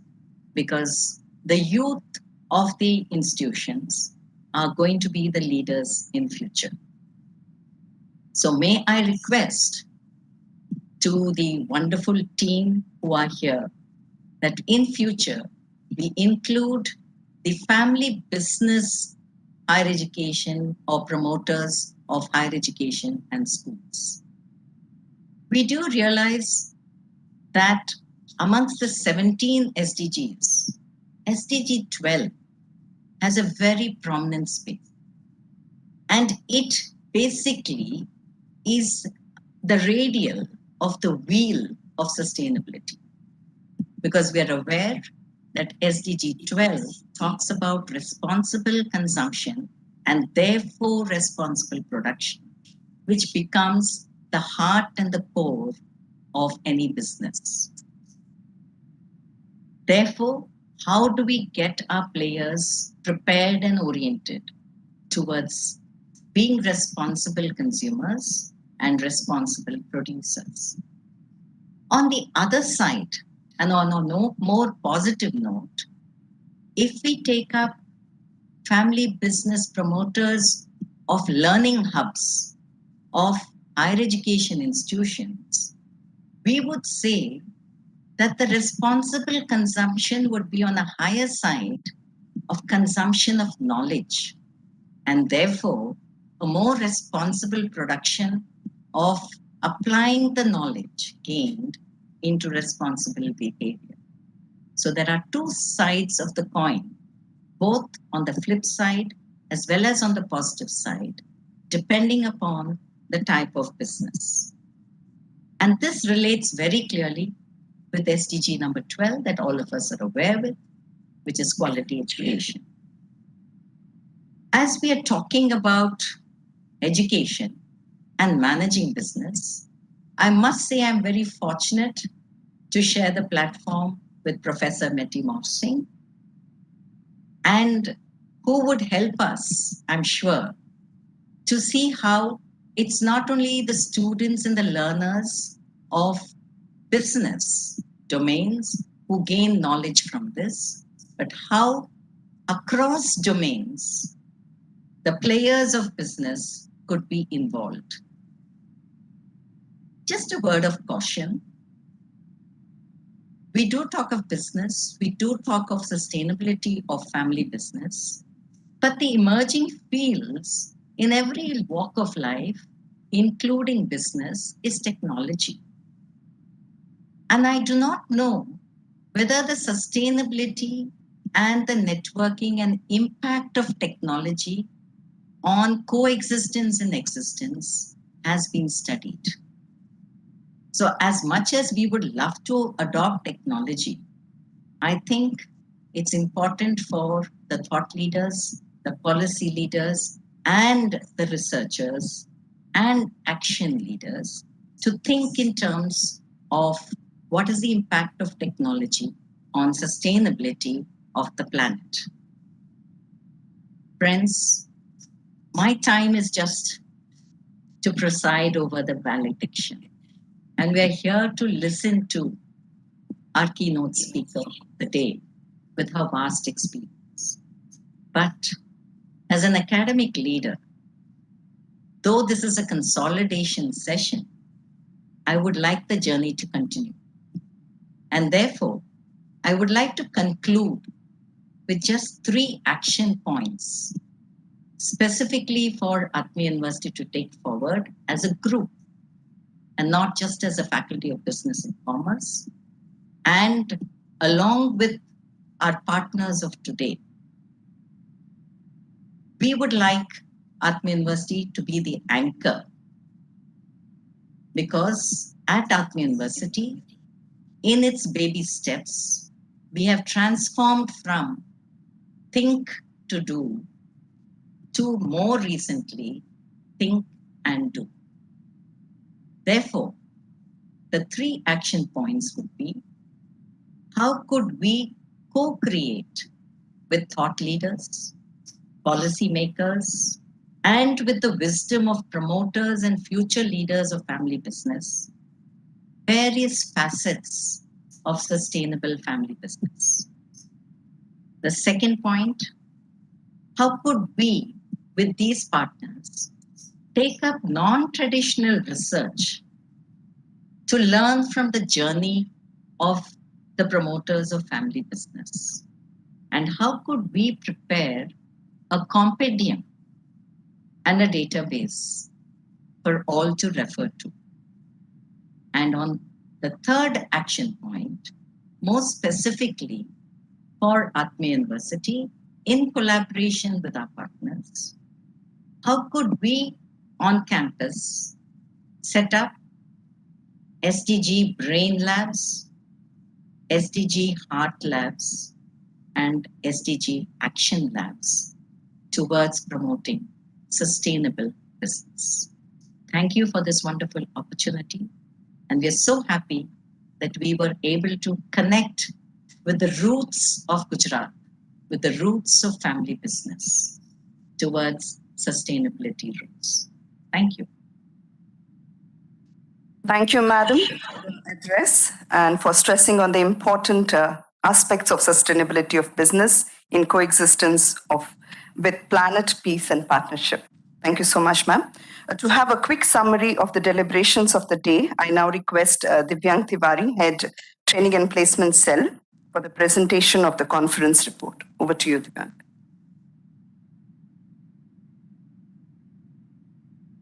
Thank you, ma'am. His Divine Holiness Hariprasad Swamiji, mentor and guide, Param Pujya Tyagvallabh Swamiji, esteemed Atmiya industry entrepreneurs and industry representatives on the dais, online and offline. Respected Dr. Sheila Ma'am, Honorable Vice Chancellor Dr. Shiv Kumar Tripathi Sir, management holders of the university, deans, principals, heads of the department, faculties, and my dear students. It is my pleasure to share with you the report of the Family Business Conference, Connecting Roots for Sustainability Roots. Total of more than 250 people have been present in the conference today. We got strong support from the industry associations like Bombay Stock Exchange, Chamber of Commerce, Rajkot Information Technology Association, Metoda GIDC Industry Association, Shapar Veravan Industry Association, Management Association of Rajkot, and many more. We got good support from Saurashtra University also, Entrepreneurship Development Institute of India, Education Alliance for Sustainable Development, and all the Sustainable Development Goal partners who have supported us in the conference. Ms. Pratima Kirloskar has readily said that she spoke about the technology development, domain knowledge, and knowledge documentation. She has also spoke about self-analysis and application of mind in proper implementation for exploring different business models. Dr. Hitesh Shukla sir has shared his supreme knowledge on how to create harmony in family business. The example of different cars and different rooms to execute the family business mechanism has been very simple as a thought, but had a deep meaning. An analysis which left all of us to think what we should do to regulate a strategic family business model.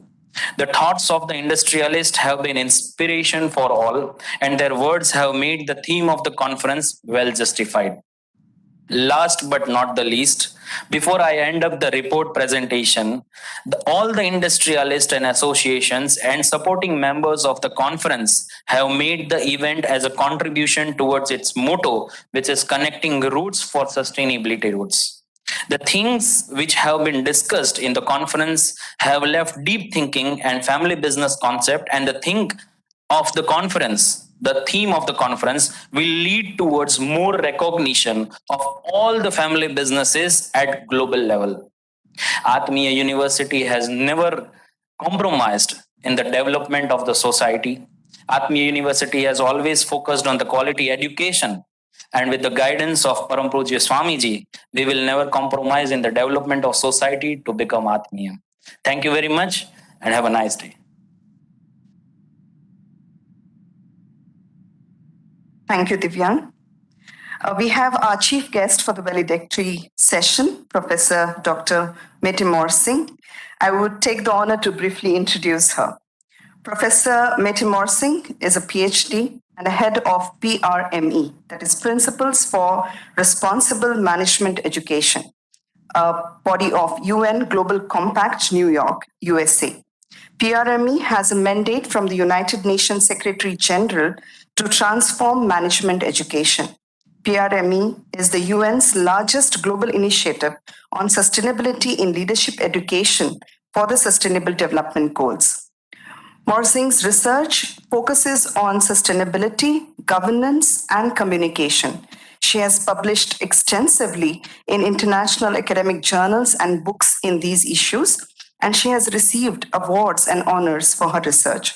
She has served as the director of several research programs funded by grants from various foundations of European Union Commission. Her research is closely engaged with practice across different sectors of society, and she has also supervised various industrial PhD students funded by leading companies. Currently, she's editing a textbook of management school students along with other professors named Corporate Sustainability from Cambridge University Press. It is an honor to have you, Professor Morsing. I now request you for the valedictory address.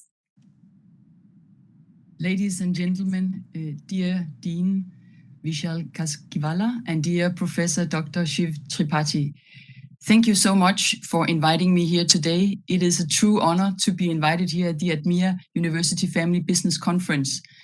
Warm greetings from New York and the United Nations Prime Principles for Responsible Management Education at the UN Global Compact Office. Over the past 2 years, I've had the privilege of serving as the head of Prime, and it's a true pleasure to be invited here today and to know that you have had such a wonderful and successful conference on family business.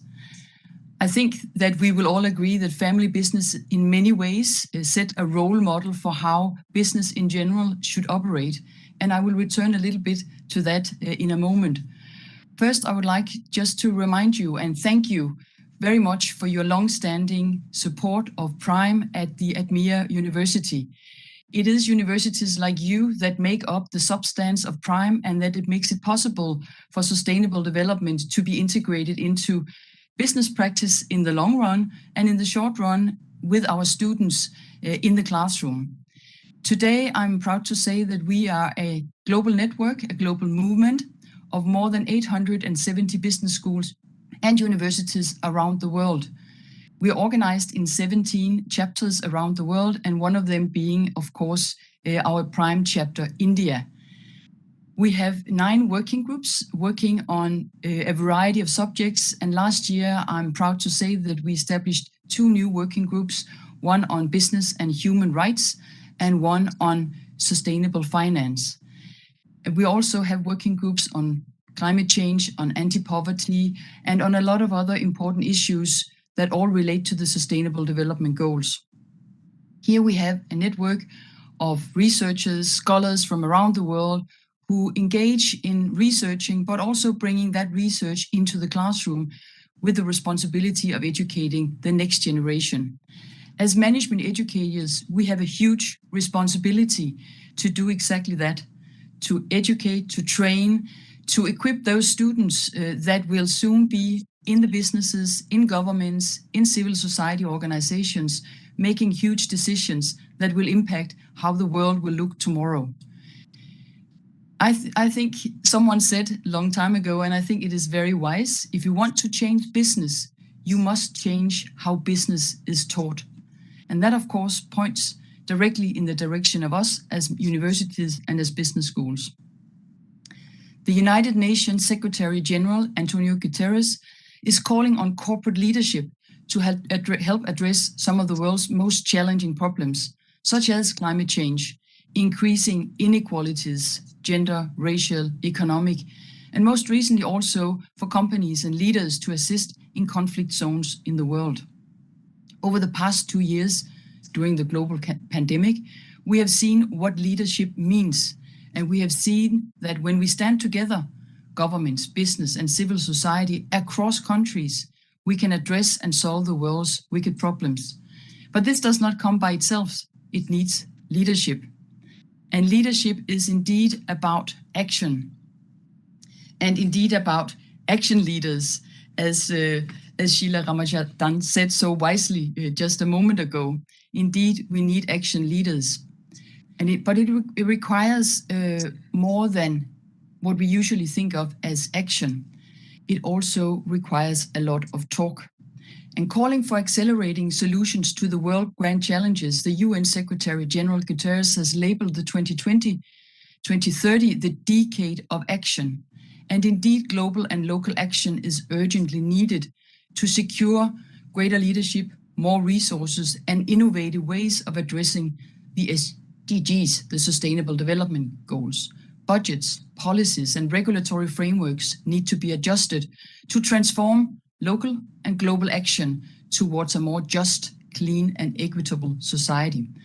And no doubt there is an urgent need for transformative action to create the world that we need. And no doubt that management education holds a huge responsibility to create that action. But in this call for a decade of action, the need for talk, the need for communication gets somewhat underappreciated. There is an implicit assumption that action is superior to talk. And yet at the same time, as management educators, we know that talk is action too. Talking is in fact an important part of the job. Drawing on linguistic philosophy and speech act theory, management scholarship has long ago established how talk, not only represents reality, but talk also makes that reality happen. Communication does things. One classic example is the yes uttered in the church by the bride and the groom. And those of us who are married will know that after this yes has been stated in public, the relationship between these two people is forever changed.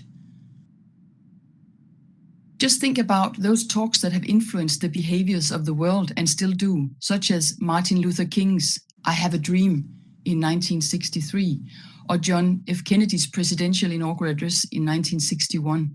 And just think about types of small daily communications, such as when we apologize, when we request, when we complain, when we warn, invite, refuse, congratulate. These are communicative actions that do things and change the relation between people, and sometimes radically change and influence our behaviors accordingly. The very basic idea is that every use of language carries a performative dimension. To say something is to do something. In fact, the Sustainable Development Goals themselves emerged after a long lot of talk. And the successful creation of the SDGs was created out of several years of talk involving 193 United Nations member states, as well as, importantly, businesses, civil society, and international organizations.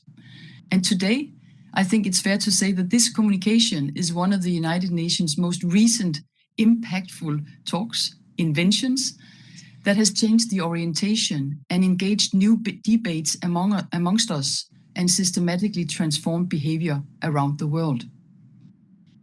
At the same time, talk is often belittled, it is degraded and looked down upon. In more recent area, talk has increasingly been deprecated as being hot air, deceit, or fake news. How often do we not hear such statements as action speaks louder than words, or pay less attention to what men say, just watch what they do, or doesn't mean anything, it's just talk. While that may very well be the case some of the time, and we know that there is a lot of greenwashing and empty talk, I think it is also worth considering that the relationship between talk and action is so oftentimes much more complex than that. Talk is also performative for action. Talk drives action. And as educators in management schools, we talk a lot. We know that talk matters. And in fact, we believe that this talk is an impactful part of our mission in Prime that serves to transform the behavior of the leaders of the world. So while we are urgently focused on changing the action towards Agenda 2030, let us not forget also to celebrate the performative power of talk. And when we do that, I think I want to end my note here today to let us focus on 3 issues where I think we have a responsibility to bring into the classroom. And I call that my 3 times S. It's about success, it is about society, and it's about skill sets. First of all, success. The way we teach success and bring the notion of success into the classroom matters. The way that I was taught 30 years ago in the classroom, success carried a very strong dimension of shareholder supremacy. And it carried a very strong language of fight back, conquer, attack, defend, win the battle. Almost as some of our colleagues have called a warfare language. We need to be careful when we go into that classroom. We need to carry curriculum and language that carries with it a rhetoric about another way of defining success, where success means collaboration, partnership, co-creation, innovation, and a quite other way of thinking about how we drive the world forward and what it means to be a successful leader. The second is society. We have all been teaching and have been taught the stakeholder model, where the corporation is at the center of the model, and then we have the other actors who will serve to share or to address the needs of the corporation. What if we put society at the center of the stakeholder model? Society at the very center, meaning that businesses and civil society and governments will be there, are there, leaders in those organizations will be there to actually serve society, because society is at that very center. What would that do to the curriculum and to the thinking and the frameworks we bring into the classrooms as we educate the future leaders? The third is about skill set. We teach our students, we hope our students will become those entrepreneurial, innovative leaders that will be able to address the global challenges. And then we put them in the classroom and we profess in front of them. We ask them to imitate the curriculum, to, at the exam, to be able to say what we have been teaching them very accurately. And we could question of ourselves, is that the way to, if that's the right skill set to only to educate our students in? Of course, students need to have cognitive knowledge, they need to be intellectually dressed, but perhaps we should also focus on leveling and helping our students to become more socially skilled, interpersonally skilled, creatively skilled, and also emotionally skilled to navigate in the future business life and as leaders that are needed to develop society. So success, redefinition, society, and skill sets, those are the three S's that we focus on and that I think are very important to continue to focus on in the long term. And here I think family business stand up in many ways as a role model. Often we think of family business as the small SME, but as this conference has shown, family businesses are not only, but also small and medium-sized enterprises, but also large corporations. And from India, of course, notably, for example, the Tata Group. Boston Consulting Group made an analysis and say that 30% of all companies with sales in excess of 1 billion are, in fact, family-owned businesses. And we will know that research, and you will know that research shows that family business have a long-term orientation, much more so than the more shareholder-owned companies. So interestingly, research will show that during good economic times, family-run businesses don't earn as much money as other companies with a more dispersed ownership structure. But when the economy slumps, when the going gets tough, family firms far outshine their peers because they have a long-term strategy.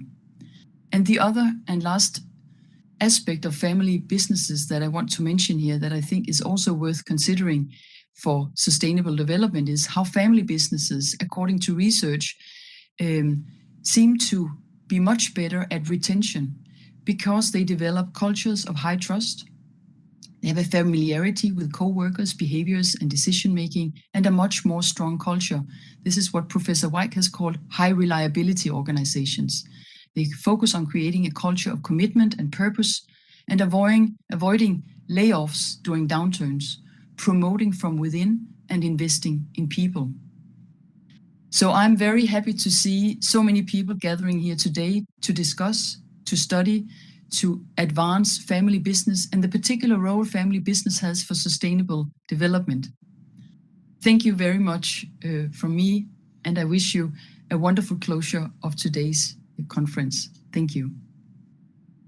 Thank you, Professor Morsing, for your valuable inputs on the role of management education, importance of communication, social skills in nurturing the action leaders of tomorrow for a sustainable and better world for all of us, and also highlighting on the values of family business success. Thank you so much. Finally, I now invite our Deputy Registrar, Dr. Ashish Kotari, to do the vote of thanks. So.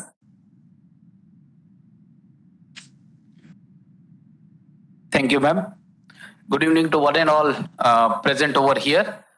His Divine Holiness, Param Pujya Hari Prasad Swamiji Maharaj, our Guru, our mentor, the visionary leader of this group of institution to whom we are part of, that is Atmiya University, Param Pujya Tyag Vallabh Swamiji Maharaj, our respected Honorable Pro-Chancellor, who has joined online for the presidential address in the valedictory session, Professor Dr. Sheila Ramchandran, respected Vice Chancellor Sir, Dean of Transformative Dr. Divyang Vyas Sir, Dean of Faculty of Business and Commerce, Vishal Khaskiwala sir, principals of the institution, Dr. Hitesh Shukla sir, all the other dignitaries of the dais, faculty members, and dear students.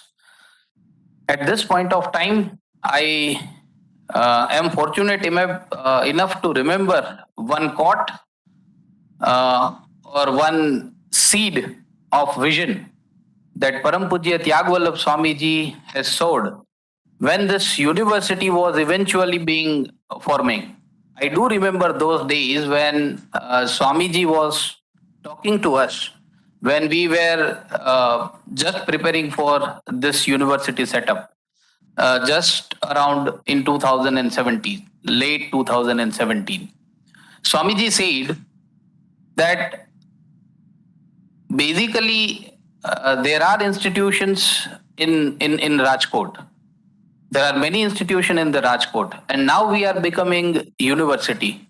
But I want this university to be number one so far as the management is concerned. So I want university to be number one in business perspective. Since Gujarat is an entrepreneurship hub, and I'm fortunate and I see the first step of this vision being completed today in terms of the first of its kind conference, completion of this conference, as Madam Sheila Madam rightly said, this is not the concluding part, but we should continue with this, that is family business, connecting roots for sustainability roots. In this session, what I have learned, particularly as a non-business means non-management person, I learned only one thing from means many of the speakers in this. Previously, the generations who have started various business, they were thinking as either family or business. Then the next generation started thinking that family also and business. And then now the people are starting family in business. So there is a corporation required for the family members, as I heard, as I understood from what Dr. Hitesh Shukla sir said in his keynote speech. We should have 4 bedrooms. And this is what I learned from sir's speech. So at this point of time, I would not take much time, but an event cannot be completed without the vision, without the efforts, without the thought process, and without the hard work of individuals, of teams, of leaders, and of the stakeholders of any part. So at this point of time, I would like to thank Param Pujya Tyagvallabh Swamiji, who has always given us the chance to conduct any of the event of such a huge nature. This particular idea is being conceived by the joint efforts of our respected Vice Chancellor Sir, Dr. Shiv Tripathi sir, who is very vibrant in organizing and conducting and conceptualizing many of the things. He just has joined our university from last 2.5 months, I think so. In this 2.5 months, sir has envisioned many of the new areas, many of the new endeavors, and this is one of the endeavors that is successfully completed, along with the vision of, along with the hard work, along with the expertise of Dr. Hitesh Shukla sir in this particular domain of family business. So I would like to thank both of them to conceptualize this idea and to make this event possible today on the 2nd of April 2022. It is 246 event, right? So basically 2 has started thinking on that, 4 people means Faculty of Dean of Faculty of Business and Commerce, Vishal Khasgiwala sir, our Training and Placement Officer, Divyang Tiwari sir, team of management, and the team of commerce and other teams have worked day and night for making this event very much successful. So I would like to thank all of them at this point of time. We means this is the event that is first of its kind, wherein we have seen large number of entrepreneurs on the same stage. We have not the place on the stage. I was discussing with our Dean of Transformative Academics, Dr. Divyang Vyas sir, that suppose in morning, suppose we have now more 5 or 6 people or 6 person from industry visiting us, we had not have any space on the stage for them. So this is a huge event and a huge number of personality, as you all have seen and all have seen the vibrancy of this stage in the morning. So this is possible means since the people are big, calling them, making them making them understand the effect of the event and calling them on the board, it is very important. And for this, we have only one person with us. Many person is with us, but only one person who have dedicatedly do this. And I want all of us to appreciate that person, our own Jignesh Bhai and Dharmesh Bhai. So this event means this many huge personalities, from Diamond King to Namkeen King and many of the kings. Family Business King is here. So many kings were there in the stage. This is because of the efforts that has been placed by Sevak, Jignesh Bhai, Dharmesh Bhai. So we should thank them also. At this point of time, we should thank the leadership team, our management representative, Samir Vaidya sir, all the leadership team sitting off the dais for giving the guidance as and when it is required in context to this conference. All the heads of the department who have supported the team for making this event successful. There are many distinguished speakers from India as well as abroad, online as well as offline. I thank, on behalf of Atmiya University, I thank all of them for their contribution, expertise contribution, as well as the contribution of time that they have spent for them. All the industrial personnel, successful entrepreneurs, as I said, they are giants from various industries, diamond industries, namkeen industries, pump industries, means we have many of the industries here. And as one of the industry person said, that 50% of the economy of Gujarat in this particular hall in the morning. And it was rightly said by him. So all of them, we from Atmiya University, on behalf of the Atmiya University, I thank all of them. There were means I appreciate the efforts of teams of registration, teams of follow-up activities, the team of auditorium. Yesterday's night program, the cultural program, it is very much quickly being designed and coordinated by the team headed by all personals. So cultural program followed by gala dinner, food committee members, the possibilities of the live YouTube channel. And we are seeing that from 9, the count is 9 hours and 46 now. So it is almost a 10 hours event, continuous event. And this is the event that is given live on YouTube as well as Facebook. So this all are means we appreciate the efforts of all. They have not seen day and night. They are vibrant in running. They are vibrant in using the technology. So vibrancy is being everywhere, and that's why this program is very much successful. We should thank the team of cameraman, videography, photography, Sanjay Bhai, Rahul Bhai, and everyone. Rahul Bhai and Mohit Bhai for designing the beautiful theme-based designs of posters, banners, certificates, and the other materials. At this point of time, I would like to thank Harish Bhai and the team auditorium for making all the arrangement for seamless connectivity of this conference through the online as well as offline.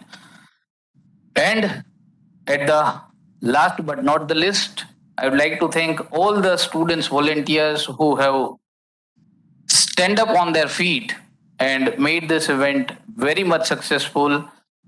Even if they are means they are the gems of this particular event.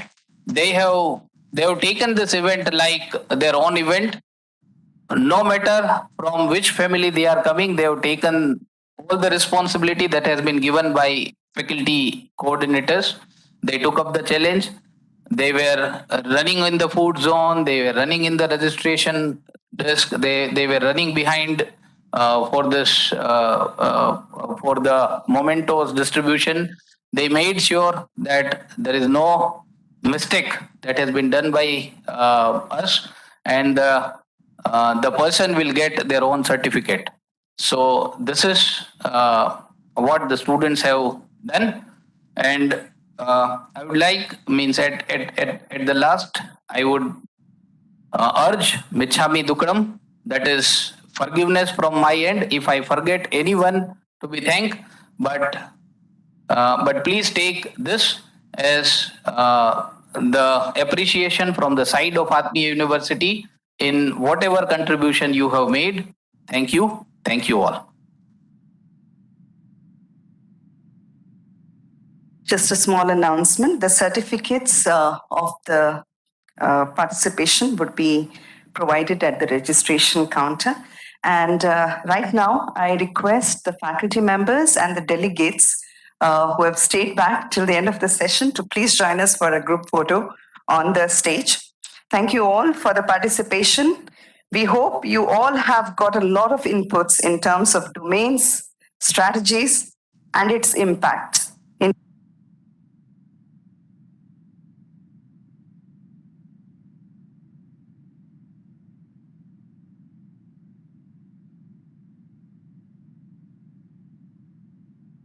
Okay, so we're going to have the national anthem.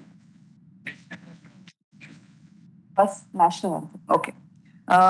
Can we please stand in our space? I request the audio team to play the national anthem.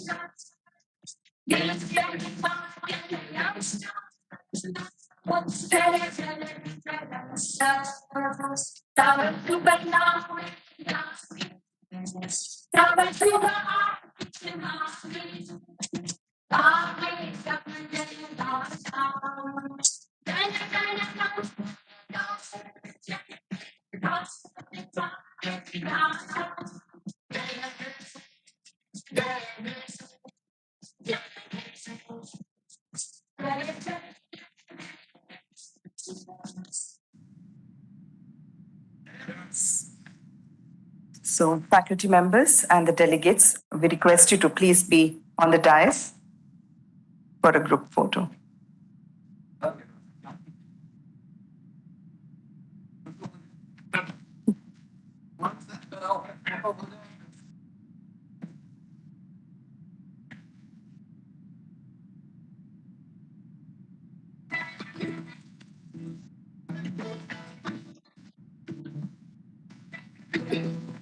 Faculty members are requested to come on the dais, please. All the